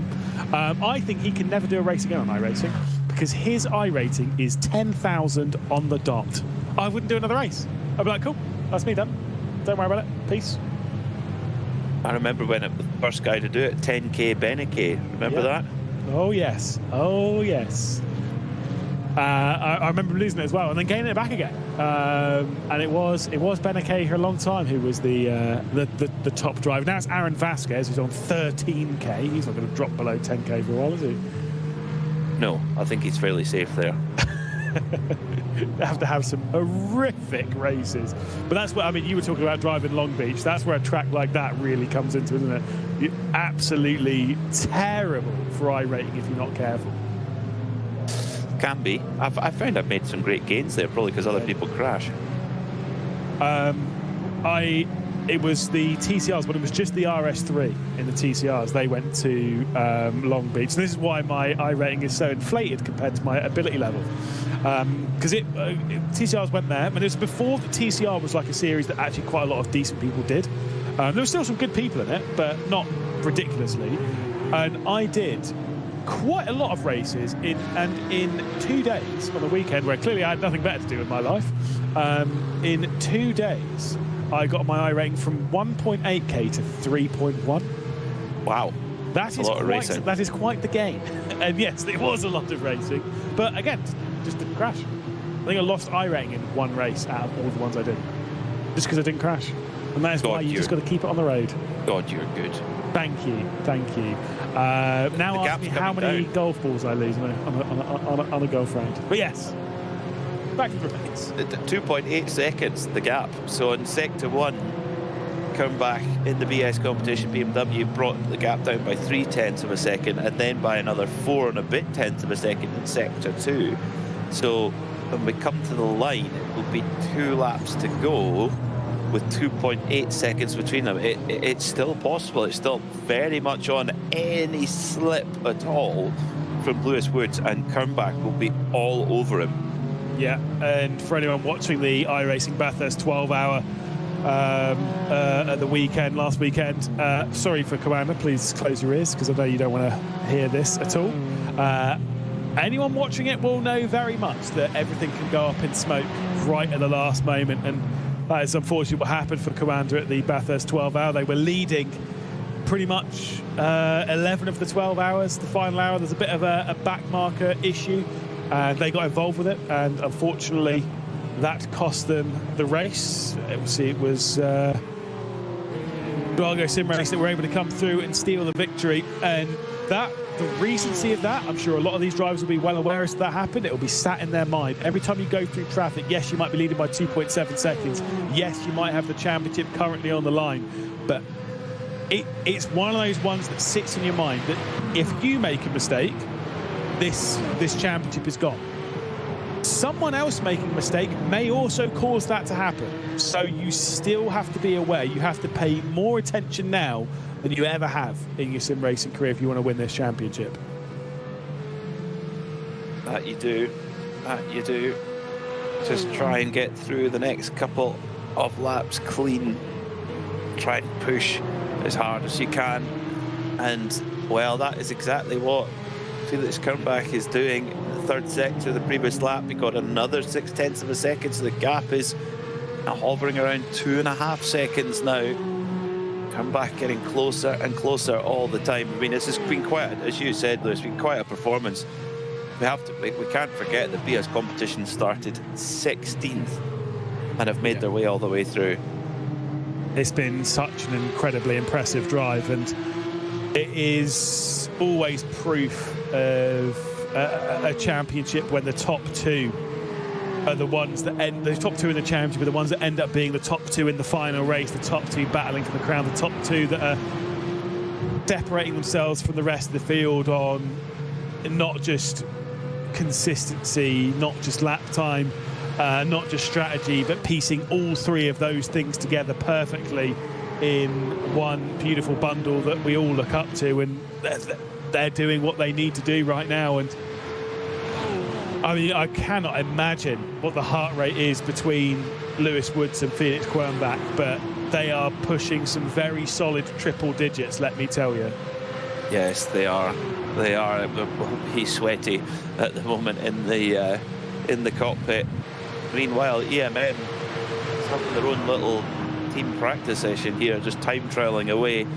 It's now number 9:05 now of Julian Reimer, who moves up into the lead of the race. 9:14, Jerome Fischer drops in behind. They're 10 seconds up the road from the nearest competitor, which is Coanda Esports, but they're in a bit locked in a big battle with Frozen Speed to see who's going to get that last spot on the podium. Yeah, the EMM, the thing is they might want the EMM 914 car to be the one victorious here, because if they were to do so, I believe that the 914 will go to third in the championship. They won't quite take over the Commander 918, which sits third in the championship if that car is victorious. There won't be enough of a point swing there, but they will steal away third in the championship. So they could have 2 cars for EMM in the top 3 of the championship, whereas I believe if they finish this way round, the 914 in second spot, then it will remain 4th in the championship. Wouldn't be able to get ahead of Frozen Speed Grid, at least that's by my quick math. So there is maybe some incentive to having the 914 ahead, but then, you know, egos are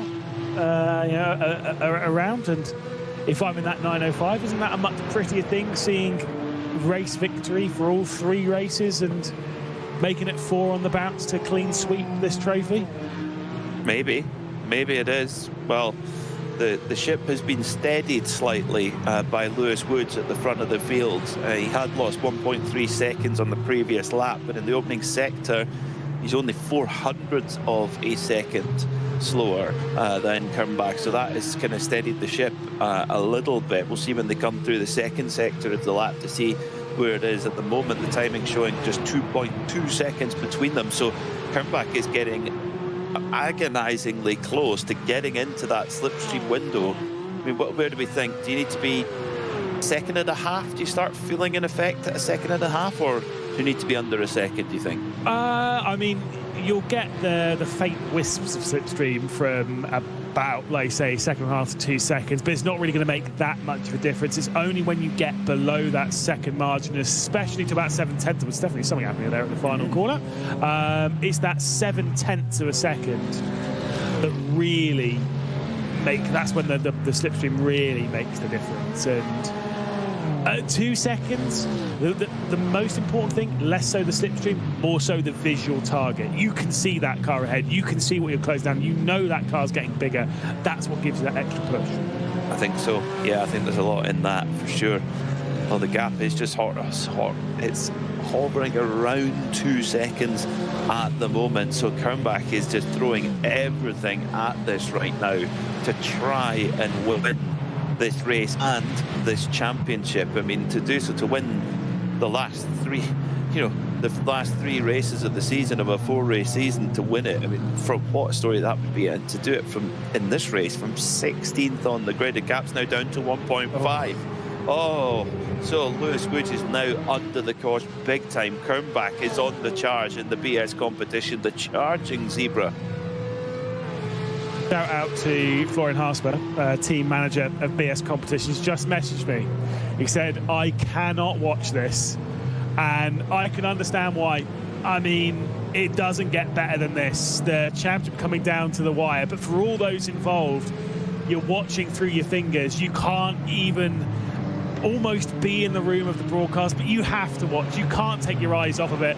And there'll be 1 lap left to go at the line for Lewis Woods to try and keep Felix Quernbach at bay. That BS competition behind is getting bigger and bigger, as is the pressure onto Woods' shoulders. Quernbach navigates some of the lap traffic and loses a bit of time in doing so. But on the Duttinger Hoa, there is going to be some slipstream assistance this time by. And on the final lap, I'm sure there's going to be plenty. It is going to come down to that final run, I have no doubt. You called it. Yeah, you called it, saying this lightly. That's what's going to happen. I mean, there's a little bit of traffic. Looks like Lewis Woods got caught in a bit of traffic, and then Kernbach as well, but it's still going to be, I would say, roughly in the favour of Kernbach after that little exchange. We'll see what the gap is when they come up to the line. They're in the latter part of the lap now. The gap's just gone back up to about 1.7 seconds, so Kernbach is really going to have to charge to try and get himself in a position where he can chase down Lewis Woods and try and get some sort of run coming out of Galgenkopf on that last lap, set it up, get the draft every last millimetre you can on the Dottinger Hoe, and then who comes out the other side of the Tiergarten. Yeah, I mean, there's going to be some side-by-side, some brave pushes. They both won this championship. They both want the prizes that go with it. I'm concerned as to how that one's going to unfold, but I'm sure neither are going to give an inch going down into Tiergarten one final time. 5 minutes left to go on the clock as the timer is reaching its end game. The white flag will be prepared, and we'll be heading on to one final lap here in the Bilstein 3 hour. The crescendo of the season has been built, and we don't know which way it's going to go. Obviously, there are other battles on the field. Obviously, you've got Jerome Fisher and Julian Reimer in the EMM cars that are battling, sort of, for the race lead. I know they'll be making, realistically, probably going to be making sure the 914 is the one that's victorious, so they can take third of the championship, but a little bit of drama, why not? Outside of that, you've got Falcon Sim Racing and Sim RC battling for the race lead in the SP10 categories. We've set it out. We've got this fight here for third in the Cup category between Commander Esports and the Frozen Speed by Grid and Go. But the most important fight of them all, this one right here. Felix Quernbach, Lewis Woods going toe-to-toe for 125-kilometre run around this Nürburgring circuit to see who is going to become champion. I mean, I'm sure all that personnel of each of those teams can barely watch, but my eyes are glued to the screen, Peter. Yeah, they are. Yeah, me too. It's last lap by, after all that back and forth through the traffic, it was a second in the favour of Quernbach, and now only 1.6 seconds between them. So Quernbach definitely close enough to really put the heat on the Falcon Sim Racing BMW. Lewis Woods will be feeling the hot breath of a zebra charging up behind him. I mean, do zebras have hot breath? I suppose everybody has hot breath. I'd be surprised if they didn't. It's certainly about as hot as it's going to get at the moment. Let's put it that way. And for Lewis Woods, he may have had some great laps in his time driving the circuit, but no lap around the circuit in the hands of Lewis Woods has to be better than this one here. Every decision has to be perfect. Every apex has to be hit. Every back marker has to get out of the way brilliantly. And the Nürburgring Esports car is right there ahead of the Falcon Sim Racing car, and it has slowed them down just a touch. Let's see what they're like when they come out of it. Just a bit of time being lost, half a second, closing in further. Now BS Competition and Felix Quernbach has to navigate the same back marker. Oh, and gets through, I would say, less of an issue than the Falcon Sim Racing BMW Lewis Woods did. The gap sits at 1.4 seconds as they head up towards Flugplatz for the final time as the two EMM teammates. Are they running in flying formation? I don't know, but they are. They're going to have to make a decision who they want to win this race. They've got that luxury. I'm sure they'll be getting some nice photographs for the team. EMM have been victorious in a few different competitions throughout this year already, including winning the VCO Esports Racing League final in Maastricht, of course. A brilliant performance from the team. Will Chadwick's trying to guide them to a 1-3 in the championship at the moment. The title's already been gained by the 905, but a 1-2 in this race with a 914 ahead will all but guarantee the first and third in the championship, as this tight tussle will see a couple of different categories meeting here with the Porsche Cup and the SP10s, all trying to get their way through. Off the road goes the Aston, don't worry about that, don't mind me. The battle for third position continues to go in the Porsche Esports Endurance Trophy Nürburgring. Quernbach lost a tenth of a second on that first sector to Lewis Woods in that battle for the overall win in the 992s. That's still a really good fight over third place between Elliot Veyron and the Frozen Speed by G&G car of Gunonso Tastelin. But at the front of the field, this is your battle for the win. This is your battle for the championship now. And there's a 992 there, a Commander 992 in the mix at Galgenkopf and down towards Versailles, and the BS competition car, Felix Quernbach, is held up. He's still held up. This is Christmas Day for Falcon Sim Racing. Frustrating time for Felix Quernbach. There's already been a mistake in the hands of BS competition earlier on today when Seppinen, trying to work his way through the field, made contact with the Seibach Esports car. Thankfully, I'm assuming the deals were done behind the scenes and it wasn't taken to race control. Can ill afford to have that now. After the race, there is still a 15-minute window for these teams to submit protests, and If there is any drama like that, I'm sure it will go to a protest. Surely this BS competition car, the leader of the M2 championship, is not going to get in the way. They're battling for their own and obviously have already won the M2 Cup after qualifying. Very 1.8 no seconds. funny business there. You worry there about there being funny business with the BS competition M2 car, but no, not at all. Allowed the Falcon car through like any other car. Very sporting. Yeah. We are going to see this battle all the way to the end. This one here between these Porsche Esports Endurance Trophy Nürburgrings, because obviously, realistically speaking, Falcon not too far behind these, so we will see basically their lap in its entirety. They'll be one of the last runners across the line. The 914 retakes over the race lead. The time is ticking down to 0, and as much as it is at 0 as they work their way back out on the start-finish straight, we'll have one final lap left to do. So out they go, and across the line, white flag in the air, and they will begin their final lap of the Nürburgring this season in the Bilstein 3-hour. What a drive it is at the moment from Falcon Sim Racing and BS Competition. 1.6 seconds between the two of them. The gap's not quite close enough though for BS Competition, is it? Not quite, but the second sector, Kernbach was able to find 0.2 of a second, so over the whole lap it's only 1/10 of a second in favour of Kernbach. And now into S-Bach, just see ahead. There's the Falcon car. Is he close enough to get a run? Definitely not. He's going to have the sector of his life here, coming up towards Ice Curve and then through Flanskart. He's going to have to put it all on the line. And through the Belle of Esch, you're pretty flat through there, but is he close enough to get that draft? 1.3 seconds now, I don't know. Oh, this is so tight. Round 3 of this season may not have been the most exciting round of this championship's great history. This round, though, is doing all the heavy lifting. It's been so exciting, basically from the start of the race all the way to right now. And with one final run down towards Tiergarten, we will have our decision as to who's going to be the champion. It's 1.2 seconds, Peter. Galgen Kopf, really the last major hurdle for these to overcome. It is advantage Falcon, but not by much.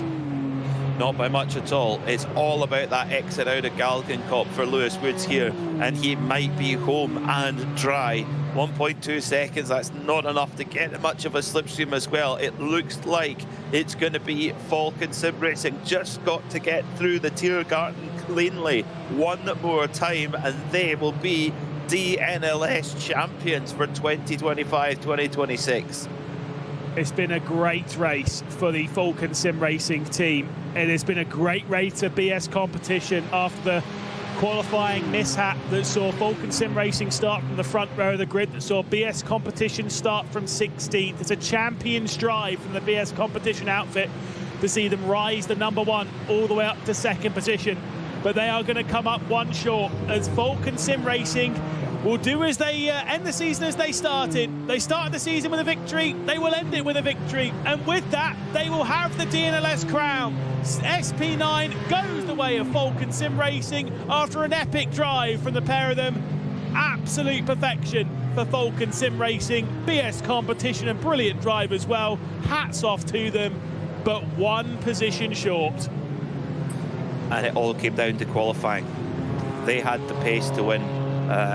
Their fastest lap of the race was 0.8 quicker than Falcon's best. The race pace there was really good.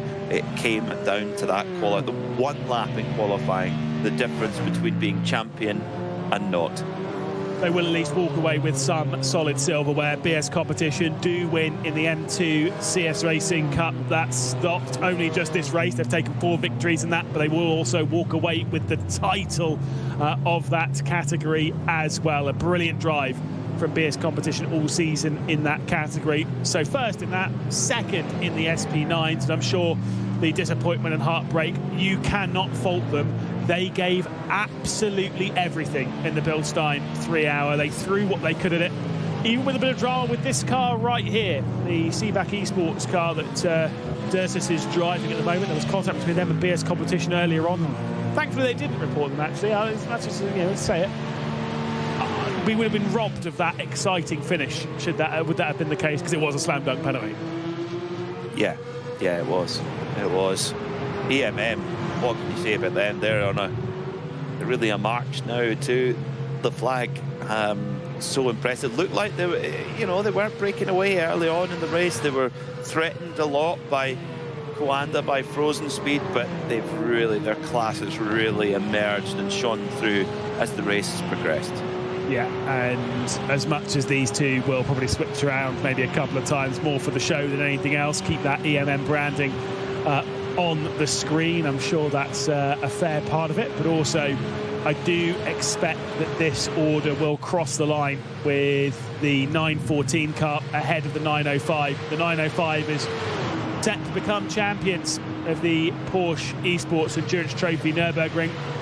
The 914 with a victory here would make all 4 victories of this season by EMM. Yes, 3 for the 905, 1 for the 914 if they are able to switch their way around, if they do end up doing that.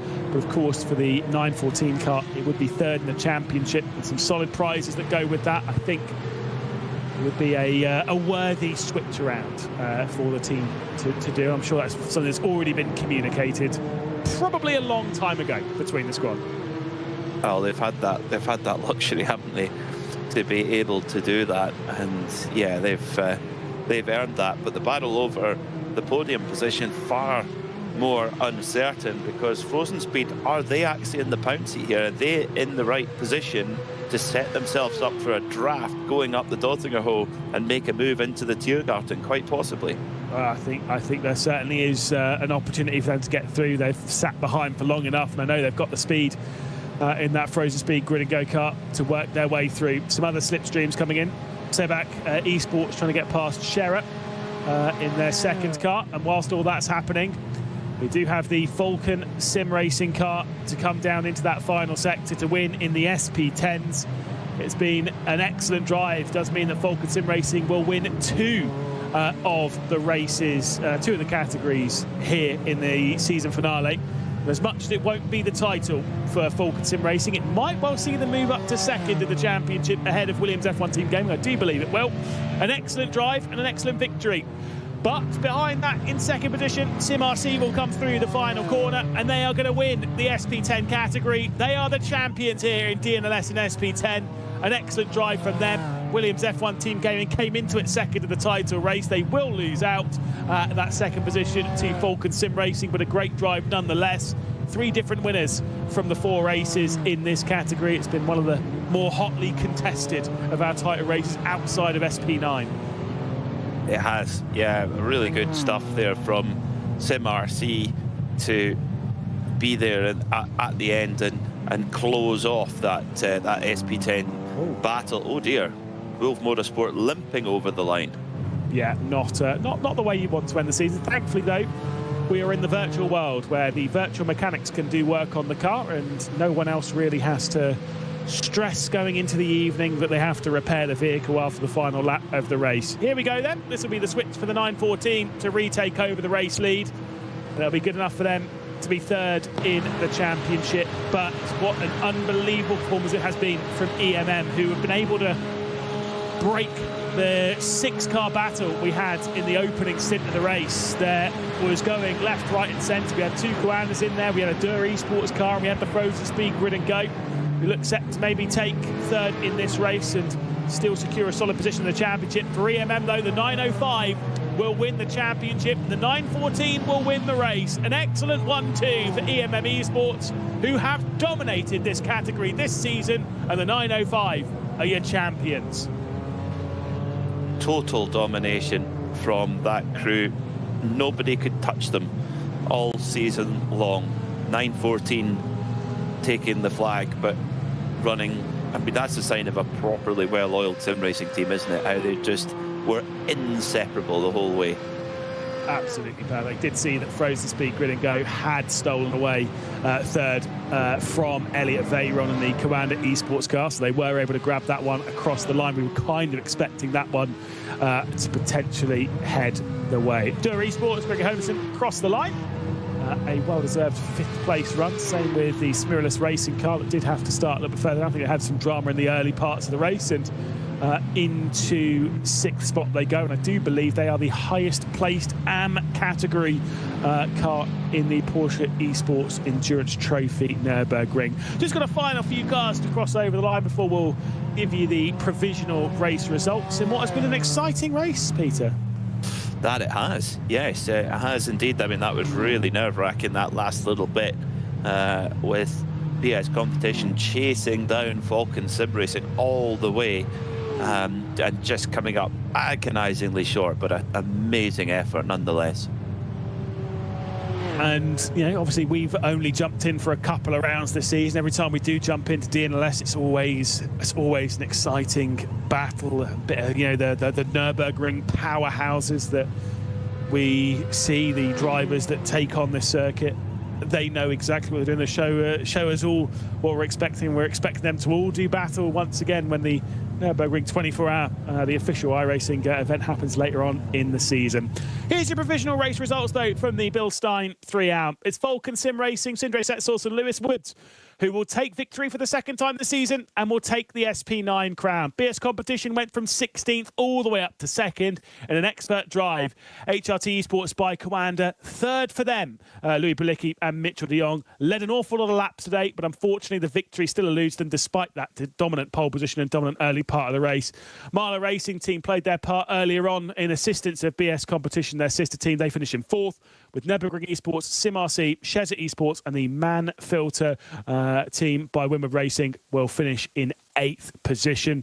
And again, that reminder that Falcon Sim Racing's number 44 will be entering the next season, 26-27, with the number 1 on their car. A brilliant drive to the title. They weren't able to set the fastest lap of the race. That bonus point will go the way of BS Competition's number 1, and with that, just close that points gap up for the race for the Championship League just by a little bit. It'll only be a couple of points between the two of them, but realistically, I mean, the talk was that it came down to those final couple of seconds. Yeah, those just that. I mean, that all came really. It was the qualifying that was the big drag, wasn't it, for BS Competition? But what a fight they put in. I mean, it come up agonisingly short, but really, really impressive to get it that close. EWJ Baumachinen will finish in 9th position, just ahead of German simracing.de by ACV car that did spin around, if I remember correctly, on the opening part of this race. Sherritt Esports did not have a particularly great run throughout this race. Bit of drama for them. 11th on the road, just ahead of Stint 1 Motorsport DNLS. They had 2 stop-and-go penalties before the race had really even started. They still managed to finish in 12th position, ahead of the second Sherritt Esports car.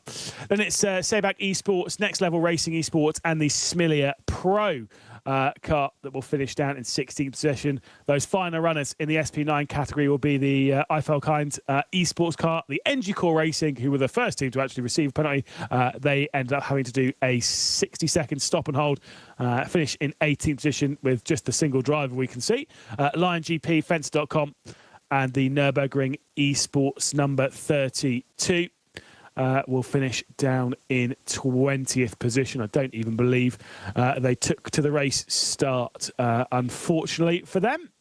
Obviously, we've still got other categories to go through, but with SP9 all wrapped up then, again, that championship will go the way of Falcon Sim Racing. Championship here, though, in the Porsche Esports Endurance Trophy Nürburgring will go the way of the 905 EMM Esports car that finishes in 2nd position. 10th of a second separates 2 of them across the line. That's mostly courtesy of photographs. It is an EMM 1-2. The 914 up there in the race victory. It's their first victory of the season, but a 4th consecutive victory for EMM as an outfit will promote the 914 up to 3rd in the championship. Frozen Speed Grid and Go, they end up finishing in 3rd position, and we're able to just get ahead of Coanda Esports on the run to the line, with Dur Esports finishing in 5th. The lead of the AM category will be Smiralus Racing. We saw them across the line with Tim Matska Racing. I think Nicholas Last, they did start from the rear of the field. They didn't set a time in qualifying, still managed to finish up in 6th position in the lead of that AM category. Kalar and the Sherritt Esports Cup car, the first of theirs, will finish in 8th position. The second will finish directly behind in 9th. Unfortunately, not a great race from the 917 Coanda Esports car, finishing a lap down overall, of course, that being on the SP9 leader. The Avia WNS Esport e-motorsport car will finish in 11th, with the Fototech by WMS, GHD Motorsports and the H&L 25 car rounding out the field. Remember that GHD did spin round on the opening lap. I think they managed to get back up to battling for about 6th position as well. So some good drives in all of that, Peter, and still a couple more categories left to go through. Yeah, 992, brilliant to see the domination of EMM against. There was some really hot competition in that category, and particularly that first hour of the race, just absolutely superb action of those first 5 or 6 cars. Is our penultimate category, the SP10s. Obviously, it was the Falcon Sim Racing SP10 Cup that was able to take victory, meaning that Falcon Sim Racing win 2 of the categories in this afternoon's proceedings, and of course become the 3rd different winner from 4 races in this category. Sim RC, they will take the title 10 seconds behind Falcon Sim Racing, but they did exactly what you were saying, Peter, before the broadcast. What they needed to do, keep it out of trouble, park the bus, do what you need to do, finish in 2nd position. Williams F1 Team Gaming will settle their way into 3rd position ahead of the 2 Lion GP cars, the 166 ahead of the 167. SSE Commerce Esport would have to start from the pit lane and were still able to work their way through into 6th ahead of the AC Oberhausen RR car and the Nürburgring Esports 187. Eiffel Racing GTU saw them involved in a few bits of drama. They would end up finishing in 9th position, and what would end up being the last finisher across the line, TSR Racing, would end up crossing the line in 10th.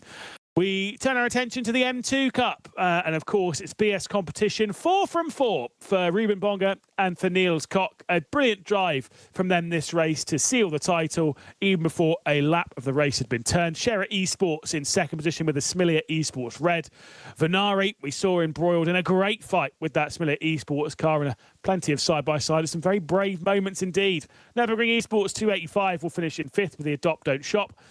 They end up in 6th position. NG Court and the Race Lounge number 288. They were backwards at turn number 1 and were still able to get through into 8th place. The final finishes in this category will be the Thomas Enger Sim Racing, Smilia Esports Green, and the Wolf Motorsport Sim Racing, who we saw having a bit of drama there on the run into the line. Did get told, by the way, they weren't the only ones that had a bit of drama into the line. The Coanda Esports 918 of Elliot Veyron also had a crash coming down into Tiergarten on that final time. So plenty of drama that even we didn't see. That's how it always goes in these seasons, isn't it, Peter? We always have that drama that's hovering around such a dramatic circuit. Exactly, yeah. And when you've got so many cars out on the track as well, and how they all intertwine with one another, there's always plenty of stories to tell, even within just 3 hours of racing. Imagine what it's like for 24.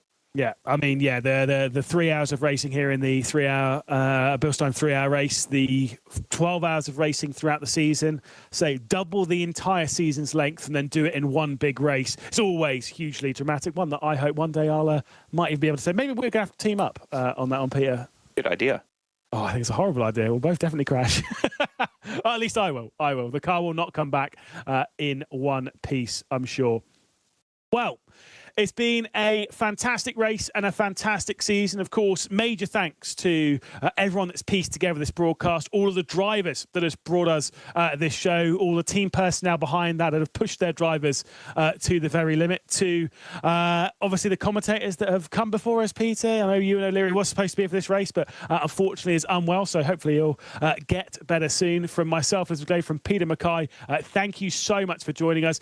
Thank you to all of our champions in each of the categories. In the M2s, it is BS competition. In the SP10s, it's Sim RC. In the Porsche Esports Endurance Trophy Nürburgring, it is EMM's 905. And after a great title fight for Falcon Sim Racing, they are the SP9 DNLS champions. We will see you again later in the year when we do this once more. I'm sure we'll be returning for Season 8 in the near future. Until then, though, thank you very much for joining us. Have a very warm goodbye.